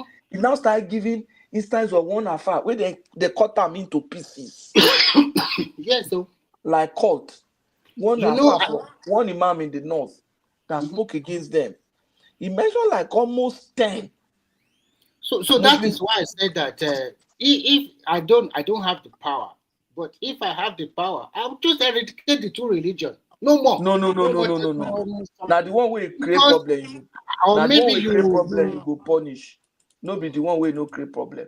What would be your reason for saying they should stop Christianity? So you see what I'm trying to say here. Some Muslim will be telling some other Muslim that they are not Muslim enough, and before you know it, they want to buy them. For what reason? There's no religion tolerance at all. People should just practice whatever they like. Exactly. And don't disturb others. So I think that's what they should do. Maybe there should be a law that if you are a Christian or Muslim, don't disturb any other religion. Don't go and be going to the end. Because sometimes some people, they cannot accept other religion than their own. And they go too violent about it. Why some people, they will not go too violent, but they also use another way to punish you or attack you. So we cannot say both of them are... Sometimes I just think black men, these two religions are not from you, sir. Why are we so fixated on it unnecessarily? No, but people should be allowed to practice their religion. Yeah, they should be. They should be allowed. I won't, because as a Christian, if as a Christian, where they buy people, Muslims should not be the one to take the blame for that. And you now say Muslims should not practice their religion because the Christian buy someone. So that's the point now. It's really quite unfortunate that all these things that is happening are nothing we're supposed not to fight about. Another thing is that I think the problem is not necessarily with religion. No. Do you know we have religion in other countries and they are doing that. It's just our own politicians have chosen to use religion for politics because elections are usually along the religious line. Look at for example in a place like even Middle East. It's an Islamic country. But look at when you pass through this Dubai, Qatar, and the rest, it's like you cannot even know they are Muslim. They don't even go and pray. They don't even care. No, they go to pray. They pray. I'm telling you. Friday is public holiday now. I mean, in Nigeria, now you hear people for afternoon prayer, evening prayer. No, but in Nijimon, Dubai, the road they'll put mat. No, I know, I understand what you're saying. I'm talking about daily. Daily, like maybe 1:30 prayer or 3:30 prayer or something. They don't care. They just go their normal business. They just drink their smoke their shishi and drink their whatever they want to drink or coffee or whatever. They don't care too much like that. And then when you now go to Nigeria, it's like the word has stopped. Everybody must do the same. Why? For what reason? Where did religion come from? They did not take it so seriously like that. So that is why I don't like about black people, especially in Africa. So they have used, and so, apart from the politicians, some of these so-called men of God, whether in both religions, they have used it to enrich themselves. But only God will judge them because I cannot judge them. But I just feel that politicians using religion for politics is one of the things that is, they feel, oh, we are the one ruling. But what they mean that we are the one ruling is, oh, Christians are the one in power now. That's what they mean. It's not like anything. And they want to do everything to stay in power. So you don't want that. I think at the end of the day, I hope that this government will break Nigeria into resource control issue so that everybody will control their resources. All of this going to Abuja. Take care of your security by yourself. Each state, take care of your region, take care of your security by yourself. And let's see which region is really giving this country problem. When they don't collect that money from Abuja anymore, everybody will sit tight. At least you can control your resources in your region. So let's see what you can use your resources for. Because this wala is just too much unnecessary. Look at Nigeria is so big that look at if you travel all the way from Sokoto to Ibadan, it will take you hours now, even days. Why should you come on down for men trouble there when they are not interested in whatever is going on in your domain? It's unfair. I get what you're saying. Eh? I get what you're saying. Yes. It's religion is something like, but religion can also be beneficial if we. No, it was quite. To be frank with you, it was beneficiary in terms of education, I've just brought in Midwest and so many. But when we have some set of Midwest, everything just turn around and it becomes another thing entirely. Midwest. Okay. You know they there. Midwest. It's here. It's there now. How about Oroyo and Adewale? They were also there. They didn't talk. Adewale has spoken. Oroyo, I think Oroyo has spoken. Pastor, I even expect, but Pastor refused to come in. No maybe one man has banned him. No, I've sent him. This is not interested. If he's interested, he will come in. I miss Sam Sha. I won't hear his voice. Well, why would you invite somebody like Pansat? Pansat of all people. Yes, now. Don't invite. Don't invite. Babati just coming. Babati, I wanted to ask you. Yes, sir. Babati, I wanted to ask, do you have fine girls? Do you have fine girls in medical school those days when you were there? Do I have what? Do they have fine girls in medical school in your class those days? They talk of replacing Miss World with Miss Beautiful and Miss Smart and Miss Chemistry. I say, you see, when I get fine girl for our class those days. I don't know how to respond to that statement, honestly. No, let's just move on. But what just invite to run?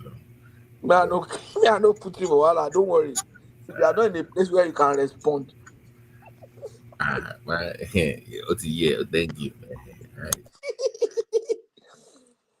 Okay, but that's for our school, not medical school, engineering.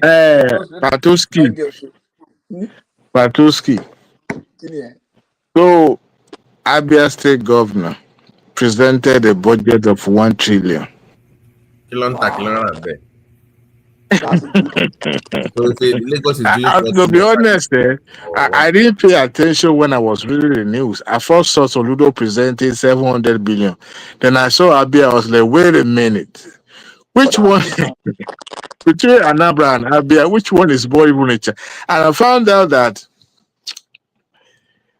almost 30% of the budget is going to education and health. So where would the rest go to when you're talking about building infrastructure? Do you know how much of that one will be borrowed, or it's just based on the revenue? As a matter of fact, 60% is going to be borrowed because they are banking on a fact. The internal generated is what they said they are going to use to pay the salaries and co. But the money they are going to borrow too, that was meant for infrastructure, they also said they are going to use it to pay some arrears for teachers and all that. So they're going to borrow to pay salaries. Indirectly, that's, but even though they said it's not going to go into salary, but that's what they're insinuating. So If 60% of the budget is coming from loan, I wonder how they'll be able to. no, you can't. No. If you're borrowing 60% of the budget and you think health and education, Health and education will take 30% of it. what about infrastructure? Okay, because that would be talking on investment. Like what On the capital project, so 30% for on education and health, building schools, renovating schools, yeah, and but that education budget, is there a place for research or some where it will make money back? You know what I mean? some of the higher institutions will also benefit for. According to them, they will benefit from me too, because I intend to equip some, state tertiary institutions, and I don't know. I'm just wondering how would they be able to source for this, because that state is not as financially buoyant like the way they. I mean, you cut your quote to your size. Is that one of what they say? If Anambra could present a budget of 700 billion, Don't worry. I don't know. There's no state in Nigeria doesn't have infrastructure deficit. Every state is underdeveloped.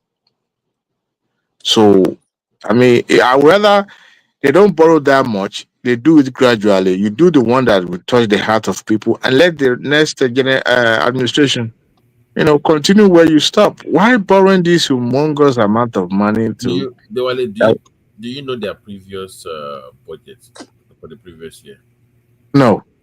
I want to know. No. You see what I'm saying? Let me look it up. I'm curious about tonight. Let me be nosy. Hold on, give me 1 second. The one that was there before was not a good governor now. No. I mean the last year. No, it's still the same administration. Just what they did. Okay, last year. 2020. But your state did not even present a budget of 1 trillion. I don't talk about. 800 billion. I don't talk about 1 trillion. No, but Abia State is big. It's so between Abia and Anambra, which one is more richer among them? Doesn't matter. But I think Imo is the richest. Anambra should come second. So Abia did 50 billion for. They're doing 50 billion for this year. So they're adding 250 billion more. So this year, some of the money is for re-election now. What are you talking about? Lagos presented 1.6 trillion. Is it 1.6? Yeah. No, 4. Okay, sorry. I beg your pardon. 4. So they were 752 trillion. It's not that alarming. It is. Really? Okay. But it's just 700 billion. No, they are doing 750 in Abia. They are doing 750 this year. So next year they want to go to 1 trillion. So there's nothing. I won't. That it's not alarming to me that they're going. If it was to be like maybe half a trillion, and they're going to 1. I'll say okay. It's a reasonable growth rate now. It's a reasonable number. But you compare the number of people migrating to that state. How would anyway? No, if they have the financial person has that is data. It's a vision that he has for his. It's a vision, but you also have to see. Some of these executives, $1 billion economy. They can't wait to make their own footprint, but it doesn't have to be that big one time. Pick the one that you want to focus on it, and you don't have to put the rest of the state in debt perpetually in the next 2 generations. Some of this, in fact, 1/4 of that money is what they're going to spend on the project. The rest will go into the election next time. Anyway, they'll be all right. I want to ask you a quick question. How many percentage of, let's say, Anambra people do you think are outside the domain of Anambra State in Nigeria? 80%. 80% Nnamdi Kanu. They are swimming with money because majority of their people already left. And still, they are the luckiest one, to be frank. You know the funniest thing is that, in fact, you see a lot of people talking online now, even the likes of Obi Kubana and the rest, they'll sympathize that, just to save face. Some of them could barely even go to their state without having police escort with them because of one single individual, this idiot that was put behind Do bars. you know that they have started shouting because Tinubu said that they should remove all VIP, all policemen from all VIP in Nigeria? All of it. Why can't you go and get your own security now? These people are, federal government is really serious. So yeah, they're they're serious. reporting these people back to their base. They are really. Have you made provisions or changed the law for private security? They should apply to civil defense now. No, it's subject to executive decision. It doesn't have such. It's not. It's not. If you're gonna if I have, It's not a law. It's not a matter of law. The executive can decide. After all, police is under president. Decide. No. I'm saying that if you remove my police security service, then do we have laws? Who cares? Who cares? Who cares? I'm saying, who cares? If I'm going to hire private security, that's your business.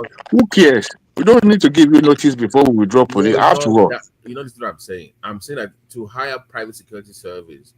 No. The federal government said they should write a request to the Nigeria security. Those people with the red uniform stuff, the armed division of that particular agency. They are the one that will now be, performing this function now. You don't have enough people in that department to do. If you're going to remove police officers from all these VIPs, you don't have enough. Ideally, that's what they're supposed to be doing, but police. No. Do you like they're supposed to be? You have private security services that Nigeria they're not ripe to that stage where you'll be having a private security. I mean, they are doing it. They give some people's licenses. Yeah, you can have I want to update you about the state police. The National Assembly, they will finalize all the modalities at the end of this month, and then they will send it to the State Assembly also by end of November. So that is what they are doing now. Do you have details of the version that they are sending? There are so many versions of this thing. It's like, so we don't even know which one they are sending to the states. It's not like the one that allows for civil defense in it. The ones that the weaponry, we don't have details, Remy. I don't know. Yeah, we don't have. But I would love a situation whereby they finalize everything by the end of this year, and then by January, any state that want to take state police on can just take it on. Because now I know that this work of terrorism is for the intelligence and the police. The military, they have been compromised, to be frank. They have been compromised a lot. Why would they be compromised? You have retired officers that are jobless, that don't have anything doing, and they're profiting from this because they know those loopholes in our security apparatus in the country. Somebody said, look, that I'm glad Tinubu is doing this because, to be honest, there are some places, some local governments in Nigeria that you have less police officers in those places, especially those rural places. And you can't have army in those rural places except police. That's not their job. So if you have enough manpower, you can call in to help. But one thing I'm not clear about is that the federal government instructed the police to recruit additional 30,000 policemen. And you're also coming up with a state police. So what will happen? No, we can have both.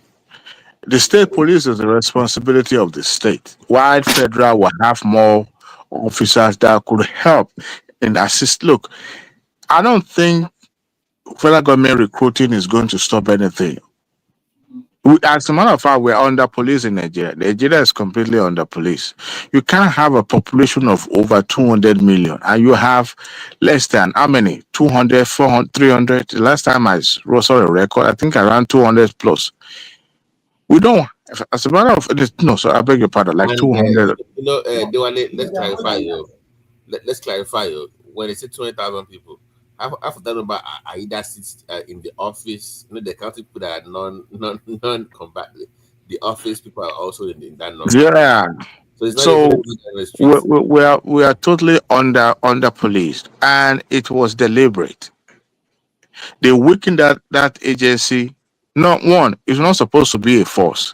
It's supposed to be a community related uh, aspect of government where people can go in lodge and complain. They are supposed to be the one closer to the people. Now you see them carrying AK-47, a weapon of war. Now you see police being underpaid, underpaid, not well trained, unqualified personnel priding themselves as a police officer, and then if they have opportunity to enrich themselves, to turn against people that are supposed to be protected, what do you think will happen? It's a self-inflicted wound, and those people who are in charge knows. If you ever, I mean, there was a documentary on China's News one time where DG Badmos, I believe that's his name, that showed, what was going on at the police training academy. They cook beans for them. Come and see the way they were scampering around there. Just a scoop of The DG Badmos. DG Badmos. The guy lost his job because of that report. Oh, really? He used to be a full time. He used to be a before he went independent with the show. He used to be a full time staff of 2 channels. But I think he went to Rice too. No. It's independent. He has a streaming. He hosts a show, but it's independent now. It's a 360 TV. Yeah. That really caused a lot of trouble in the Nigerian police force. Yeah, so he got fired of that report. Investigative. I mean, that was years ago. Now that was like almost. Yeah. So when you have a whole police division being subjected to their personnel being subjected to that inhuman, their training was not even at par at international standard. You have police officers that they don't even know what their job function is. One, and then you make them crawl, you make them run through the mud and the gutter, and then they say they're trained. Or then you give them AK-47, go around, and then they get drunk, and come on now. If you look at majority of the people in the police force, hardly you see we have less Yorubas in the force, in the police force. You see a lot of southeastern and southern in Lagos and the entire southwest. The other time they were recruiting, you had people coming from the north to pretend that they are from southwest. I mean, during the application, they started outing it. They showed on television then. Yeah. You said? People not join now. People didn't join. That's true. In fact, the last recruitment, people in the southeast too decided not to apply. So, I mean, you can't blame them because number one, their lives are not valued. They are not well trained. So if you are ill-equipped somebody, he'll trade them. Then you make them vulnerable.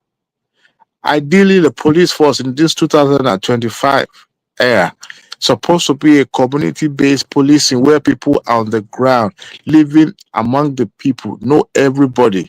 So it will be hard for any intruder to come in undetected. That is community policing in this 21st century is all about. Using artificial intelligence, using technology. Not just about, hey, park your car, where's your particular? Which particular? We can't even verify anybody. Nobody knows, and that's why somebody can come in from Nigeria and claim to be Nigeria. I think the Office of the National Security Advisor with the DSIs, I think they are doing a wonderful job in Nigeria. And it's because of the battle, because he has been, they are using technology a lot. They know where all these people are, okay? So how come they now started releasing all those children without paying ransom or whatever? No, they didn't want to disclose the ransom. They must have paid ransom. But I don't know. But they're still having about almost 200 plus in Niger State. Where would they put them? They use it as a negotiation. I think they have surrounded them. To be honest, if I happen to be living in those border community where those bandits came to strike, you know what I would do? I will go and get Shakabula gun, a very sharp knife. I will avoid public gathering. No church for me or no mosque praying for me in the next 2 months, And I will try as much as possible to avoid crowd. I will try as much as possible not to, work in the night. Any isolated environment or desolate area, I make sure that I don't go there without, working with one or two people. Going to farm will be another issue. I will try as much as possible not to go alone. I mean, Diwali, didn't we talk about having a great or good night economy? where? No, in Nigeria. You say I you think don't want at night time and everything. I mean, nighttime. you should be able to have a site where you can do that. Wait, yeah. I mean, Elaine Jonah, you are asking about nighttime. Night with the night, there's no nightlife. But night economy lose a wood now. I mean, not in those places. For now, security is the most important. Those nightlife can wait. It will happen, but it will not happen it will happen in Lagos. Of course, it will happen in It will Lagos. it will happen in Lagos. I'm not sure about outside Lagos. It never You know, happened in the north of Diwali, right now, I can go outside now, go to the gym and walk down the street and get a Subway sandwich. And it's what 12:36 right now. That's Nigeria. Mr. Dewale, I want to ask you a question. If the person that wants to go to farm, you have to wait for your neighbor. How would that person be able to feed and take care for themselves? Well, actually, brother, and I'm using my local experience as someone who. You're discussing Kitabule, not Lagos. Okay. Yeah, I'm not talking about Lagos. I'm talking about those places, that Eruku in Kwara State, and the likes of places like that where it's remote and ideally that's what community does. The challenge is this: those people that live in those deep rural area, they work their ass off to survive. They have a lot of things to take care of. Their farming, it's really time demanding. It's unusual. It's unusual to have them strike twice, back to back, but it's possible. No. The thing is that why they strike twice is that they have surrounded the entire country. Let's say, my brother, those people were caught unaware. You remember in those days in Lagos, Babati, when the armed robber used to write to the people in the street, they would say they are coming on so day, and they will come.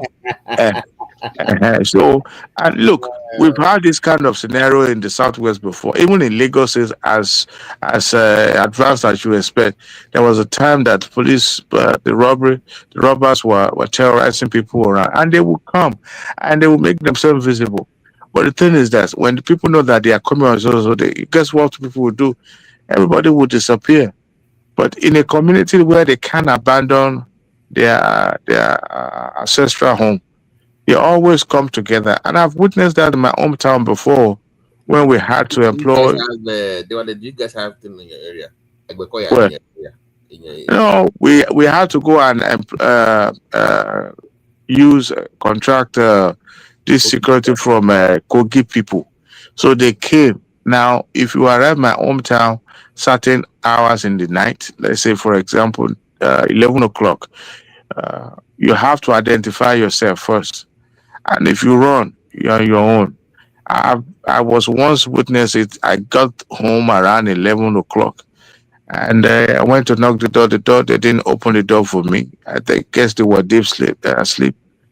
Guess what? They make me to be selling stone. That's what you would do until somebody was able to identify you. Got to help your soul.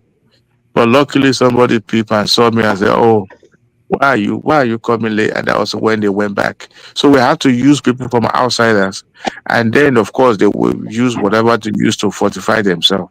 But in a community where you have people terrorizing, community has to organize. They have to go in group. You can't isolate. The the people have to go together at once, and then being protected by the hunters and all that. But if people know that those people will be coming to strike, of course they wouldn't have allowed them to strike like that. But because it caught them unaware, especially those people in the religion houses on the day they struck. I mean, I'm not saying that there's no proof. What do you call it? A proof through logic, but Do you just know? that you have to. Adewale, this thing you are saying, I was listening to Bayo that saying, people in the north, if more than 3 or 4 people are going to farm, they should go and apply to the police to follow them to farm. If you have 3 people or 4 children going to somewhere, they should. It doesn't just make sense now.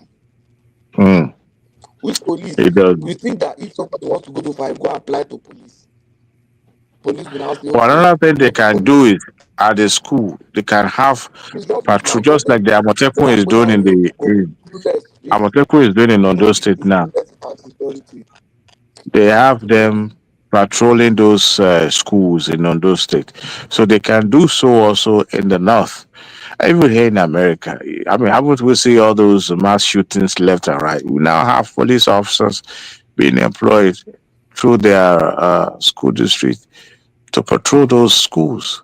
So if anything happened, at least they will have somebody who can easily restore it first before we have a reinforcement.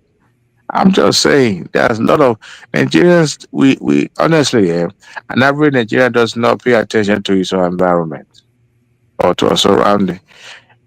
Uh, Patoski, you remember we didn't start building burglary or not until the middle 80s to 90s now.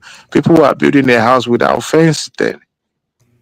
Now, it became so bad that we started putting burglaries on our houses and everywhere looked like prison. We built a fence taller than the houses.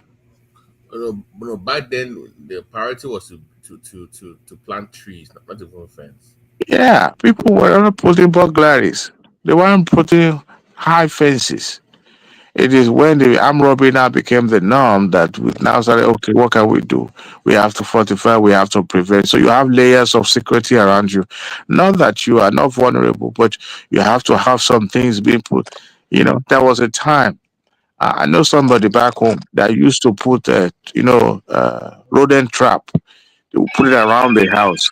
So if anybody trying to intrude, you first of all fall into the trap. Those huge rodent trap.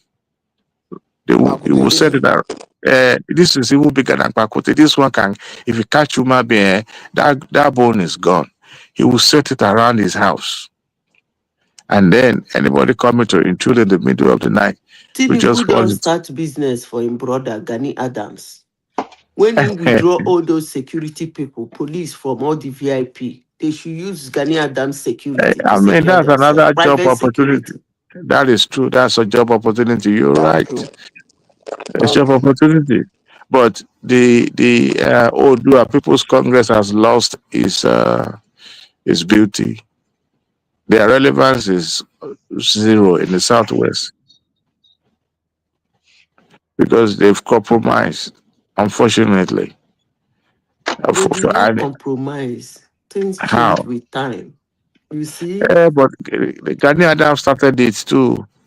He was the one creating factions here and there, and the entire thing was lost. And you now started having bad people getting into that group, and before you know it, It's a time. There are things 30 years ago. If you do it, it's sacrilege. Like you'll be the only person and you'll be the only voice. But today, if the moment you even think of doing it, you will see people who will follow you. So it's time. When time comes, if you don't take your time, you lose your value. The world today is losing their value. They're not gaining. So that's the problem.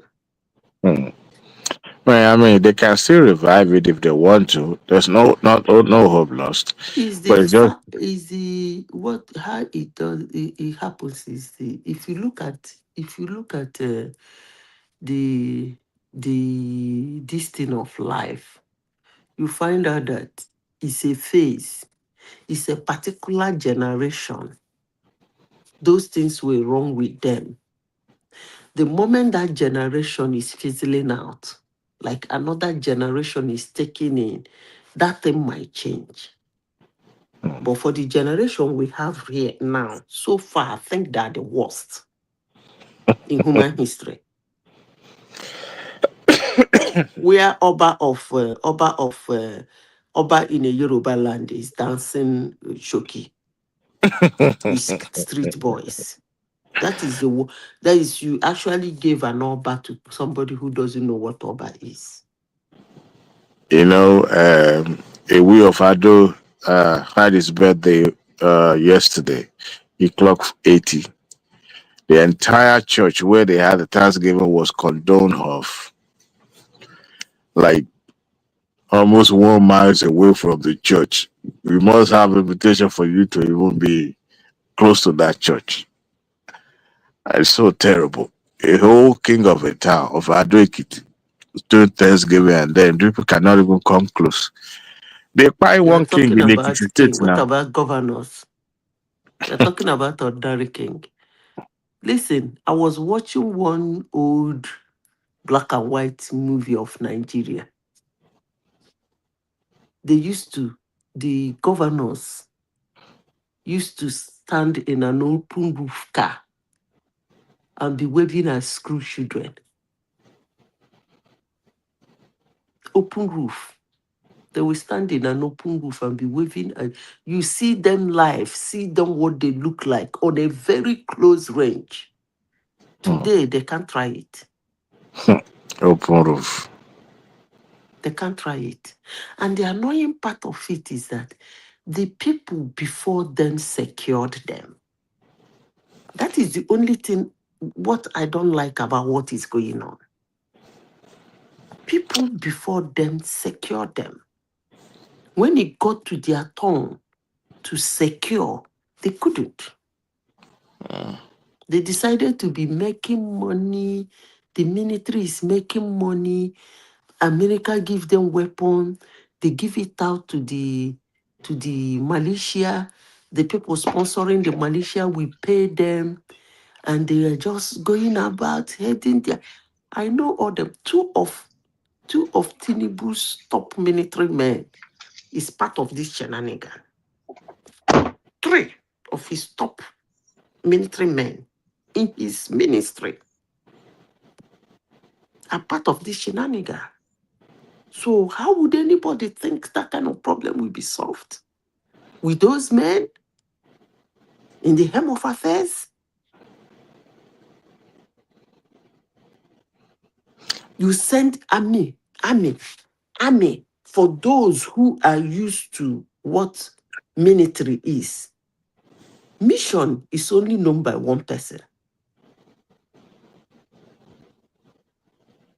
2 people know they decide mission in the military.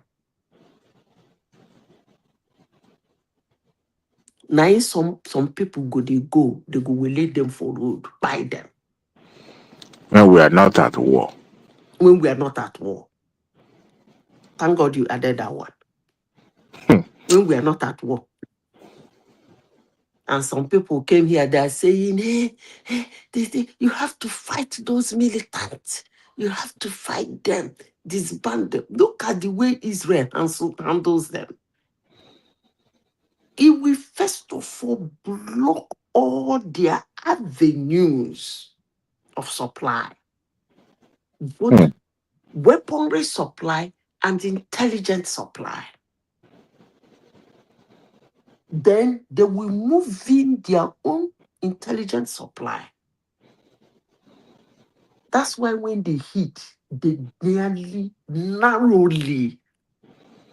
If Israel hit you, you survive. Now it be say people where they around you don't die finish. Because knowledge is power. They will make sure that people that used to tell you that coming, that used to tell you, hey, It is time, oh, they are planning this, so they will make sure those people are non-existing. They keep you in the dark. My sister, should I even tell you something that just came to my mind now? I think we are not serious. When they are ready, No, you we are let not us know. serious. When I was working in the bank in Nigeria, we have some security alarm system. If robbers come into our bank, I don't know of other bank there. We have my manager has a button under his desk. People know to know now because me I be manager at that point. I can know, but they don't change everything now. So I can talk about it now. If you press that button, you go alert bank security. You go alert police station. Then smoke go just blast. The kind of smoke we go blast, the kind of noise we go happen for that bank. Everywhere will be smoke, noise. So one of my manager now mistakenly his leg now push that thing. Come and see panic. So at that point, some of us now argued against because they didn't even train the staff on how to respond. That's the limitation of Nigeria. You know, they're supposed to train us that, oh, when you see that smoke, maybe lie down or do something. Because assuming it's actual robbery, you know, those armed robbers can start shooting sporadically because the panic was very high. What I'm saying is that why can't we have it in schools? Something that would trigger and alert security. Because now we now know that schools are soft targets. Matoski, is it the same school that doesn't have windows, that doesn't have fan, that doesn't have light, Then they that should doesn't have close. chair? Left to me, sir, they should Whatever even is mark the the schools whatever in the that is north. the issue. Listen, let me tell you guys. You see those people running around schools and kidnapping children and doing all those bullshit. The military knew. Mm-hmm. They do. When people come here to tell me that they don't have intelligence, I can't they say even in war, they get intelligent. Not to talk of they disband the military if they don't have intelligence. Madam Sita, I'm suspecting an international dimension to this, but because of the fallout will be so much, they decided, okay, we're going to deal with it domestically. However, we'll still keep having this kind of situation. But because there's no way we will not have international dimension where you see those number of weaponry in the hand of these people, where those weapons are not manufactured from Adewale, Nigeria. Adewale. I don't know why people don't want to believe me. That weaponry you are seeing is not from international. It's Nigerian-owned weaponry. You This is think a so? global platform. I'm saying it now. Call me 30 years if I'm still alive. I will still tell you. Shebi, I come here the other day, say, man, send people go walk. On their way to walk, they buy them. And I say, now that man tell people, say those people don't they come. There is nothing Remy did not tell me here that I should mention the man name. Do I know his phone number? And you think I can sit down to be making such an argument? I did not ask you the phone number. I just Go get the man name now. I say, go get the man name. When you get the man name, tell Tinibu to bring. You see, Adewale, I don't know whether Ola is here. There is something most people refuse to understand. Technology has gone so bad. I used to tell people, tech is intriguing, and that is what we finish human. Tech is very intriguing. It's something you can't but say yes to.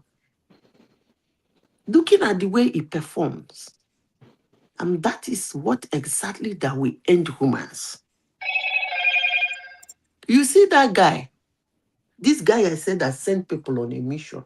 All you need to do is to that area where in there. All his Google Earth Cam, all his movements a week before that day, and after that day, all his phone transcript of all his phone calls, every movement he's made. I mean, there was a particular bandit that was shown on an uh, uh, snapshot with his location Showing. plainly on. You see, why am I saying this? When, people say they lobby Americans, they lobby them for good and bad. Well, those Somebody people come, have they tell agreed to me, provide say, surveillance for them. you see this thing where they hammer, Venezuela. Mm-hmm. That thing don't just go see ship where they pass hammer and door. I mean, what is Venezuela doing to America? Is Venezuela a threat to Hold America? on, please. Don't.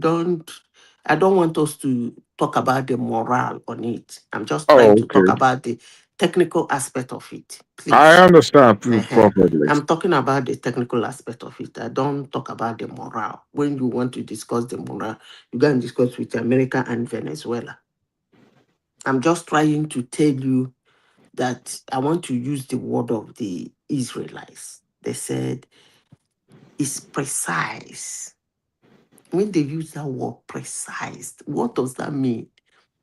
The drone they're using has every algorithm for detection. Yes, probably people around, people close by.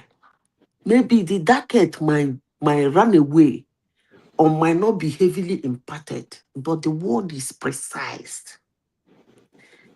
They will tell the drone where the person will be, the person's blood sample, the person's look, what you will see around him. I'm talking about that boat, those ships, the hammer. What the drone will see in that boat before it will strike it. And the moment you go there, like a house fly, you see hammer. You must see all those things at least 90% before it detonates. I used to tell people the example of someone's own is a typical example, although people did not take notice of it. Yaya Senwa, the drone was actually flying all over him.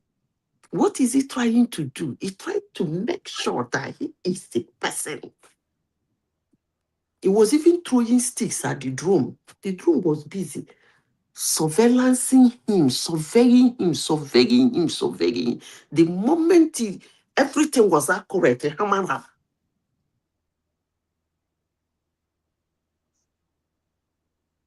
So all these things people are saying, how can they? Nigeria, they don't have intelligence. The military, you people don't know what the military is. It will take me, I don't know what will take me for me to demystify any military in the world. Honestly speaking, I don't care the country it is. It will really take all heavens for me to look at the whole military and say they don't have intelligence. They're not police, so they're military. That they got the intelligence, they don't want to use it is a different ballgame. That they got the intelligence and use it for their own good is a different ballgame. Because the shit that is happening in Nigeria, sometimes when they say it, it actually looks like a fairy tale. But it's truth. The dossier America have on you guys is actually overwhelming. But let's leave it at that. Venezuela. Maybe today them and Venezuela start this drama. And it's getting close. Not be today. It's over 15 years ago, if not more than. It took them almost 20 years to get this close, to the extent of trying to drop leafless. Now they've shut down their airspace. I live on, I make on the wagon amount. Made a lot. I didn't see the outcome of the Nigeria delegation's meeting to Washington. Their meeting, America agreed to provide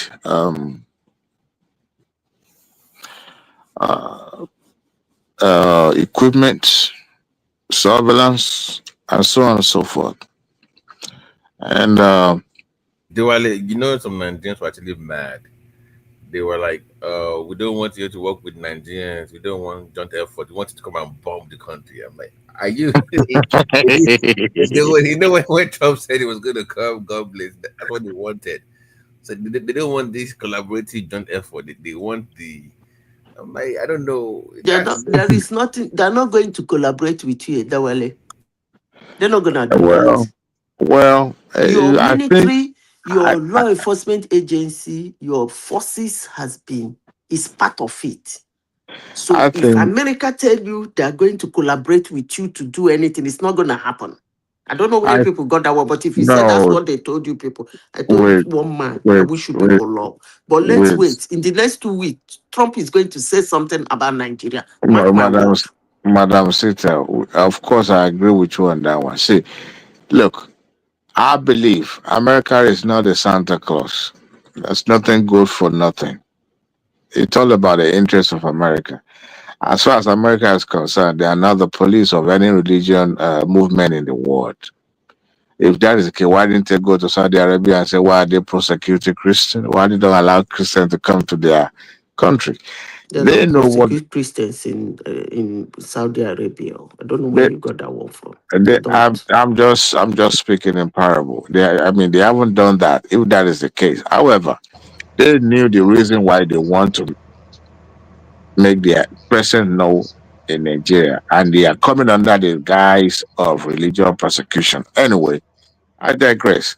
But I think this current administration, I'm talking about Tinubu administration now, is open to discussion on how they can form an alliance, not just about the existing agreement or alliance that is American and Nigerian has been forging all this while. I'm talking about renewal of American interest in Nigeria. So let's start from where do you come in for me? What do you intend to do? That's not So, gonna happen. no, it will happen. And I tell you It's not this, gonna happen. it will happen. In Nigeria, When my husband, I was discussing with my in husband. Do you Nigeria, know what I told him? you have I told him Chinese. that I'm happy the way Tinubu is handling it.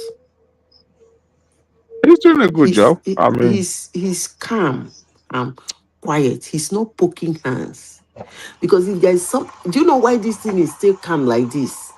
It's because he's taking it softly. He doesn't want and to escalate. he has no One choice thing too because America this is his don't like first is time. for you to start telling them that you're a sovereign nation. They can't do anything. No, his foreign minister is doing that. We are still look. No matter what the any international body is doing, it's Tinubu is lucky because one, he has some supporters in the international community, and those people are ready to take up not the fight but the argument for him. So he has no reason to be shouting. Now, as far as United States is concerned, there will be some sort of level of intelligence sharing. But the main reason China. why they want to make their interest known is that if you've noticed for the past more than a decade in Nigeria, China has been making a great stride in I every don't know strata why you people keep saying this thing at of our Dawale. life. This is actually an upside down idea. See, Adewale, go back to Who is history. driving truck? Adewale, listen to me carefully. Go back to history. America is the highest donor in Africa. Way back, they don't have a project. All this build bridge, I give you money, you build bridge, I pay me, I drive it. They are not interested. If they are interested, I will keep saying this. So, for those of you who lay your hands on business, that is business. because of business. Oh yeah. If That America had wanted to have Africa, they will have it in a blink. now see, Let me finish, please. Madam Let me Sita. finish. Let me finish. The time they were giving Africa money like beggars, when a beggar sit in the street, you just come, dump money in his can and walk away. China was not there. China was not there. They never asked you for anything. They know you have natural resources. For some reason, I've been thinking this right from when I was in the university. Why is it that America doesn't want to have anything to do with Africa? But anytime they say anything about Africa, Africans will run out and start talking No, about their no, resources and no. what they have and what they want to Hello, take well, yeah. and what want to give. I tire for now, but Go, we could yeah, not go. continue. Madam Sita, America Yeah, go. involvement in Come back, call me. Africa affair. It's not just about economy. China is on its own. Man, I If wouldn't you worry anyway. notice time memorial, China has never been a colonizer. As a matter of fact, they are so conservative Yeah, that please say you what you're saying. they were reclusive. Now, in He the don't reduce, but hey, still space. I beg, mute your mic, I beg. Midwest. Manager, I arrive. Midwest, mute your mic. Chinese all in kid don't understand even us. Maybe Midwest, mute your mic. Oh, Midwest, mute your mic. I've muted him. Okay, great. Now, Chinese, they've never make any incursion to Africa land. But when you have a hand extended to them, they realize that look, over the years they are also a big player globally, and for them to be able to forge or to continue um with their plan with getting involved globally, Africa invited them and they honored the invitation. Now, decades of neglect from the Western world, especially from America, is now beginning to haunt them. Over the years, let's say at the beginning of the inception of our country, they were able to bring in some country. ExxonMobil was one of them, and some other American companies in Nigeria. And at a point, they were so much interested in our political life than economic aspect of it. And they prefer giving donors, they prefer giving aids, money, resources, than to allow the continent to grow. And China is like, look, we're not coming in to dictate how you run yourself, but we want to partner with you in the economy so that you can grow too. We're not interested in usurping your traditions and culture and changing you and giving you religion. No, we are coming in as So a you are growing with China. China is growing you. wait. They form partnership with us. They are putting their hard-earned money. They are not controlling how you run your government. They are not involved. They are not interested in your governance. Give us your word. I want to be partner with you, and that is what Chinese have done. Now, America now beginning to wake up from their slumber, knowing fully well that when you control somebody's economic aspect of it, you also control their life. You control them indirectly. Now, they're beginning to say that, look, we are turning away from them gradually. I mean, come to think of it, we're now beginning to have this, not just a diplomatic channel, but we're having an open trade agreement. Now we're joining association with them. Now, America believed that, okay, when Trump came, he stopped all the money and arms coming to Africa countries. And Nigeria is one of them. So now they realize that, wait a minute, one of the biggest port in Nigeria is controlled and run by Chinese, to the point that they were building our airports. Now, what I'm trying to say is this. When Trump came to the government, Obama had nothing to do with us in Nigeria because at the time he came in, the economy of America was in turmoil. Gradually, they rebuilt. But yet, no American president dare trying to extend because America will go against that individual that you have not even yet rebuilt the country. You are now going, extending abroad. Now, you also have Trump administration that came up with this slogan of American first. That means let's take care of ourselves first before we even take of a third world country. Whether true or false, the statement credited to Trump was that Africa is a shithole or Nigeria is a shithole. Now, for somebody with such kind of mindset, he wouldn't care about what life is in Africa. He doesn't care about life or partnership to the point that he believes that tariffs must be imposed on those countries that are trading with the country.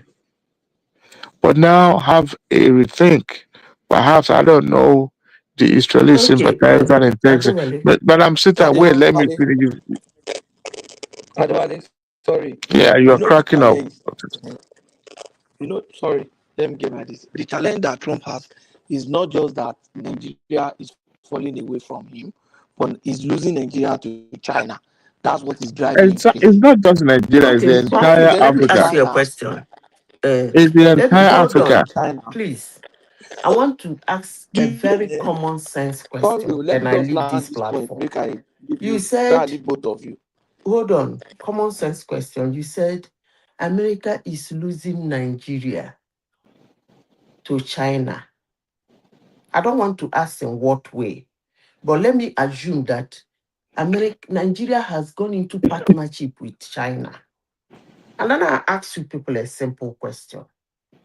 If America come today and want to, let's assume China is building your rail from Aba to Port Harcourt, and they're building Lagos Airport, Kaduna Airport. I want to ask you a common sense question. If America come today and say they want to build Owerri Airport and the Enugu Airport and probably Sokoto Airport, are you now telling me that because Nigeria has a deal with China, Nigeria will say no? Hello? Madam Sita, this No, thing no, is no. not. Answer my question, please. No, see, No, wait. Will that is not Nigeria how say no? that is not how things work. No, I just asked a question now. Nigeria will You say said no. It's about America it's is about hold on. Your thing is that America is losing Nigeria to China. Whatever that means, I don't know. And then I said, are you now saying that if America come to do things in Nigeria, wants to do things in Nigeria that will profit Nigerians, according to you, that said China is doing things that is profiting Nigeria? Are you not saying that if America come to Nigeria to do things that will profit Nigeria, Nigeria will say no? have you heard? So how are Madam they Sita losing them to is not China? getting it. Have you heard that? Are you aware that Nigerians can now change Oh money from shit. naira to yen without using dollars? You see that I easier asked you a passage. question. You are still I'm saying saying the same thing. And I it's am about asking you a question. it's Okay, about Nigerians are doing something without using the dollar. Let me hold that one. You've Nigeria answered can that look one. Let me away if rephrase the it again. condition attached to So that. hold on. If America come now and say, Nigeria, I want to do something with you so that you'll be using the dollar, are you saying Nigeria will say no? Nigeria can say no. Nigeria can say no. Let me answer you, Madam Zita. If it's in the space that China is already occupying, Nigeria will say no. They will say no That's because that's just to do with the condition of operation. yes. And The we condition cannot if attached. we can operate side by side with China, fine. But Nigeria will not drive China out of America. No, No, that's not. I think we have passed that now. America has it's missed not that even opportunity. possible. But America needs if to. I may Let me come land in my here. You point. know how Sorry, much we'll come. China have injected to our economy for the past 10 years? Let me land this point. You can call me. Let me just land this point. America has lost a very big opportunity in Nigeria. If there is a country that is so pro-America in Africa, such that With people even Nigeria. call us United States of Africa. You're right. We have system of government. They call us United States of Africa. It's Why do you just think they want to build the biggest embassy in Nigeria? no. If not because of such alliance. We should be to America what UK is to America in Europe. We should be to America in Africa what is to America in Europe. And Nigeria is one country that America could have been able to deal with and just close their eyes and go and sleep. But they lost that opportunity because we are And this black. thing started from They Obama. call us people, they call us all those rubbish. You say, I It beg, started from Obama. you just pandering to them all this while and nothing. Now they pay them. We didn't gain anything. You Nothing know, now. they partner with us in terms of exchange of, we trade, but they are not really investing money in an economy. They are not. They were ready to give us. They were ready to supply us loads of condom, healthcare products, and all that, but they are not actually putting the money down. And you have a country, as a matter of fact, Adewale, if America is dealing with Nigeria, I can guarantee you that the state of insecurity in the north today may not be like that. Because like China can deal irresponsibly, but Americans they hardly deal irresponsibly. So there are two different. you Now know, the thing is, like I said earlier, China is not interested in your governance. They're about putting money See, down. let me also say something, I said deal Mr. Adewale. irresponsibly. Those are Yeah, two different things. When you deal me, irresponsibly, hold on, no. When you are dealing irresponsibly and you are dealing responsibly. For example, at least for the pretense of it, uh, I strongly doubt it that with the level of insecurity in the northern region, I strongly doubt that America will want to deal with you. Yeah, they may want you to be suddenly go to them, but they won't be there and be supporting insecurity, which I believe that tactically they shall. Ola, you know the funniest thing?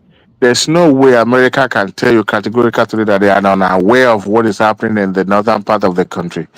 As a matter, I won't be shocked. I won't be surprised if they are the masterminder or the supplier or the sponsor.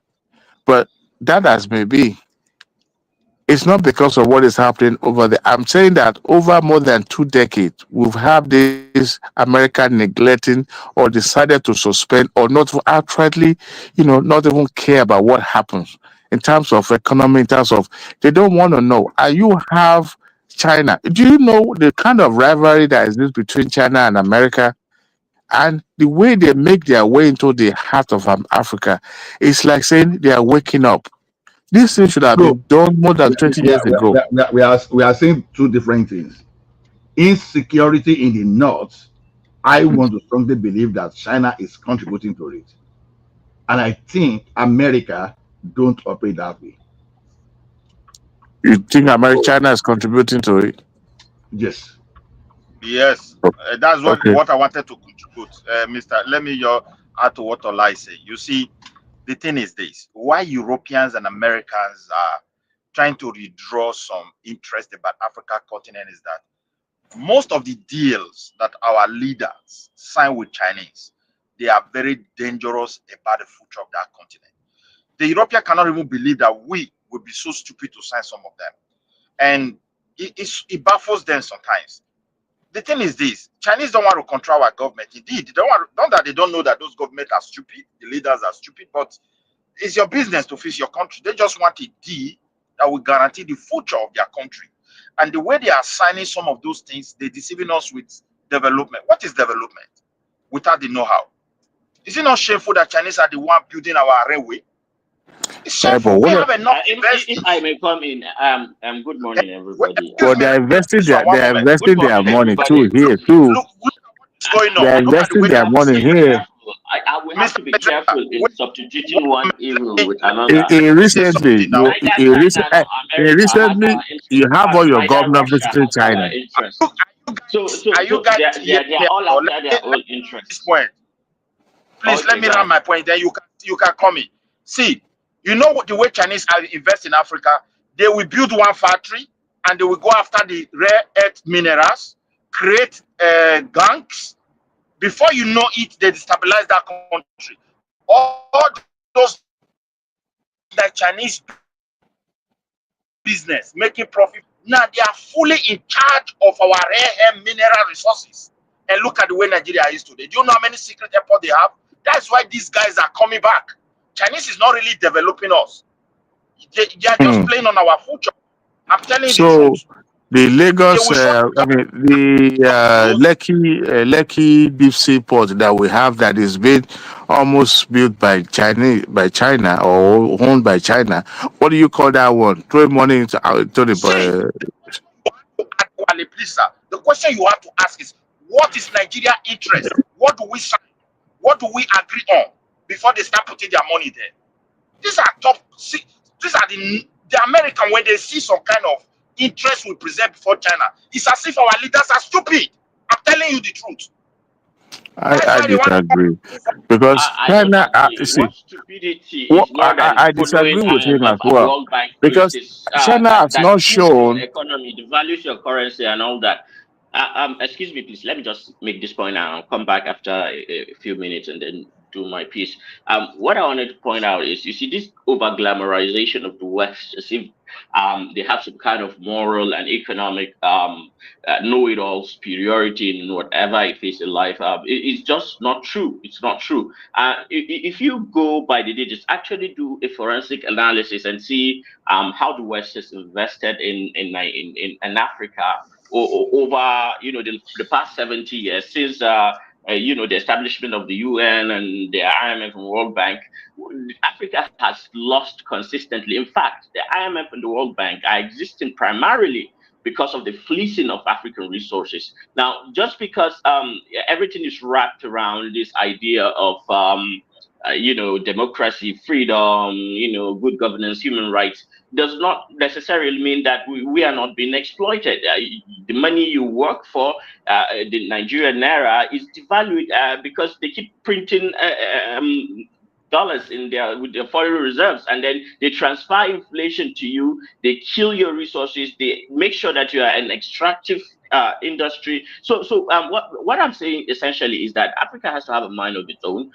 We cannot say that the West is superior or better or have our interest more than the East, China or Russia. We have to be intelligent to know and occupy, that sweet spot in a Venn diagram where we maintain our independence and at the same time, get the best deals out of all these competing powers. Because this is a moment in time where if we do not, exploit and capitalize, it's not going to stay like this forever. At some point, someone is going to gain the upper hand, be superior, and then by that time, maybe too late. So I'll come back after 10 minutes so you can continue, guys.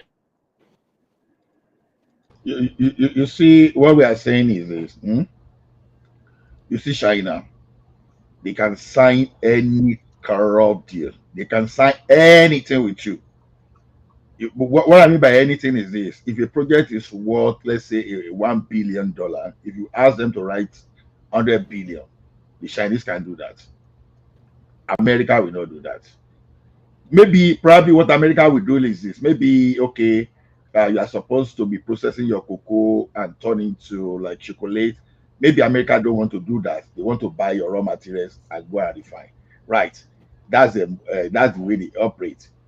But at least, since I've been working with Americans, at least let me say, I work with American company back in Nigeria. It is difficult for you to even say you want to do anything or you want to do any kickback or whatever. You understand? They will never accept that, even as tough as the general environment is. But the Chinese people, they can even tell you what you want. You understand?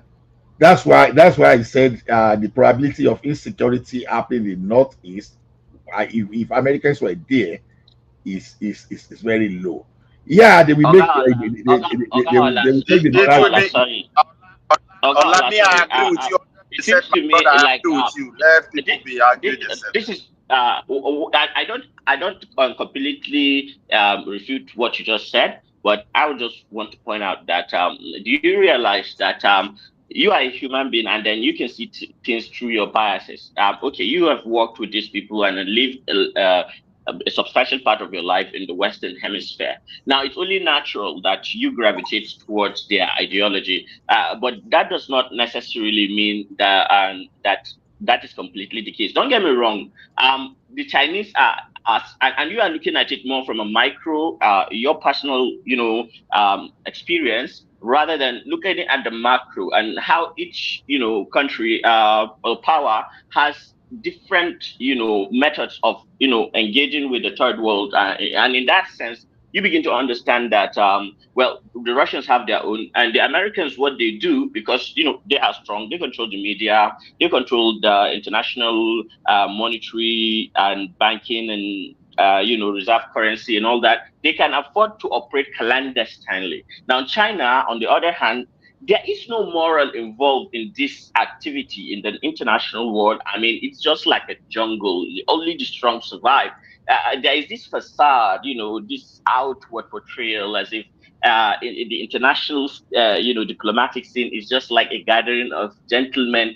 It is a brutal, my country's interest first, damn who dies, damn who does not. And truthfully, if we are looking at this, yeah, okay, just check the records, just follow the records and see what has happened since the United States and the West, have gained, superpower status for the past 70, 80 years. Um, just look at the trail of blood that has happened. They kill you economically and then they kill you militarily. The amount of people that have just died by directly, indirectly by their actions is just so stupendous that you cannot rationally ignore if you operate on a Okay, moral and ethical principle. let me interject you there. See, I can guarantee you, if America was not superpower to stop the Second World War, the war we have today will be brutal than how it is today. See, let me tell you one thing. We may just downplay the role of America and what they be doing, being the war police. You understand? Just assuming that you left Adolf with the entire Europe, that guy would have messed up the entire Europe. You understand? And when people like that mess up with that entire Europe, it will not stop there, and they will always advance. So if let's see, when you look at the entire issue of slave trade and even gaining independence, you understand, American has always played critical role. You understand? If not because of America, I guarantee you that the British people Ola, probably they will please, not stop Ola, Good please night, don't say guys. to Good have night. black race to it. Have Oga, black race to it. If not for United Oga, States, who are black men to even talk when these people gather. My dear brother, you Oga, don't even know the value of America in your life. Wait for Chinese to go to their stage and see what black man skin, black comparative fact. skin will not end up in shoe and bags. You understand me? The black Yes, skin will end comparable up in facts. I bags do not. and shoe if China gets to America level. No, it's Get that Midwest. one clear. Midwest. Oh, Midwest. Sorry, I don't necessarily disagree with all what you said. But what I want to also point out is that look, I do not like the idea of a Chinese superpower, lording it all over us, because there's this underlying narrative and perspective. It's not even a narrative. It's the reality at the end of the day. When you look at critically what the United States is and critically what China is, at their core, China operates. Okay, let's say China are a country of engineers. Okay, it is a country that is built, maintained, sustained by the majority of the elites and the people in the CCP are actually engineers. Xi Jinping is a chief, is an engineer. Chairman Mitsubishi, Hu Jintao, all their people in politics and power are actually in the engineers. When you go to America, for example, those who are historically dominated are lawyers. And there is this thing with lawyers, which they get caught up in, the technicalities of this and that, and this and this and that, and then they don't necessarily get things done in a more efficient manner. Unlike the engineers who can, who are trained, to be kind of dissociated with the human condition, rather to invent and implement at a rapid state. Now the problem with these two professions, loosely, when you look at it, is that while engineers are, say, people who are more material and who are looking for efficiency, there is no like deep-rooted human ethics in that profession of engineering. However, in law, whatever you may want to say against them, at least there is some ethics and there is some, humanity. Although we know it's a mask, but sometimes it plays out to the benefit of the less weak. But don't get it twisted. America do not give a rat ass about your freedom, or if they have an interest in you, yeah, they may. But if they don't, you can go to hell for all they care. America, it's called also, is like a corporation. It's not a nation. No, see, let me come in, my brother. If I also want to do something there, am I permitted? Are you hearing me? See, the thing is this: I'm not saying Americans are good. I'm not saying Europeans are good. First, the question you have to ask yourself: what is your own national interest? What are your leaders presenting? How are they dealing with the global system? So it depends how they're going to approach you as well. However, whatever we have today as a black race and the world, living among the white, we can sit in their working place, eat with them. If America is not there, forget it. It will not happen. Since the Second World War, if America is not in a position to be where they are today, there will be different kind of war. Look at when the weak people handle American politics. That's why we have the Ukrainian war. If Trump was to be there, I tell you, Russia will not dare do that rubbish. It will not. And we need those kind of power-based people and rule-based people to lead that kind of country. And if you see the way they design their political system, Europe don't copy anything from them. It's because of Nigerians are stupid. That's how they tell you America do it this way. Because they design those things eternally as a foundation so they can also control the globe. Sometimes we go there, we want to copy, we want to put in a country that doesn't have foundation like ours, we mess up your system. So, my dear, let us be honest. We should give them credit. Then let me go to China. The Chinese you want to portray, let me just tell you what Chinese want. They understand that African leaders, as I use that word, they are stupid. They don't have vision for their country. All they want is power, money. Okay. The China understand them. And when they are coming, they come with those two things. They encourage you to have they don't interfere. They don't criticize you. Just do what you want to your people. All we want is the business aspect. That is very dangerous. American will see some business when they look at your future, what you want to say, they tell you, no. Like Ola said, there are some deal you want to do with America. They know this thing is not that it's not good. If we favor them, but they understand that this one will be more problem for them. They tell you no.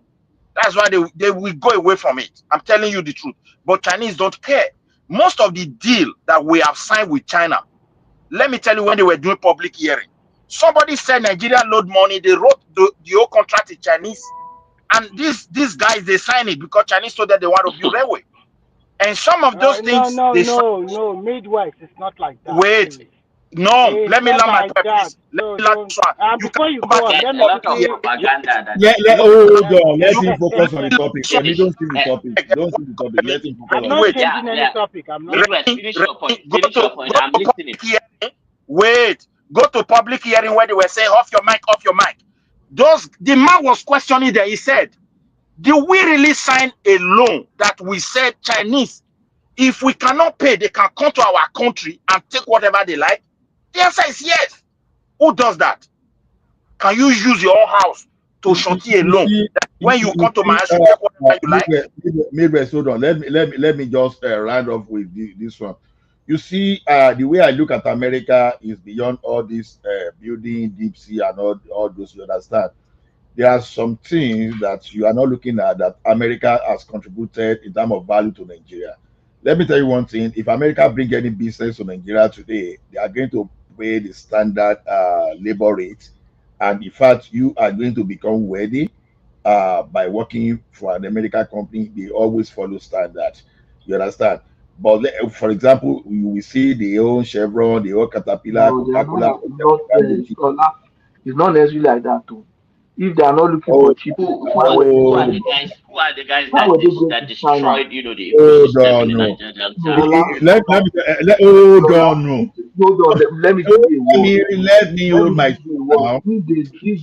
If they don't want cheap labor, why did they move their manufacturing to China? Are you telling me they were still Chinese workers the same way they were still what I'm even saying within Nigeria, I mean, you see, cheap labor within Nigeria is not the same thing as the cheap labor within Nigeria that Chinese will give you. Where the America will be giving you 200,000 in Nigeria, Chinese will be giving you 30,000. And where America will ask you to work for 8 hours, Chinese will ask you to work for 12, 15 hours. So I'm just telling you the value that these people bring. You understand? We're only talking of physical infrastructure, but you have to look at another value they are bringing into our community. Now, if Americans are working in Nigeria today, they will use Nigerian labor.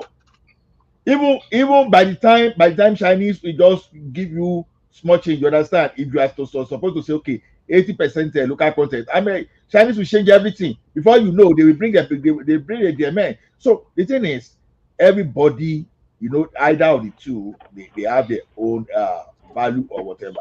You understand? But Yes, yes, I agree. So in the recent time, it appears that just because China they have oversupply in the heavy industry, so they just have to find some kind of some real way to target Africa. You understand? Because when you are oversupply, China can no longer contain them. That is why they gave all those guys. They start moving everywhere to start building. And the thing I can tell you about America is wherever America go to, except your people force them not to do that, they are always aware of ecological factor. But Chinese within the period they enter Nigeria, they force deforestation. Come on. We are seeing No, what is happening in the United States with their president and the no. deniers of What I'm saying, Come apart from on. oil in all that oil area when the thing is spoiled, and it's not their fault. It's actually the fault of Nigeria, the corrupt officials, and who are the people even exposing them? The same Americans that are working there. But the question is this: during the But period that the have Chinese they help us to repatriated get that away, money back? All those money our leaders are putting into their bank, have they given us everything back? Never, Remy, never. So sometimes when you are talking, balance it. I know every no, one of them, they are here because of their interest. I pick So topic. I pick topic. Remy, I pick topic. why you ask that question. The question should be, why should your leader go and keep the national is money it in their not the bank? same Are they thing? stupid? It's like I stole money Why and give should it your to you, own leader, Midwest, why and is then you keep it. Trump What are you bringing his talking money about? to Nigeria? Why Not don't you? Remy, I Remy, agree with you. I agree with we what have you just in said. Nigeria, But the they're not problem is bringing their this: to our bank. China will even hand over that money to you as well. You understand? No, you can't say America will not that. You even can't say that. hold on. Let me tell you something. China is No, not a America, country where you can hold take on. your money to. They won't accept. They won't allow you to take your money there. Who told you that story? They don't Look have that kind at of. what you're It's saying. true. They don't have Look that at what kind you of are bank saying. to put their money No, there. Remy, forget about today, you will know. they have everything in that country. Look, our crisis today, the reason why the West don't want to complain, there are secret airports already in existence in Nigeria, where all these kite plane can land, supply, take away. And most of these people that are involved, or those who show them this way, are Chinese. They do a metal company. And here come a country where there is no balance sheet about companies, how they make their profit, you don't know. And at the end of it, or they can declare we make so profit. Let me inform you of something. Let me inform you of something you find surprising. What is happening? Wait, they build us underground refinery inside your country. You don't even know. Before you know it, they start taking your gold. You started with They your still own bringing propaganda. and now they've destabilized our country and they've destabilized the entire continent. Nothing good is happening, and yet we are blaming people that you cannot negotiate deal with. What is your interest about your country? No. That's the question you should ask. Let me tell you something. Let me Let me tell respond to you Midwest, something. please. Just one second. Midwest. Let me update your information. You may have gaps in your understanding of what is happening on ground. Now, what is essentially happening with illegal mining in Nigeria, whether some of us want to agree or not, there is complicity of the federal government in this mining, and this for the simple fact that if they standardize mining, that will mean that a lot of transparency will come into the space. And because now whatever is mined, the gold and all that, is not being accounted for, and there is no way you can like go through documents and follow the money and know what has happened. Everything happens like in barter. They exchange gold. Okay, let me just say this. Okay, the Chinese are the ones on ground, and they essentially supervise the minings. And what they are doing is that they arm terrorists, bandits, whatever, so to push people out of places that have a lot of gold reserves, and then they begin to operate there. Now, what will interest you is that who are the majority of buyers, because Chinese actually extract their own portion at source from the fields. They take their own, and then what they essentially give to representatives, like think of them as undercover, 3-letter people in Nigeria to send to the presidency their court, or the establishment their court, the politicians their court exist. And then another angle to it is that then there are people, middle players in this evil extractive gold sector in Nigeria. Those middle players, they buy the gold from all those fields, and you know who they sell it to? Primarily, the United Arab Emirates, UAE. UAE is the largest buyer of Nigerian gold. And do you know what UAE is? A client state of the United States of America. So essentially, the US is using UAE as proxy to have access to Nigeria's gold. China are taking at source, and our politicians are giving their cut. You know, all those big tubby people, they don't have any morals, so they just take their cut. And Let me come in there. Wait, can you let me come in? You see, you can't just bring America operates capitalism. It's just like me and you that is here. We may have an idea of business, and the laws of America or the laws of Nigeria may be, engage that kind of something. So we have to look for alternative and looking a way to bypass. So the question is, what is your national interest? You said the federal government are being compromised. Yes, why would they be compromised? In America, can only Trump, as powerful it is, we just say go and start exploiting oil somewhere? The answer is no. The state governor there must agree, and if not only the state, the local, where they at least they say have local. There's no way that there's no local. The local government must agree, and if anyone say no, let me land this point now. Traditional readers. No, I mean in America, I don't know what they call their local something. They must surely have. So I'm just giving an American as an example. Only Trump cannot say. Azan, can I contribute? Azan, can I contribute? Go ahead. You listen to me a little bit. Midwest. Sorry, the mistake you always do is that you cannot compare standard and well-rooted country over the years with Nigeria. Why can't you let me finish. First, you have to acknowledge our own limitation first. We have a lot of limitations. And America also have little limitation because they are practicing their own democracy over hundreds of years. Then when you are talking about both America and China, about how they handle Africa, I acknowledge and respected America for what they have done over the years to Africa. Or maybe they are a good partner to Nigeria before. But unfortunately, things turn around. For the reason why China was able to penetrate Africa is because they are giving them what they really lack, what they need. Every country needs development. We need to open up our country for businesses, for infrastructure development, for so many things. And if they come to you that, okay, we are going to help you build seaport or airport, we are going to use our money and then we spread the payment for a lot of years. We are not interested who is your president or who is your governor. And they are getting things done. And then you will go back to your old friend who tells you that I will help you, but you must follow this condition A, B, C, D, E, F. If you cannot follow this condition, I will not give you. And you must follow my order. So that is tendency to happen. That is normal to happen for you to shift towards Yeah, your Remy. new friend. So Remy, what I'm trying to see. tell you is that no matter, let me finish. You have been talking. I will stop soon. I won't take too much. No matter how you blame China, but the result is what matters most. And every Okay. teacher will tell you your result is what Remy, matters most. look, And if Remy, wait, relax, hold on you will a come, little you bit. will Let me talk reply now. you. Just 1 minute, and then you will finish. I won't take too much time. The result matters most. No matter, every two of them have their own interest, and the way they go about it might be different. But what matters most to your own country and your own people is that they were able to create employment and they were able to bring infrastructure to your people. That's what matters most, and that is why Okay, you are let seeing me this come in. development you are seeing in Africa. Remy, wait. You That can is go why I ahead said, now. You can go ahead. for me, I think the word infrastructure and development has different meaning to everybody, because any development that would be costly for the next generation don't supposed to even exist at all. So which one If is somebody is going, you not to have it at all? hold on a moment. You have a Buhari was there, this people that is employing thousands of your people, and you don't have you it for listen. nearly Let me run my 25 years. I don't know what you call employment. I don't know what they are benefiting.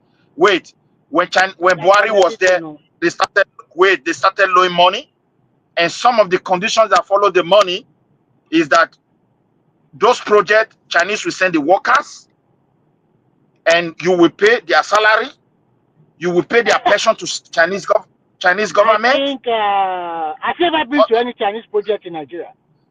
When they are Please, doing it, I've never been there. Give it Chinese project. I don't give a damn. I don't give a damn. Majority of the people working there are Nigerians, okay? Only the supervisors. Only the supervisors. Sometimes you see Chinese, okay? No, the way you put it, it's like they bring. You are getting. They bring a lot of I Chinese listen to to come your and own do it. part. I listen to your part. You don't listen to me. The thing is this. Because what you just said now baffled me. Now it's like Chinese are bringing 10,000 workers from China to work here. That's why I said you listen to you listen. I also say my own point. The thing is this: if my aim and objective is to come and deceive people with development and put the next 10th generation into serious problem, and unknowingly to them they just stop me, it's their own fault. For example, I come in with a company, I pretend to be employing your people, while on the other hand, we are researching everywhere to see where we can have gold, where we can have other minerals to pay for everything. So before I know it, I create some malicious. Okay. Wait, what you just said now about Remy. Be quick, so that we have 1 minute and then we can go. Wait now, I am employing your people in one hand, few of your people, and at the same time I use the contract to employ my own people from your country and paying their pension elsewhere.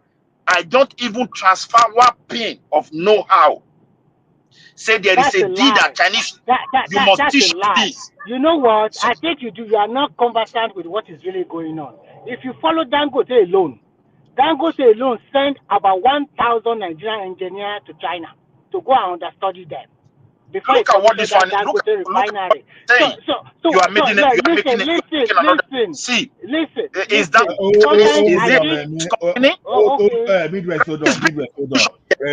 Midwest, hold on. Remy, you said Dangote sent staff to China to go out understudy the refinery in China. Yes. Why will he send to China? Dangote said it himself. Hold on. Why will he send them to China? Engineering related courses. To learn some technology or whatever about the Dangote. Did I know whatever they said? Remy, hold on. Midwest, hold on now. Remy, the question I'm asking you is this. The Indians build the refinery. So why would Dangote send people to go? No, that is why you are wrong. The refinery was not built by Indians alone. The core technology, there are some Dutch workers also there. It brought in a lot of people all over the world. Let me answer Ola's question. Okay, go ahead. Yeah, Ola. Look, if you go online to buy something, and then you go through, multiple sellers. Probably they are selling, say you want to buy, say, a computer or something like that. And then you go through what is available. Then you have, one vendor who is selling the same commodity, but is selling it at say $1,500, and then another vendor is selling the same commodity for $1,200 with technical support and warranty and efficiency. It's just economics. It's just when you get value at a lower rate, but that utility is efficient and it takes care. So the Chinese universities that you see are now leading. They are leading in research. They are patenting every day. So it will be foolhardy for somebody who is not actually doing his work on ground to think that if he goes to the West, he gets the best, in science and innovation and technology and STEM. Where the real thing is happening, man, is in China, and they are not exploitative. The price is reasonable. So why not? He's a businessman. Why would he send people to the United States? No, you know why I say that. You understand? Let me tell you why I say that. Okay, look at why dealing with ATM, for example. If you buy Wincoding stuff, you go to Germany for training. If you buy NCR, you go either to Dundee in Scotland or you go to United States, because those are American machines. Because and what you find in England is the same as what you find in the United States. Even you can even go to United Arab Emirates for that training, because they have large amount of those ATMs there, right?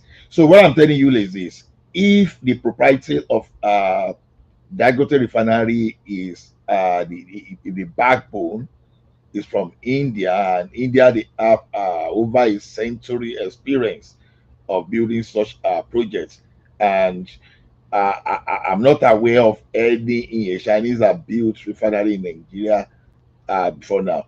So No, why it's would some part of the refinery. Not, oh my God, now why are you talking this way? You're I an only engineer, for have, God's sake now. that's why I'm asking you. You should. I And want I'm you to trying tell me to why. explain to you why are you Doesn't have talking all this the way. information, so he's calling it, please. making judgments. Don't let these guys take this discussion to private investment. You deal with direct government. Dangote is not Nigeria government. It's a Midwest. He's just Midwest. Let me businessman. tell you He can something. choose he can choose to train his staff to suit his own business model. That does Is not that mean not there's part? Is that when you talk about bilateral agreement? Is it, and you also talk about listen. the interest of your own government and the interest of Chinese government in doing business. This is what I want to discuss. When you are dealing with government, you also deal with the people of that people exchange, cultural exchange, so many things that governments are among themselves. Why do presidents, when they travel, why do they take some industrialists in their country along? Is it for child play? Why is Tinubu going with Dangote, Otedola, and Lumelu, all of these people, everywhere he goes? State government, why is he taking them there? For Jamboree or what are you Midwest, talking hold about? on, Midwest, just a minute. No, You know why I was praising giving while I was crediting America the other time is this: Americans, at least based on experience, where in Nigeria, then when you buy the solution, they don't have problem transferring the knowledge. Chinese, they have serious problem transferring the knowledge. They have serious problem. You have a very Hold on. good point. But at the same So time, some of the things they're building for your country, you don't have expertise there. So they need to help, and they also, let me tell you how they work. I will tell you how they work. And if you can give me 1 minute, then you understand how these Chinese people work. If you can be just 1 minute, and I will tell you how they work, then you can start forming your opinion and give me a response on that. When the Chinese government sign a contract with you, they have specifically, they call it China Import Export Bank. They have those banks in China. There's a government-owned bank. They will not give you the money.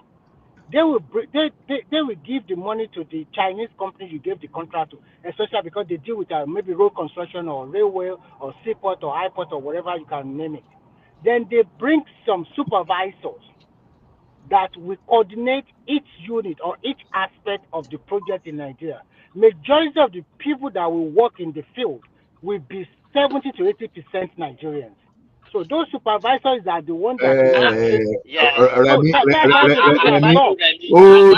Hold on. Yeah, I'm just going to buttress his point. That was not like what they started with originally.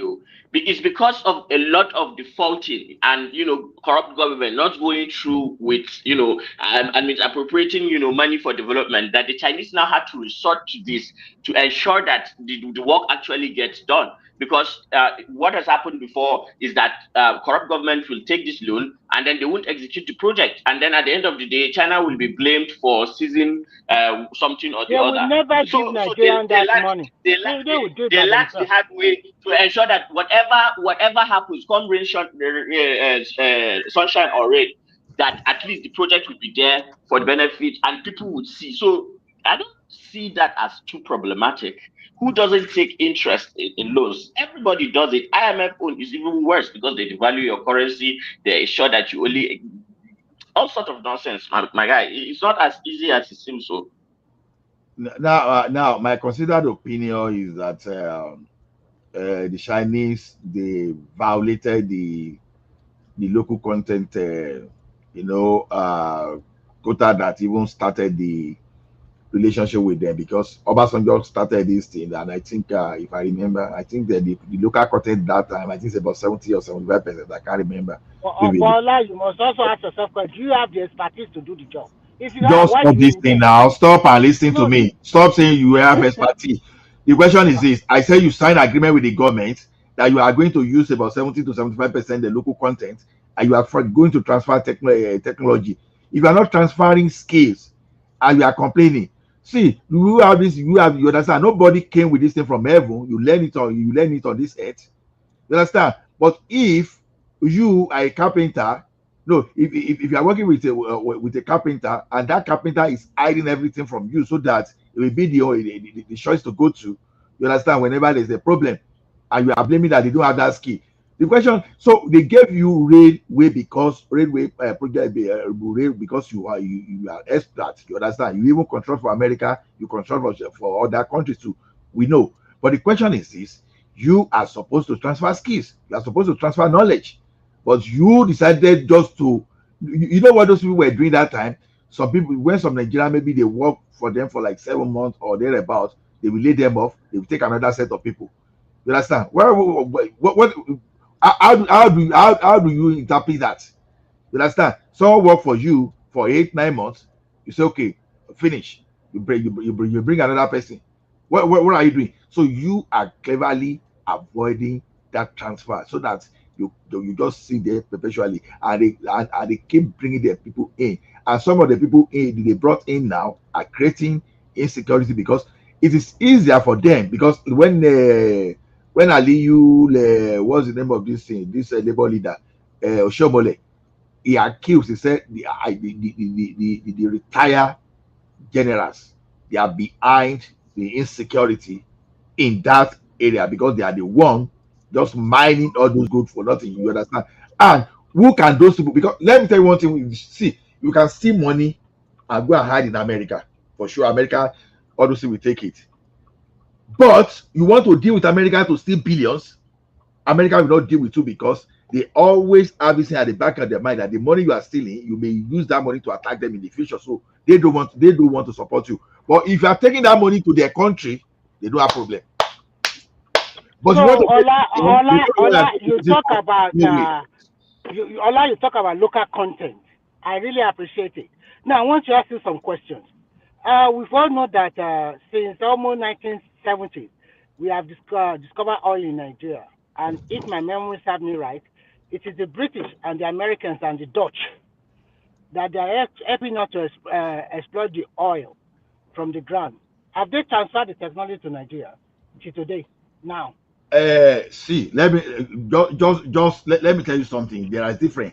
You have a specific. Hold on. When you brought those people, did you say they were? Did you agree with them to transfer knowledge? But I'm telling you Thank of the you, one that I know categorically. What do you mean? Did you agree to transfer knowledge?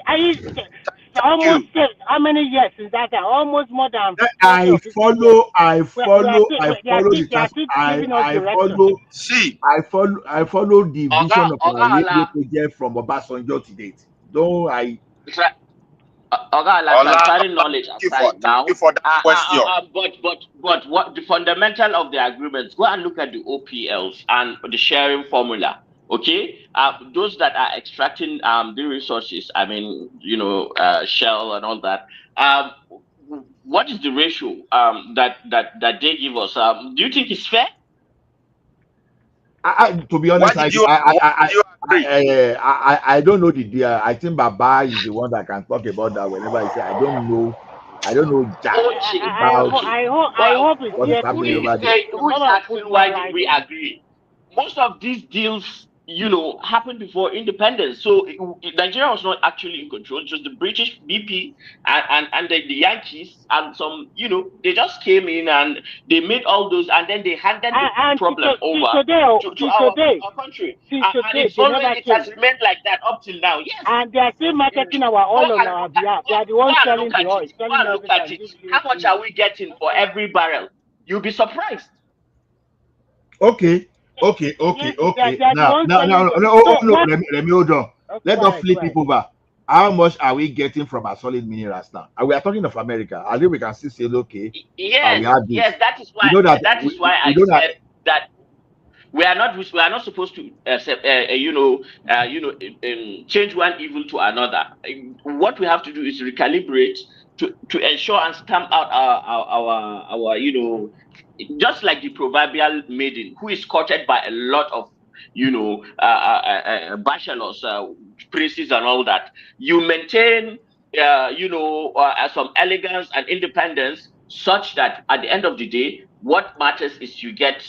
Do you know of this queen in England that never married, but she was a diplomatic strategist, a masterpiece, who ruled for a period where the British have experienced a lot of peace. I have forgotten her name. Is it Elizabeth the first or something like that? Margaret No. That's Margaret Thatcher is a charlatan. I'm talking about she's a monarch. I think she lived in the I know the person you are talking about. 16th century. That she was more like she was like befriending everybody. She was like befriending people across Europe, and I've forgotten her name now. I know the person you're talking about. She never committed to one, but at the end of the day, they all end up serving the interest of her realm. Yes, that's what we should do. I forgot this our brother name. Let me comment a little bit. You see, if you as a person you want to negotiate a deal for your country, and it is Queen Elizabeth anyway, but not this Elizabeth of this thing. Are you guys hearing me at all? The first. Olana, they hear me? We they hear you, Midwest. We they hear you. Okay, my brother, just imagine somebody want to negotiate a deal for our country. And getting there, you are negotiating a deal only for yourself. You don't even care about your country. You will blame the rest people for negotiating. Can you put a name? Put a name who is negotiating for the. He won't know now. You understand how we behave in Nigeria. Let me tell you something. What is happening now? And I see Nigeria now. They start kicking down. This treasury single account policy, it didn't work very well under Buhari. TSA. All those ministry, they still find a way to create some kind of pocket of accounts. They used to steal money. That's why you will see an NPC. You understand? You see an NPC. We tell you that okay, they didn't have 10 billion, but they were paying subsidy of 20 billion. You understand? So now they are using express payment, right? Express payment is what they are using now. Yeah, you are right. Continue. The problem I have is this: if to set the screen, if to say it's easy to just slap person from the screen. A person like Atiku Abubakar, I will have just given a serious knuckle. In all of the security in Nigeria, this man did not speak, and he still found a way to talk of when it came to that issue of that money. Now, the way they mistake, they will tell you, they are repeating alpha beta in the federal. The question today is this: people don't even know what alpha beta does. Alpha beta is not a collection agent. They don't collect money. It's still the Lagos Revenue Service that collect money. The one of the federal too is still going to be the Nigeria Revenue Service. But the difference is this: you are just bringing a platform that all those your story that I want to create this account, even if you like go and create 1 million account, that solution will grab it anywhere you are creating it, so that all those money you are hiding, you won't be able to hide those money again. That is why you see people, when people start kicking, you know, the problem about we Nigeria is this: when we earn money, I mean, Good we night. It's can already put 12. it in the Maybe chat. Ola, you should Yeah, I take will it go to. in maybe the next time in itself, because Okay. I have